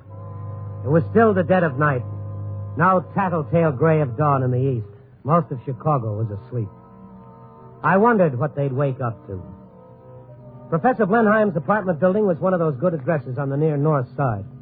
He was in the last stages of dressing when he admitted me. His apartment was as quiet and scholarly as he was. Sit down, Stone. I won't be a moment. Oh, thank you. Don't rush. We're not in that big a hurry. I'll get my coat in the other room. Mind if I look around? Not at all. There's brandy in the decanter. Oh, thank you, but no thanks. You do your work here? Mm-hmm. Some of it. My work's never done, I'm afraid. There are books to write, studies to make, committees to serve on, lectures to give. And in your free time, you volunteer to write a series of articles for the Star. Well, there's so much work to do in my field, Stone. Psychology is not exactly a new work, but it's relatively so in the matter of public acceptance, for example.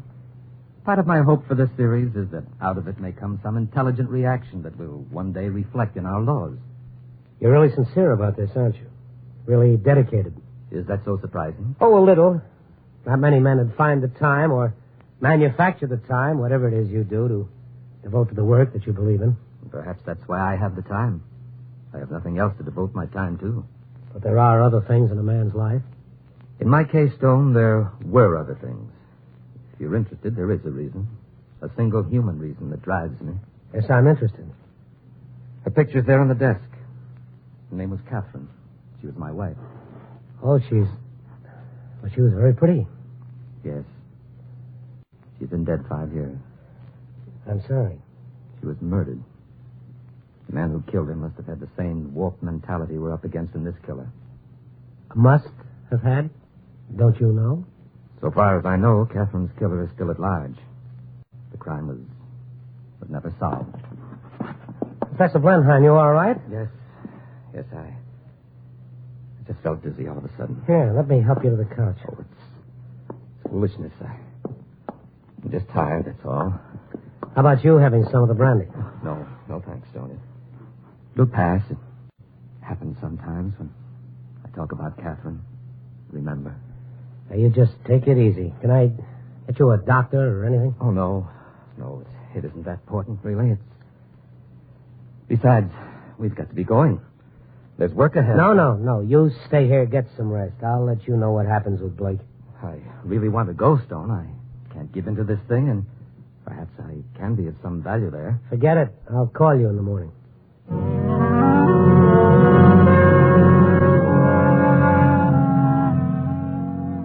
I've seen men kill themselves with work before, driven by all kinds of motives. It didn't seem fair somehow that a man who was obviously trying so hard to forget a great grief would, by the very nature of his work, be plunged into the middle of remembering. I wanted to tell Wilson about Blenheim, but when I got back to the emergency hospital, it all seemed a little beside the point. I thought you were going to miss the whole thing. Blake confessed. He killed Mary Sims? Yeah, we showed him the clothes we found in the incinerator. That cracked it. He said she was throwing him over. She'd fallen for the choir leader or something like that. Said he tried to make it look like the other murders. Well, that was Bug's point. I don't know. Blake could have done them all. He says no, but you can't tell. We're going to check in the morning with the parents of the other girls to see if Blake knew any of them. Now, if anybody cares, I'm heading for the sack for a while. Emergency hospital? Who? Wait a minute, I'll see. You Randy Stone? Yeah. Oh, the call for you. Okay, hey, wait, will you, Tilson? Yeah, but make it quick. I'm out on my feet. Hello. Hello? This is Bug. Yeah? I told you I'd find you when I had something to say to you. Yes, that's right, you did. What happened to you earlier? I was around, but I saw the stakeout. I wasn't ready to walk into the trap yet. Now listen, you've got to help me this time. Really help me.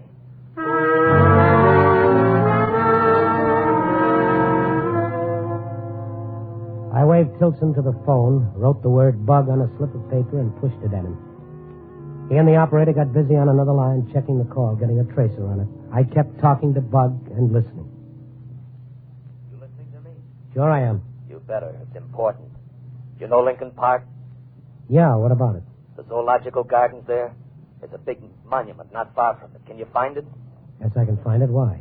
Get there as soon as you can. I'll be there. I'll meet you, see? This time I'll really meet you. I've got to talk to somebody quick, you understand? I understand. You want to meet me, I'll be there. Make it quick. It gotta be quick. Or maybe too late. I've just seen her. If you don't meet me, I'll have to kill her, too. Bug, don't do anything. Just go to the monument in Lincoln Park. I'll be there right away. Bug. We better get out there, Tilson. He says if I don't, he's seen a girl, he'll kill her. Don't worry, we'll have a convention out there. He ran out on one trap you set. We'll take our chances. How about it, Bud? You find out where the call came from? Yeah, it's all here in the paper. It's a phone booth outside a filling station just off Lake Shore, not far from Lincoln Park. It's right on our way, Randy. Let's go.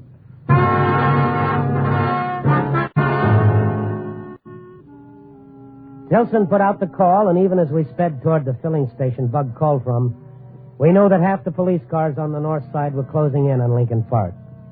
They know their business. Tilson told them how to play it. We stopped around the corner from the filling station. Easy on the door when you get out.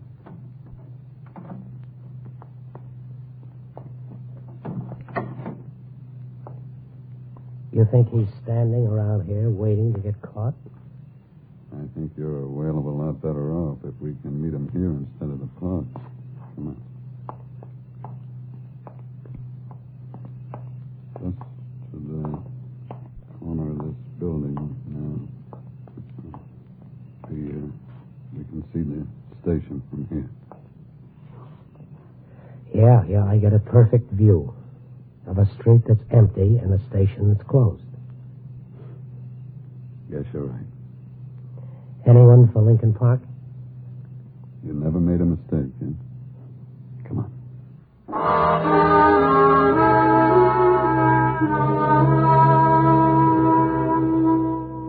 The night was still dark when Tilson let me out at the park entrance. The black ceiling of a storm coming was fastening itself across the sky from the east. I walked up a pathway toward the zoological gardens and the monument Bug designated. My insides were knotting up tight, even though I knew there was protection somewhere behind every tree and bush in the area. I stopped at the monument and waited. You took a long time. Where are you, Bug? Stay there. Stay right there. I'll talk from here. What about the girl, Bug, the one you saw tonight? I'm tired. You don't know how tired I am. The job's too big. I thought I could handle it, but it's too big. You're right, Bug. You're tired. You need a rest. A long rest. She won't stay dead. That's the trouble. If she'd just stay dead once, but she won't. I'm tired. Tired. I can't kill her anymore. Have you killed her many times, Bug? 4 times. That ought to be enough. But she keeps coming back. I see her. Lately, I see her all the time. Who is she? 5 years ago was the first time. He wanted her dead, but he wouldn't kill her. He made me do it. And then he let me alone until a little while ago. She came back. 3 times she came back. And I killed her. And then tonight, I saw her again. Who did you see? Catherine. It's always been Catherine. You got him, Randy? Yeah. Let's have some light on him. Never seen him before. I have. It's Professor Blenheim.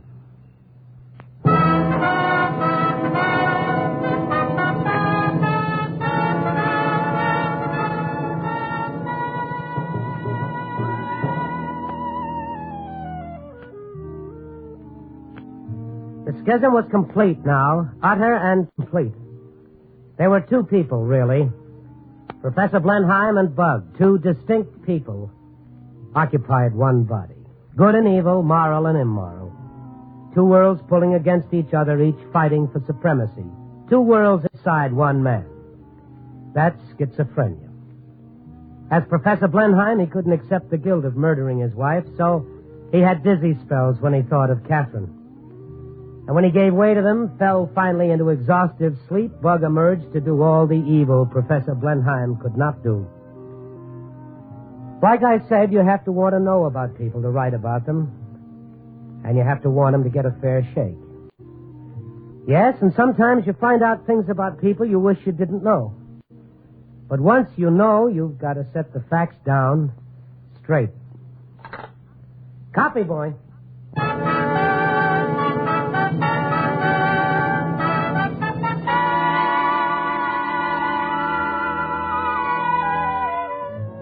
Night Beat, starring Frank Lovejoy, is produced and directed by Warren Lewis. Tonight's transcribed story was written by Kathleen Height, with music by Robert Armbruster. The part of Professor Blenheim was played by Bill Lally. Featured were Frank Gerstle and Larry Dobkin and Ed Max. Frank Lovejoy appeared through the courtesy of Warner Brothers, producers of The Miracle of Our Lady of Fatima. Once again, you have heard Randy Stone searching through the city for the strange stories waiting for him in the darkness.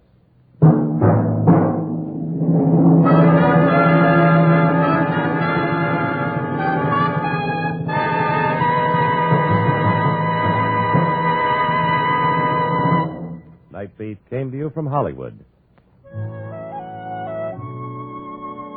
May I again point out that our blood banks are still badly in need of plasma and whole blood to replenish our reserve, which has been almost exhausted.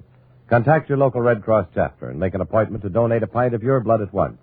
Volunteer now and save a life. They're returning soon. Hear Fibber McGee and Molly on NBC.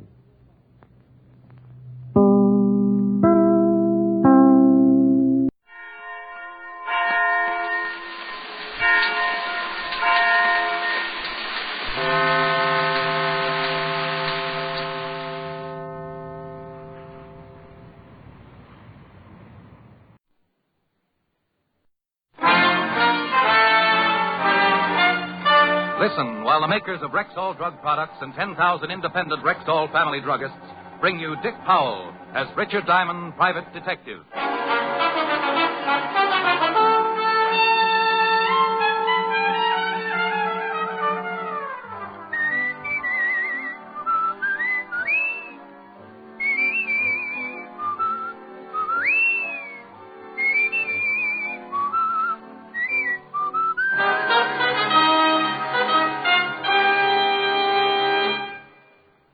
Good evening.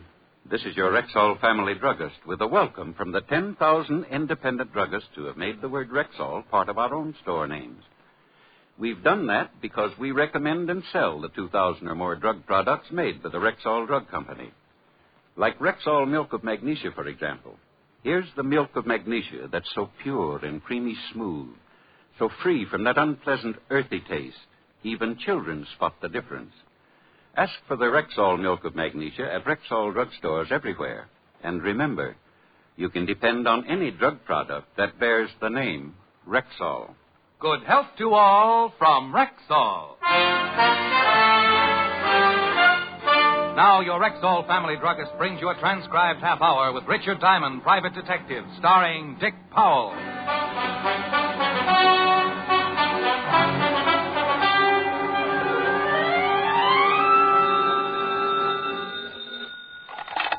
Diamond Detective Agency. With camels who know their detectives best, it's Diamond 2-1. Ricky? I won't admit a thing.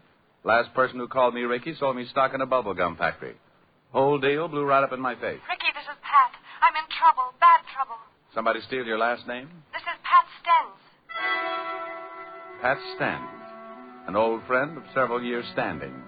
Blonde, attractive, and the owner of a plan to eliminate cranium luster.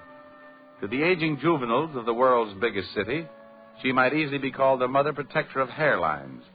In other words, like the sign says on the front of her uptown salon, she grows hair. You've just got to come down to the place. Honey, I've graduated. You told me so yourself. Another treatment, and I'll be wearing a snood. Ricky, I'm on the level. I'm in trouble. Something's happened to one of my customers. What's the matter? Did he sprout feathers? Well, almost. He sprouted wings. He's dead. Now, phone games with Pat weren't a hobby. She might kid a customer about the condition of his scalp, but when she called me to say she had a corpse on her hands, I knew she hadn't been sampling her hair tonic. I told her I'd be right down, call Helen, broke my date, locked the office, set a few traps for impatient clients, and 15 minutes later I was in Pat's office talking to a pretty frightened little blonde. Oh, Rick, I just don't know what to do. Oh, now, honey, first calm down. Now, who's dead and where? A man named Wiley. John Wiley's on the vibrating table. Why didn't you call a doctor or the police? Because I think he's been murdered. Murdered? Looks like his neck's been broken. I didn't know what to do. I was afraid of calling the police. Well, baby, if one of your customers got his neck broken in here, you're going to get mixed up with the law sooner or later anyway. The publicity will ruin my business. Honey, murder always ruins something. You got any idea who might have done it? No. Well, who was in the place when you discovered the body? My usual 3 girls and 2 customers. Anybody leave or come in? No. How many people know about it? Just the girls. Neither one of the customers. Oh. Well, first we lock your front door. I don't want anyone to leave. Then we'll take a look at the dead man and find out if his neck really is broken. If it is, we call homicide. We locked the front door, and Pat let me down a hall with booths on either side. In 2 of the booths, I spotted the customers relaxing as girls in white uniforms worked on their receding foreheads. At the end of the hall, we stopped at another booth, enclosed by a white curtain. In there, Rick. Okay. The vibrating table was centered in the middle of the room, an enclosure about 6 by 14 feet. The table was built at an angle so that when a patient climbed up and stretched out on his back, his feet were elevated a good 16 inches above his head. The angle and the vibration increased the flow of blood to the scalp, and under normal conditions, it's considered very healthy. But the man lying on the table now wasn't getting the full benefit of the treatment.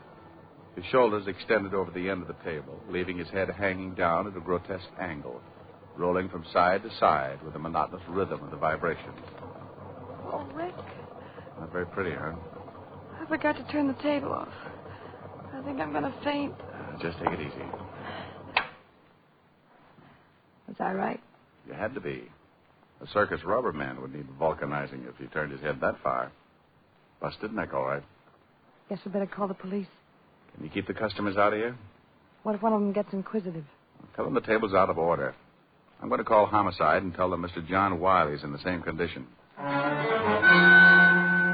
As frightened as she was, Pat played it pretty well. She tipped off the girls and started swapping jokes with her balding clients to keep them happy. I went in the office, put in a fast call to the 5th Precinct Homicide, and 10 minutes later, Lieutenant Walt Levinson and Otis, his trained anthropoid, were looking at the late John Wiley. Sure looks like murder. I guess it would be better if he had a knife in his chest with a sign on it. Who was in the place when it happened? Pat, 3 girls, 2 customers, and a dozen assorted gay gypsies. Oh, for Pete's sake. Pete has an alibi. What was the dead man doing on the table, anyway? Trying to grow hair. Oh, that's silly. Who ever heard of anybody growing hair on the table? Sergeant Loveloon. Well, I thought it was pretty funny. Go out and round up everybody in the place and take them into the office. Then call the precinct and get the coroner down here. Then, if you're a good little boy, you can go out and play in the traffic. Well, a murder is a mess any way you look at it. A man lying on a table with his neck broken. 4 women and 2 men, the only ones around when it happened. Bad publicity for a nice little working gal named Pat Stens. But you can't hide it when it happens. Someone gets killed, someone gets hunted. And everybody concerned gets mixed up in it. Walt herded everyone into the office and the questioning started. The men were very unhappy. That bad publicity, it couldn't be helped. Mr. Robert Wells, songwriter. Look, I don't know anything about it. I never saw the man before. Surely you can't possibly suspect me. Why in the world would I want to kill him? It's ridiculous. And the other, Mr. Jacob Green, jeweler. Oh, my goodness, my head is still wet. John Wiley? I never saw him before in my life. Not in my whole life. Hey, Pat, get me another towel, will you? Kill him? For why? I got a mother-in-law. First things come first. Yes. Now, you see? You see? My debt I'll catch from Jersey. 2 prosperous men, 2 prosperous denials. The girls came next. 3 girls who worked for Pat. First, Mary Carroll, the girl who had worked on John Wiley. The one who had helped him up on the table and massaged his neck and forehead for 5 minutes. Sure, I put him on the table, but I left him like always. We let them lie in there and relax for about 10 minutes, don't we, Pat? That's right, Lieutenant. That's the way it works. Mary left him and went over to start on Mr. Wells. That's right, Lieutenant. She did. Mary's a pretty strong girl, isn't she, Mr. Wells? Yeah, she could break your neck. Oh, now, wait a minute, Lieutenant. You think she could, Mr. Wells? She's pretty strong, I guess, but she wouldn't do that. Any one of us could have gone in that back booth at one time or another, Lieutenant. You found him, didn't you, Miss Stens? Yes. Do you usually go back to see how your customers are? Sometimes. Sometimes they go to sleep and the girl who left him's too busy with someone else, so I wake them up. Next girl, Lillian Wooster. Yes, I went back by that booth several times. Why? Once to make Mr. Green some coffee. You're black and strong. She brung it to me. And the other times? Once to get some hair formula, later to get a clean comb. A clean comb for him? Don't laugh. I got a few left. Look, up here on top, you see? You're fairly new here, aren't you, Lillian? 3 weeks. How'd you know that, Rick? Well, I completed my treatments last month. Lillian wasn't here then. You mean you? Now. People laugh at psychiatrists, too, Walt, and some of them end up playing canasta with Lady Macbeth. We were rejuvenating his spit curls. Thank you, Patricia Stens. They've been spitting better than ever. All right. You're the last girl. What's your name? Nancy Cummings, Lieutenant. The last girl in her story was no different than the others. Yes, she had left her customer and walked down the hall past the last booth. No, she had not slipped in and popped Mr. John Wiley's neck while he lay resting. The coroner arrived, and the whole party went down to the precinct to sign formal statements. They were then all released and sent home, pending further investigation. I took Pat home to her apartment. Filled your drink, Rick? Oh, yeah, sure. Water? Mm-hmm. You didn't kill him, did you, Pat? Don't be silly. He was growing hair. Kill off my advertising? Here. Thanks. You got any ideas, Rick? No. How long has John Wiley been coming to the shop? Oh, about 6 months. What do you know about him? Not much. He was a wolf. By your standards or Kenzie's? He got grabby occasionally. Put him straight. Know what business he was in? Well, whatever it was, he had a lot of money. Big tipper. Oh, excuse me. Yes. Oh, yes, just a minute, Lieutenant. For you, Rick. Thanks. Hello, Fatty. I got something on the dead man. Got a record. Blackmail. Oh, know where he lived? We're checking. Now, wait a minute. Pat, you wouldn't by any chance know where John Wiley lived, would you? Well, I send a bill to him every month. I've got a duplicate set of books here in the apartment. I'll get the address. Walt, Pat's got his address. I found something else in his personal effects. Key to a safety deposit box. Otis is checking to find out which bank. Well, we should at least have the answer by doomsday. Here's the address, Rick. John Wiley, 709 East 45th Street.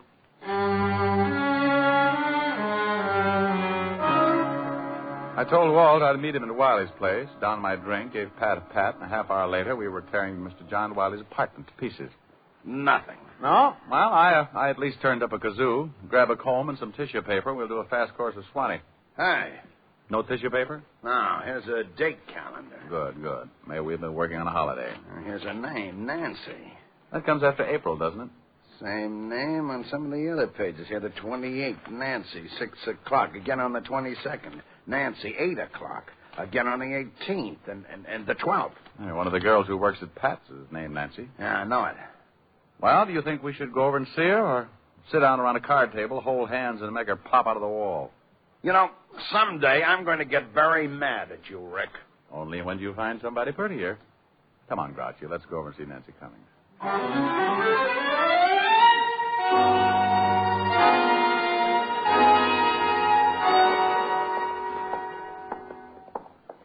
Here's her apartment. She lives with that new girl. Lillian Wooster? Yeah, and stop flexing your claws. Who is it? Police. Yep. Open up or we'll huff and we'll puff and we'll... My, what big noises you make, Grandma. The better to scare the men out of your closet, my dear. We'd like to talk to you, Miss Cummings. Certainly, Lieutenant. Come in. I was just making some lemonade. Would you like some? Oh, thanks. It's pretty hot out. Maybe you'd like something stronger? Lemonade's fine. I'm on duty. He's on duty. You better give him some torpedo juice. Miss Cummings, you didn't tell us that you had dated John Wiley. Would you like your lemonade, sweet Lieutenant? Medium. Yeah. Thanks. You never asked me if I dated John Wiley. The lieutenant found your name written on Wiley's date book. I've been out with him 6, 7 times, I think. Know what his business was? He never discussed it. Ever meet any of his friends? No. Did he ever mention any of the other girls in the shop? I don't think so. You live with Lillian Wooster, don't you? That's right. Hey, whose picture is that on the piano? Lillian's father. You still don't have any idea why anyone would want to kill Wiley? No. How did Lillian Wooster happen to move in with you? I asked her to. When she went to work for Pat, she was living in a terrible place. One small room. I told her she could come in with me and share the rent. Well, how well did she know John Wiley? She'd seen him at the shop, seen him here when he came to pick me up. Where's Lillian now? Shopping, I think. Well, thanks, Miss Cummings. We'll be talking with you again. More lemonade? Or later, maybe, when things start getting a little hotter.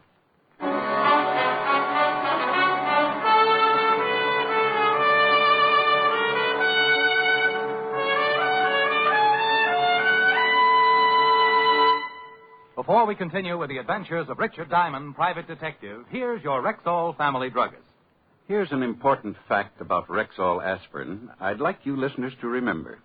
It's simply this. There's no faster-acting aspirin made. Oh, but what do you mean by fast-acting? Well, ma'am, aspirin itself is too fine to hold together in tablet form.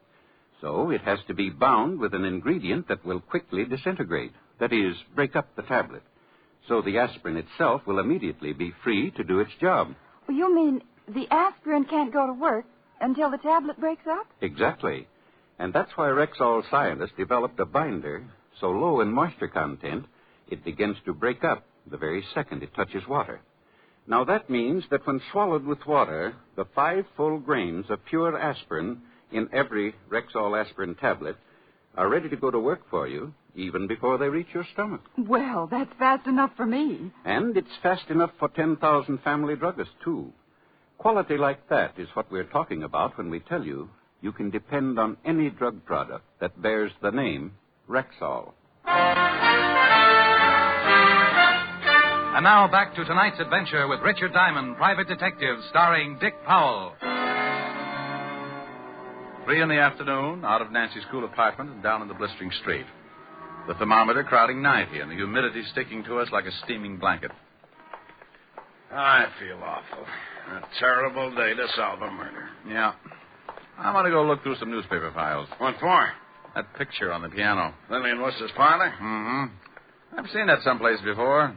News story connected with it. I'll drop you off. I got to get back and see if Otis has found the safety deposit box that fits John Wiley's key. Walt dropped me off at the newspaper, and I went down to the morgue file to do some hunting. The air conditioning made the job easier, and by 4 o'clock, I walked into Walt's office with an interesting bit of information. We found the bank and the safety deposit box. Oh? Anything turn up? Wiley was doing some pretty fancy blackmailing. Here's a bundle of evidence and a list of names. Mm-hmm.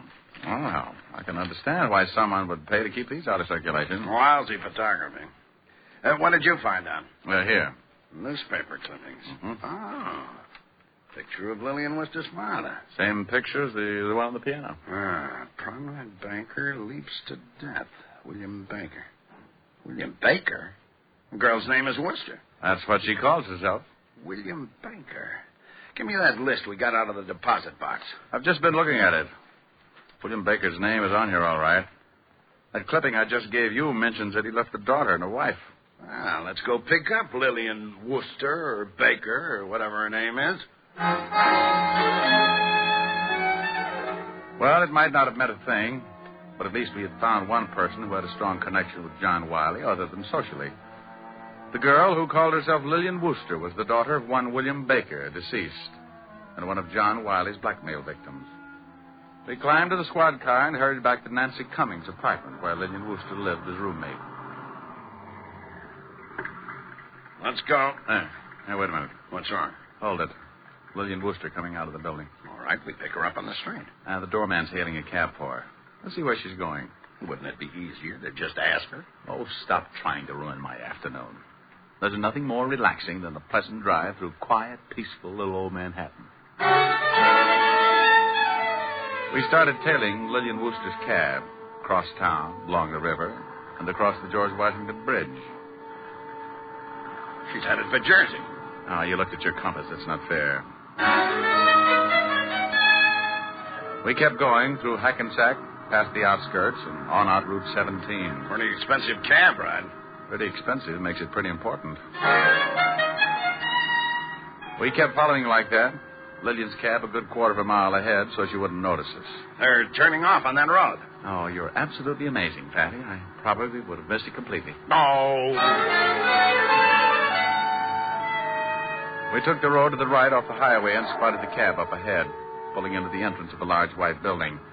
The sign over the tall iron gate read, Woodview Sanitarium. She's getting out of the cab and going in. Wait till she gets inside. Then let's go up there and find out who Lillian Worcester is visiting in the Woodview Sanitarium.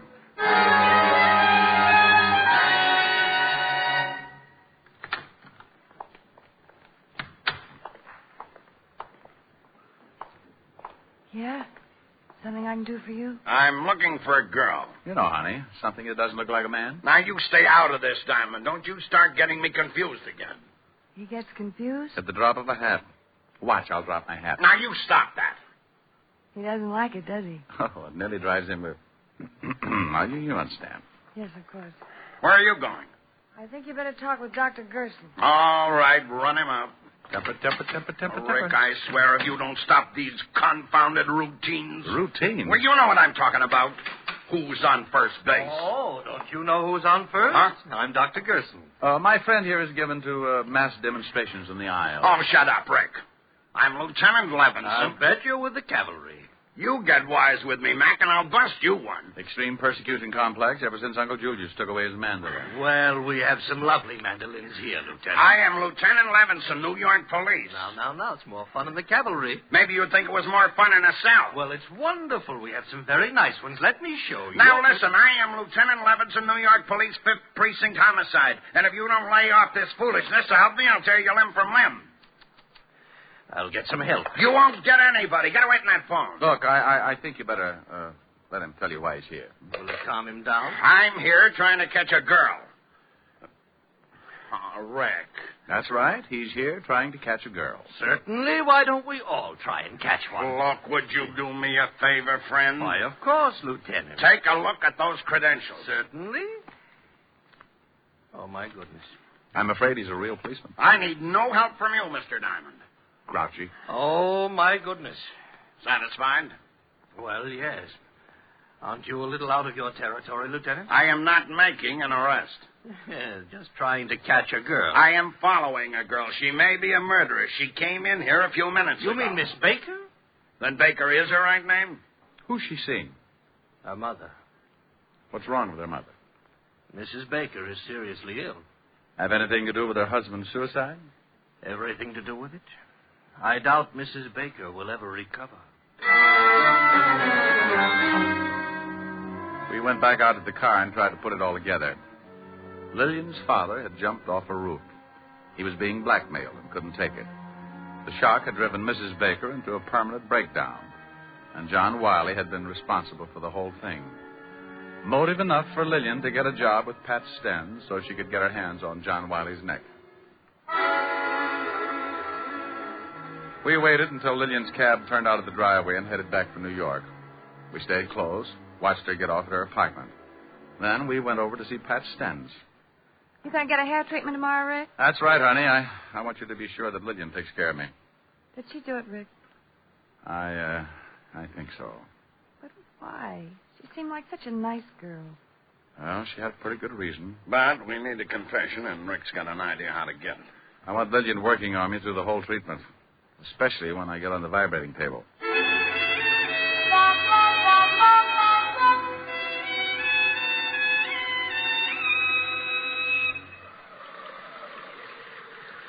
Your scalp looks pretty good, Mr. Diamond. Oh, it's been itching a little. Losing any? Some. Hi. Oh, hello, Pat. His hair looks pretty good, Miss Stenz. Let's see. Use both solutions. Okay. I'll see you later, Rick. Nice girl, Pat. Very nice. Have you found out anything about Mr. Wiley's death? Oh, the police have gone a few orders. The lieutenant went to see her roommate. Nancy told me. I hope you don't suspect her. She rather liked Mr. Wiley. She wouldn't have any reason to kill him. All right. Let's go down to the other booth. Huh? You mean you're going to stick me on that vibrating table? Not if you don't want to. Well, full treatment. That's what I came here for. Let's go. You don't mind going in there, do you? No. Why should I? Oh, some people are funny about rooms where a murder's been committed. It doesn't bother me, Mr. Diamond. Give him a good rub and let him relax for about 10 minutes, Lillian. Yes, Miss Stenz. All right, up on your back. Slide down a little, please. All right, yeah. That's good. What did you do before you went to work for Pat, Lillian? Oh, not much. Went to school. Finally decided to look for a job and found this one. Ever study this sort of thing? No, there's really not much to it. Pat shows us how to wash, apply the formulas, and rub the neck and shoulders. And all you need is a strong pair of arms, huh? I guess so. Your family live in New York? No. Oh. I noticed a picture of your father on Nancy's piano. A fine-looking man. He's dead now. Sorry. So am I. Mother still living? No. Oh. Sorry. Am I rubbing too hard? It's okay. Well, you've got the strength for the job. Did the police find out anything about Mr. Wiley? Yeah. He was a blackmailer. Oh, I'm terribly sorry. I'm a little nervous today. Maybe I better get one of the other girls. No. That's okay. I'm just a little tied up. Next step. Yeah. Try and relax. I guess I keep thinking about Wiley and his broken neck. Think I might break yours, Mr. Diamond? Well, it wouldn't be hard. If I was good and relaxed, you could snap it in a minute. I guess I could. So Mr. Wiley was a blackmailer? Yeah. I had a record. They're the foulest people on earth. They certainly are. You think he was blackmailing someone here in the shop? Oh, not necessarily. Well, if he wasn't, then no one in the shop would have a motive for killing him. Well, I've got a theory about that. I think someone in the shop hated him so much they waited until no one was looking and the girl was out of this booth. And they slipped in on him and twisted his neck until it broke. Why would they hate him that much if he wasn't blackmailing them? Oh, somebody else he might have blackmailed. Someone very close and dear to the killer. Maybe the person Wiley was blackmailing couldn't stand it and committed suicide. Interesting theory. Take your family, for instance. Ouch. Sorry. You aren't relaxing. Supposing Wiley was blackmailing a member of your family, your father, for instance. I can't rub your neck unless you relax more. Maybe your father couldn't take it. Maybe he couldn't pay him anymore. Instead of disgracing his family, he committed suicide. Just turn your head a little to the side, Mr. Diamond. Better? Much. Well, if that happened to my family, Mr. Diamond, I guess I'd kill Mr. Wiley and not mind it a bit. Think of the shock. I even put the wife in a sanitarium. It probably would. How did your father die, Lillian? He jumped off the roof. Now, if you'll turn your head a little more, I'll try to pop your vertebra. We followed you out to Jersey yesterday, Lillian. I'm going to adjust your neck, Mr. Diamond. It's better if you relax so it won't hurt. Well, if you wanted to, you could pop it anyway. I couldn't stop you in time. I don't guess you could. There. Now the other side. No. Did you kill John Wiley? Yes. Relax. All right, Mr. Diamond. Let's go down to the police station.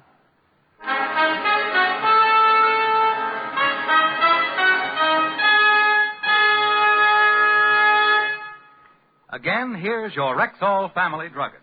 If you're looking for a way to save money on drugstore needs, buy Rexall MI31, the triple-action antiseptic that makes an ideal mouthwash, a soothing gargle, and an effective breath deodorant. What's more, Rexall gives you a full pint of this quality product at the same price as other leading brands of smaller quantity.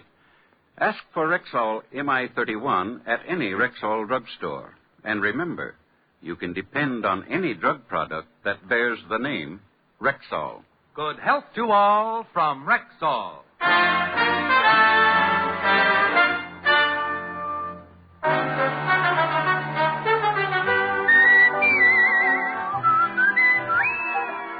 Richard Diamond, Private Detective, stars Dick Powell in the title role and is written by Blake Edwards with music composed and conducted by Frank Worth.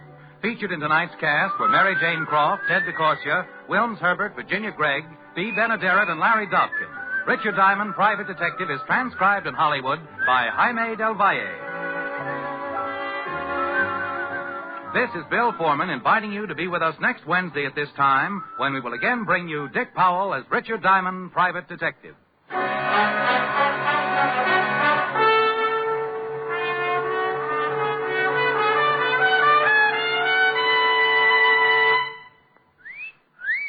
Hiya, beautiful. Get lost, Bristlepuss. You need a shave. But I have shaved. What else do you want me to do? Silly boy, she wants you to go Stag. Go Stag? But why? Because Stag is Rexall's exclusive line of men's good grooming aids, like Stag Brushless Shave Cream. No fuss, no massage, just smooth it on, and presto, you get a clean, close shave. Your face stays smooth and whiskerless all day long. I'll do it. I'll go Stag. That's it. Join the Stag line now at Rexall drugstores everywhere. Yes, to make girls care. Go Stag.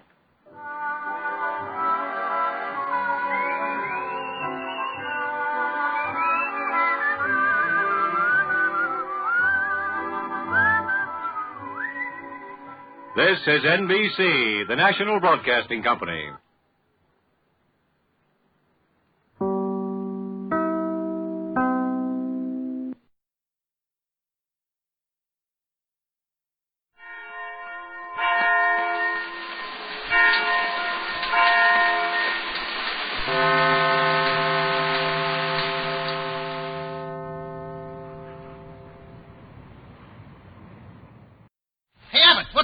It's time for the Abbott and Costello Show. We're on the air for ABC here in Hollywood. Well, what are we waiting for? Let's go with the Abbott and Costello Show.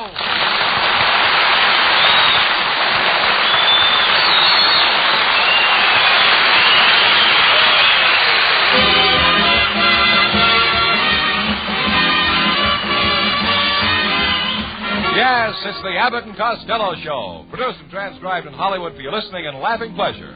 Chuckles with a carload and music by Matty Malnick. So hold on to your chairs, folks, for here they are, Bud Abbott and Lou Costello.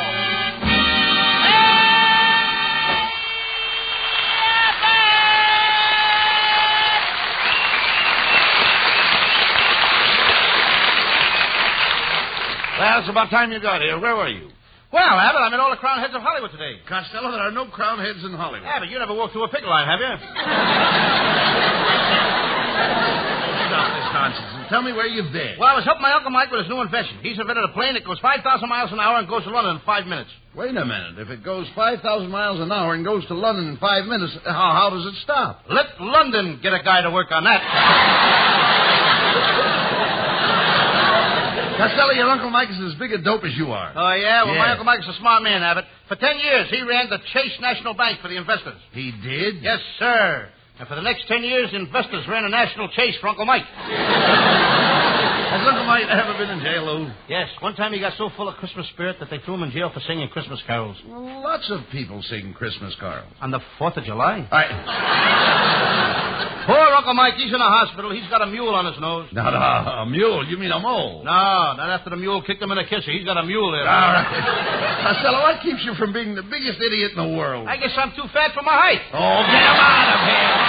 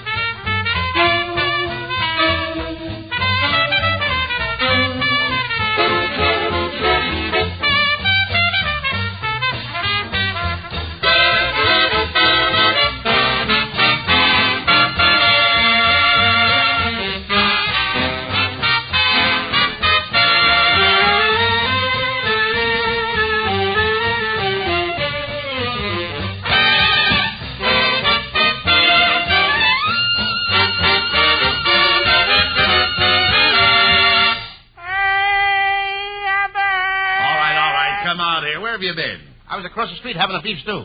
Well, how was it? Terrible. It had nothing in it but beef tongue and oxtails. Well, what's wrong with beef tongues and oxtail? Nothing. But who's getting all that stuff in between? Look,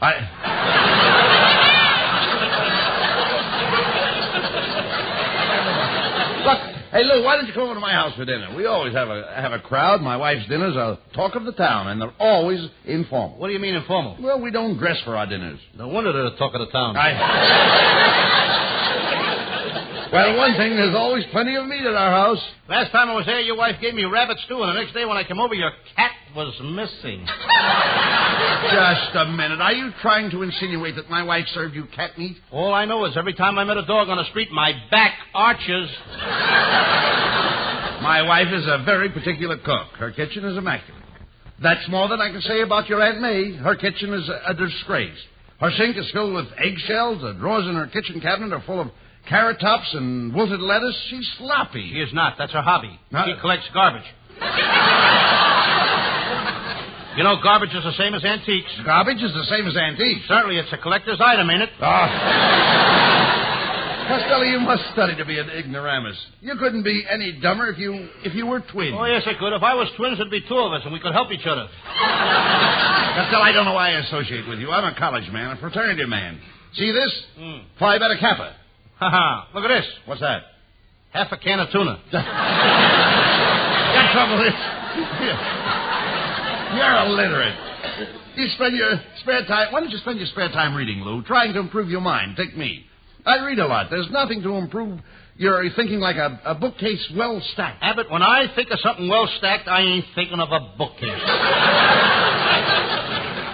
Costello, man, would have to go a long way to meet a dope as stupid as you. Oh, no, you wouldn't. I'm willing to travel.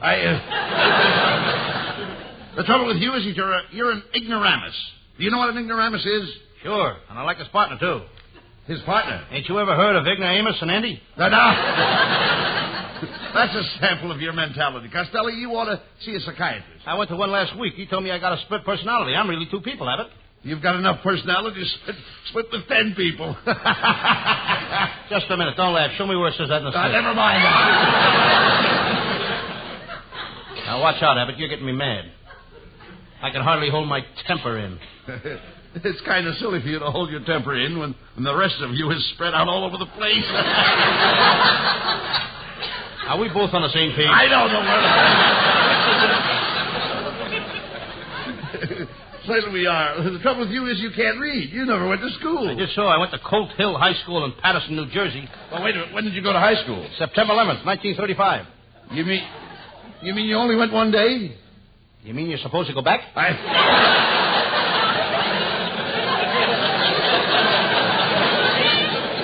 No wonder you're so stupid. I can't help it, Abbott. I led a very sad life. When I was a kid, my father used to beat me over the head with a baseball bat. My mother used to beat me over the head with a baseball bat. My brother Pat used to hit me over the head with a baseball bat. My Uncle Mike used to hit me over the head with a baseball bat.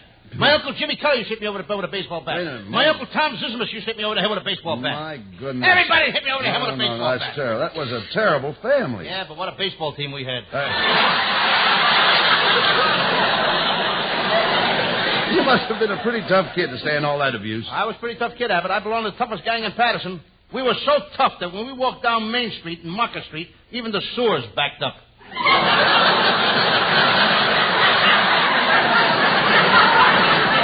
Did any of your old gang become successful, Lou? Oh, yes, they did.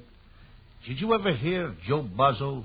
Yes. He went into business. He's making money hand over fist. No, you mean hand over fist. He's in a tire business, and in that business, it's hand over fist. Lou, I remember Bozzo. I seem to remember him. Wasn't he the kid that got lost? Wasn't he the kid that got lost in the woods? Yes, he was in the woods for 5 days, had nothing to eat but pine needles. Pine needles? Yep. Did they have any bad effect on him? Well, only when he got home, his mother made him a big dish of spaghetti in his stomach, knitted a pair of socks out of it. Well, you ought to be ashamed of yourself. Everybody in that gang, they all amounted to something, but except you. I'm doing all right, Abbott. Only yesterday, MGM called me up and wanted to use me in a screen test, but I turned them down. You turned down a screen test? Why? They wanted to throw me against it and see if it was strong. You couldn't work for anybody. I ought to get rid of you myself and get myself another partner. Who would work with you? Oh, I could work with a cow. I could get lots of laughs. How could you get a lot of laughs with a cow? You'd be surprised at the things I could pull on her.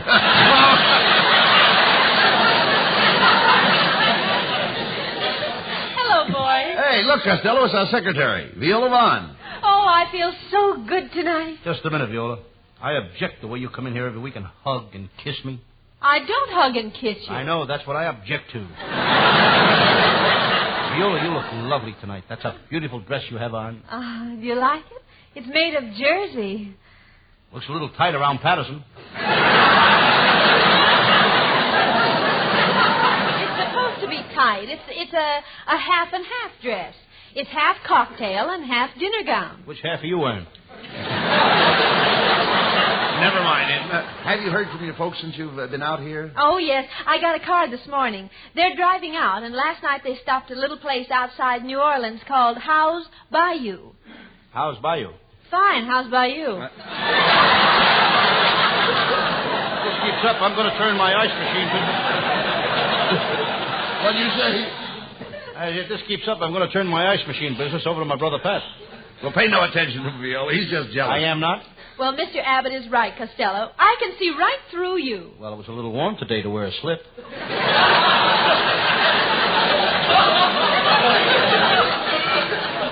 Costello, you're not fooling anybody. Viola's getting wise to you. Last week was her birthday, and you didn't even buy her a present. Well, I didn't really expect any, Bud. I think Costello's the type that gets cheap around Christmas time. Just a minute, Viola. That's a nasty thing to say. Costello gets cheap around Christmas time? Thanks, Abbott. Costello's just as cheap all the rest of the year.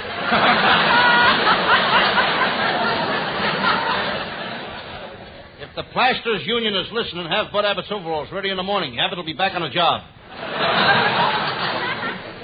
Cut it out, Costello. You're just jealous because Viola and I are more popular than you are.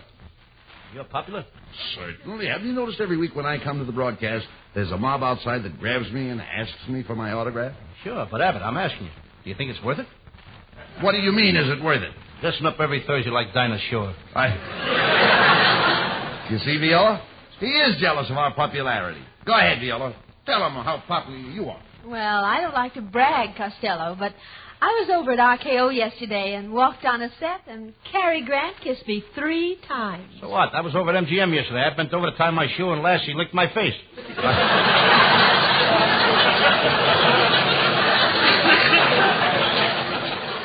Costello, have you been showing Viola around Hollywood the way you promised? Sure, I took her to Republic Studios. All the cowboys were there. Didn't we have fun, Viola? Oh, yes, Costello. It sure was funny when you ran in that dark closet to play post office, and that cowboy shoved his horse in with you. His horse?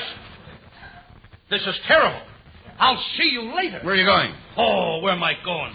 I gotta go over to that corral and get back my fraternity pin.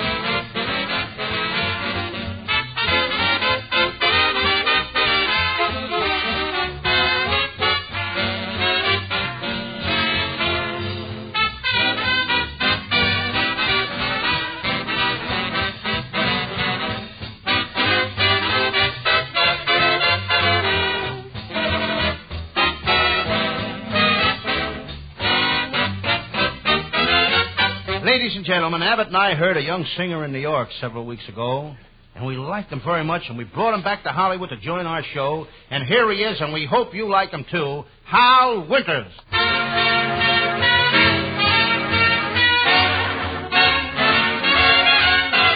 I'd love to get you on a slow boat to China, all to myself alone. Get you and keep you in my arms evermore. Leave all your lovers a weeping on the faraway shore. Out on the briny with the moon big and shiny, melting your heart of stone. I'd love to get you on a slow boat to China, all to myself alone. There is no verse to this song, 'cause I don't want to wait a moment too long to say that I'd love to get you on a slow boat to China, all to myself alone. I'd love to get you on a slow boat to China, all to myself alone.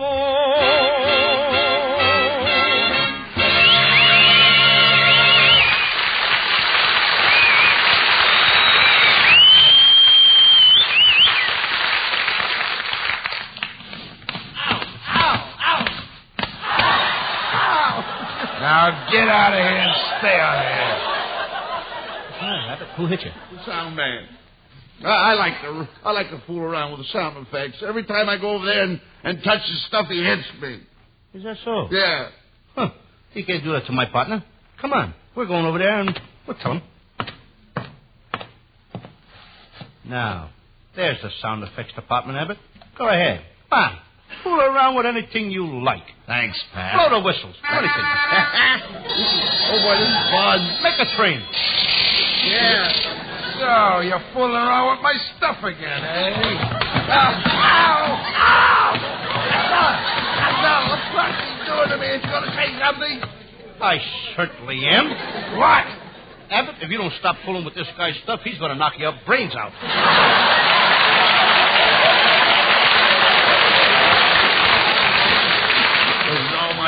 listening to you. From now on, I'll take care of myself. I can stand up for my rights. Well, why don't you stand up for your rights with that guy?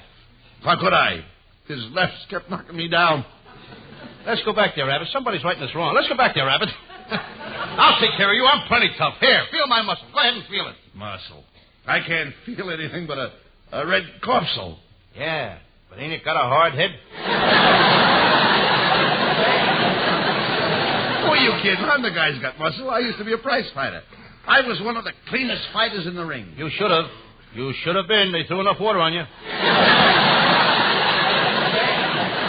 I'm the guy that can fight. I remember the last guy I fought. I hit him so hard that he hollered uncle. Well, who were you fighting with? My little 3-year-old nephew, Tony. I thought so. You can't fight and you can't act. In fact, none of your family has any talent. Just a minute. Yeah. How about my cousin Vincent? He had a great voice, but he could only sing while taking a bath. They used to wheel him out on the stage in a bathtub. He'd sing while taking a bath, but they fired him after his first performance. Why? When the people started applauding, he forgot himself and stood up and took a bow. What is he doing now? Writing songs. You should hear his new song. He took a little of it from Irving Berlin, a little from Cole Porter, a little from Sigmund Rundberg. What did he get? 3 lawsuits. Forget about your cousin. Wait a minute. What's all that mail doing in your pockets? Abbott, that's my fan mail. Everybody in the country is talking about my great character, Sam Shovel. Here, I'll read one. Dear Lou Costello, I'm simply crazy about your Sam Shovel detective programs. Last week, as I sat listening to your show, you were so thrilling I froze to my seat. I'm coming over tonight to see you. There's a guy out here to see you, Costello. What does he look like? He's a short man with a frozen seat. Come on, Costello. Let's get on with the show. What is your Sam Shovel case for tonight? It's one of my smaller cases, Abbott. I call it the case of the sailor who was shot while having Hedy Lamarr and Lana Turner's pictures on his chest, or he died with his buttes on.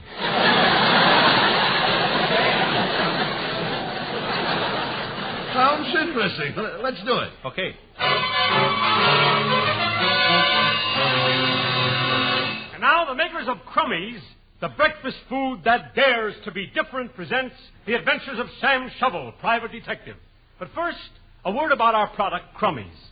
Crummies is the only breakfast food that comes ready to serve. We put in the sugar, strawberries, milk, and cream right into the package.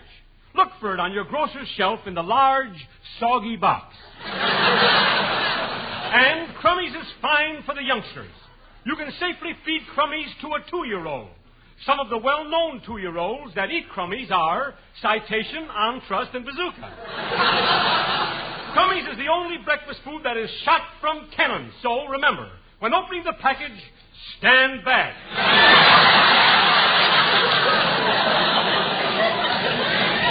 And friends, mark my words.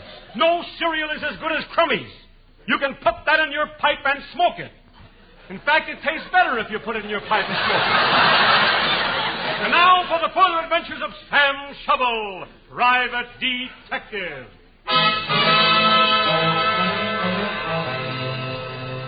Yes, I'm Sam Shovel. Sam Shovel, Private Detective. I don't feel so good today. Last night, my fraternity invited me to a football dinner. That's the last time I'll eat football for dinner.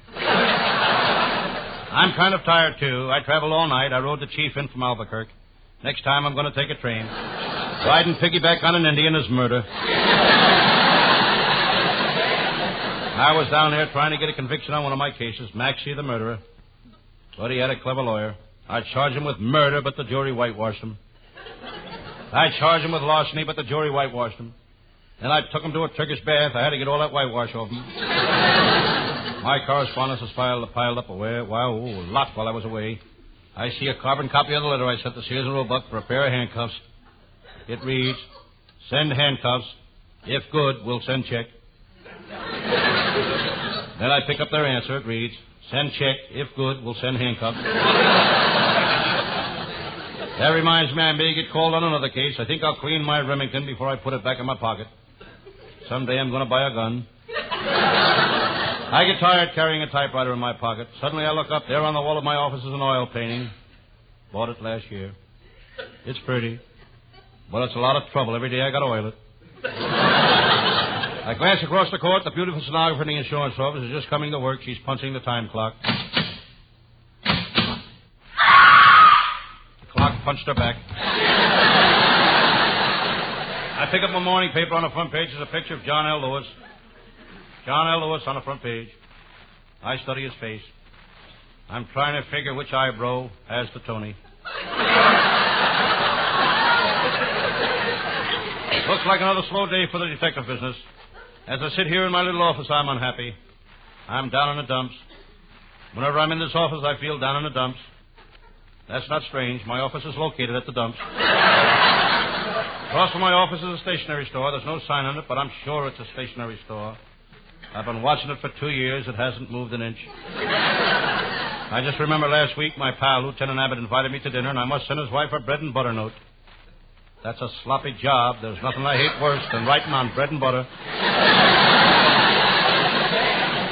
I glance out at the window in the parking lot. They're getting ready to move my car again to let another one out. I hope the owner moves it, not the reckless attendant.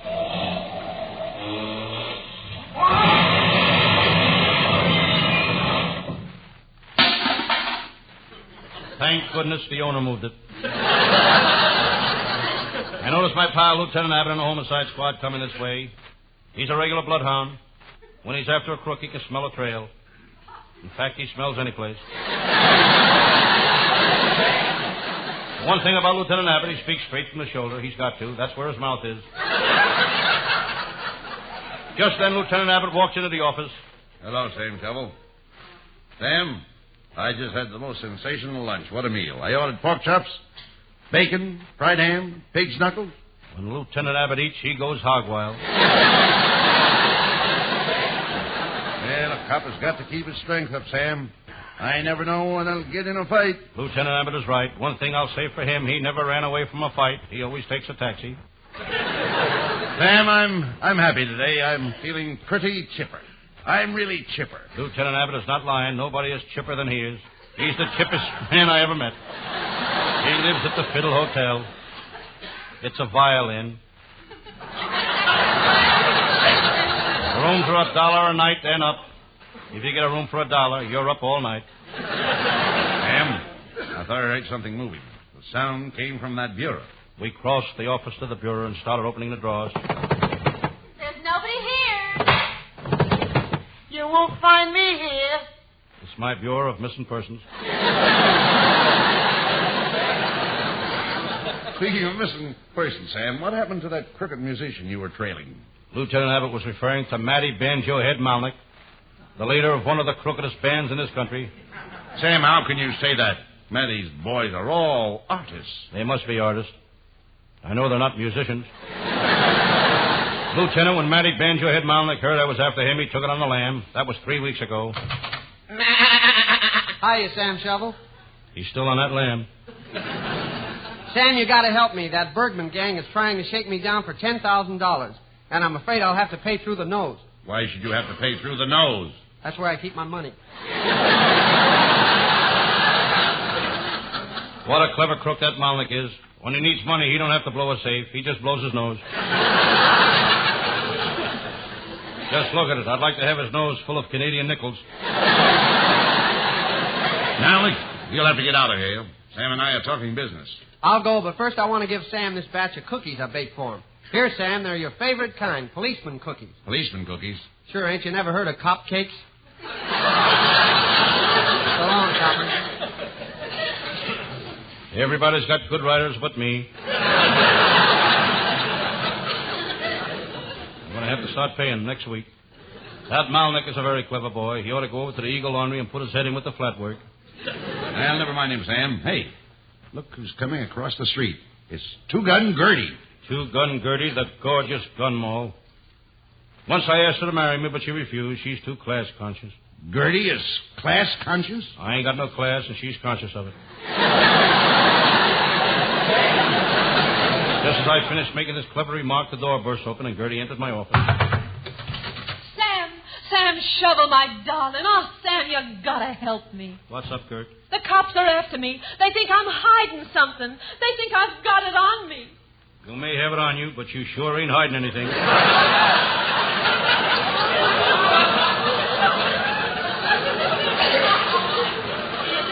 Careful, Sam. She's up to something. Oh, Sam, you gotta help me. If you do, I'll be your slave. I'll cook for you. I'll bake for you. I'll sew going, Gert. You're bound to hit something I like. You're a cod, Sam. Come here. I'm going to let you kiss me. Sam Shovel, where are your manners? Where are your manners? How dare you kiss this gun moll right before me? Wait your turn, Lieutenant. I'll kiss you next. Sam, why don't we start going steady again? We could be so happy. Look out the window, Sam. See those two lovebirds in that tree? Yes. Why can't we be like them and do what they're doing? Okay, but I don't think the branches will hold us.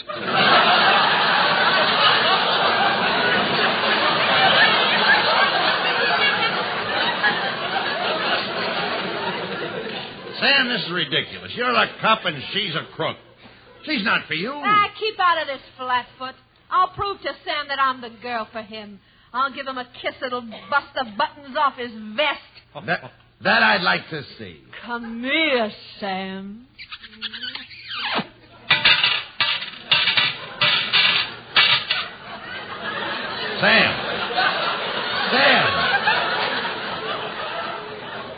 Sam Shovel, say something. Has any lady in the audience got a needle and a thread?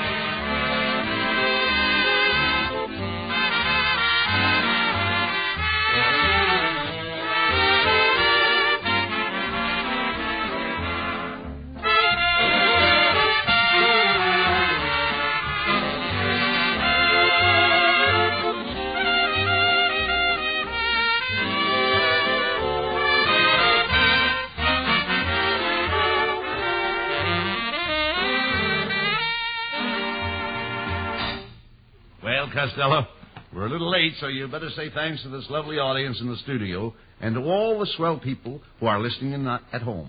Thanks for listening, folks. And I would like to thank the people that help us bring you this show every Thursday night. Our writing staff is headed by Eddie Foreman with Paul Conlon, Pat Costello, Martin Ragaway, and Leonard Stern. And thanks to Matty Melnick and all his boys and our vocalist, Hal Winters. And thanks also to our producer, Charles Vander. We'll be back again at the same time next Thursday. Good night, folks. Good night to everybody in Patterson. Good night.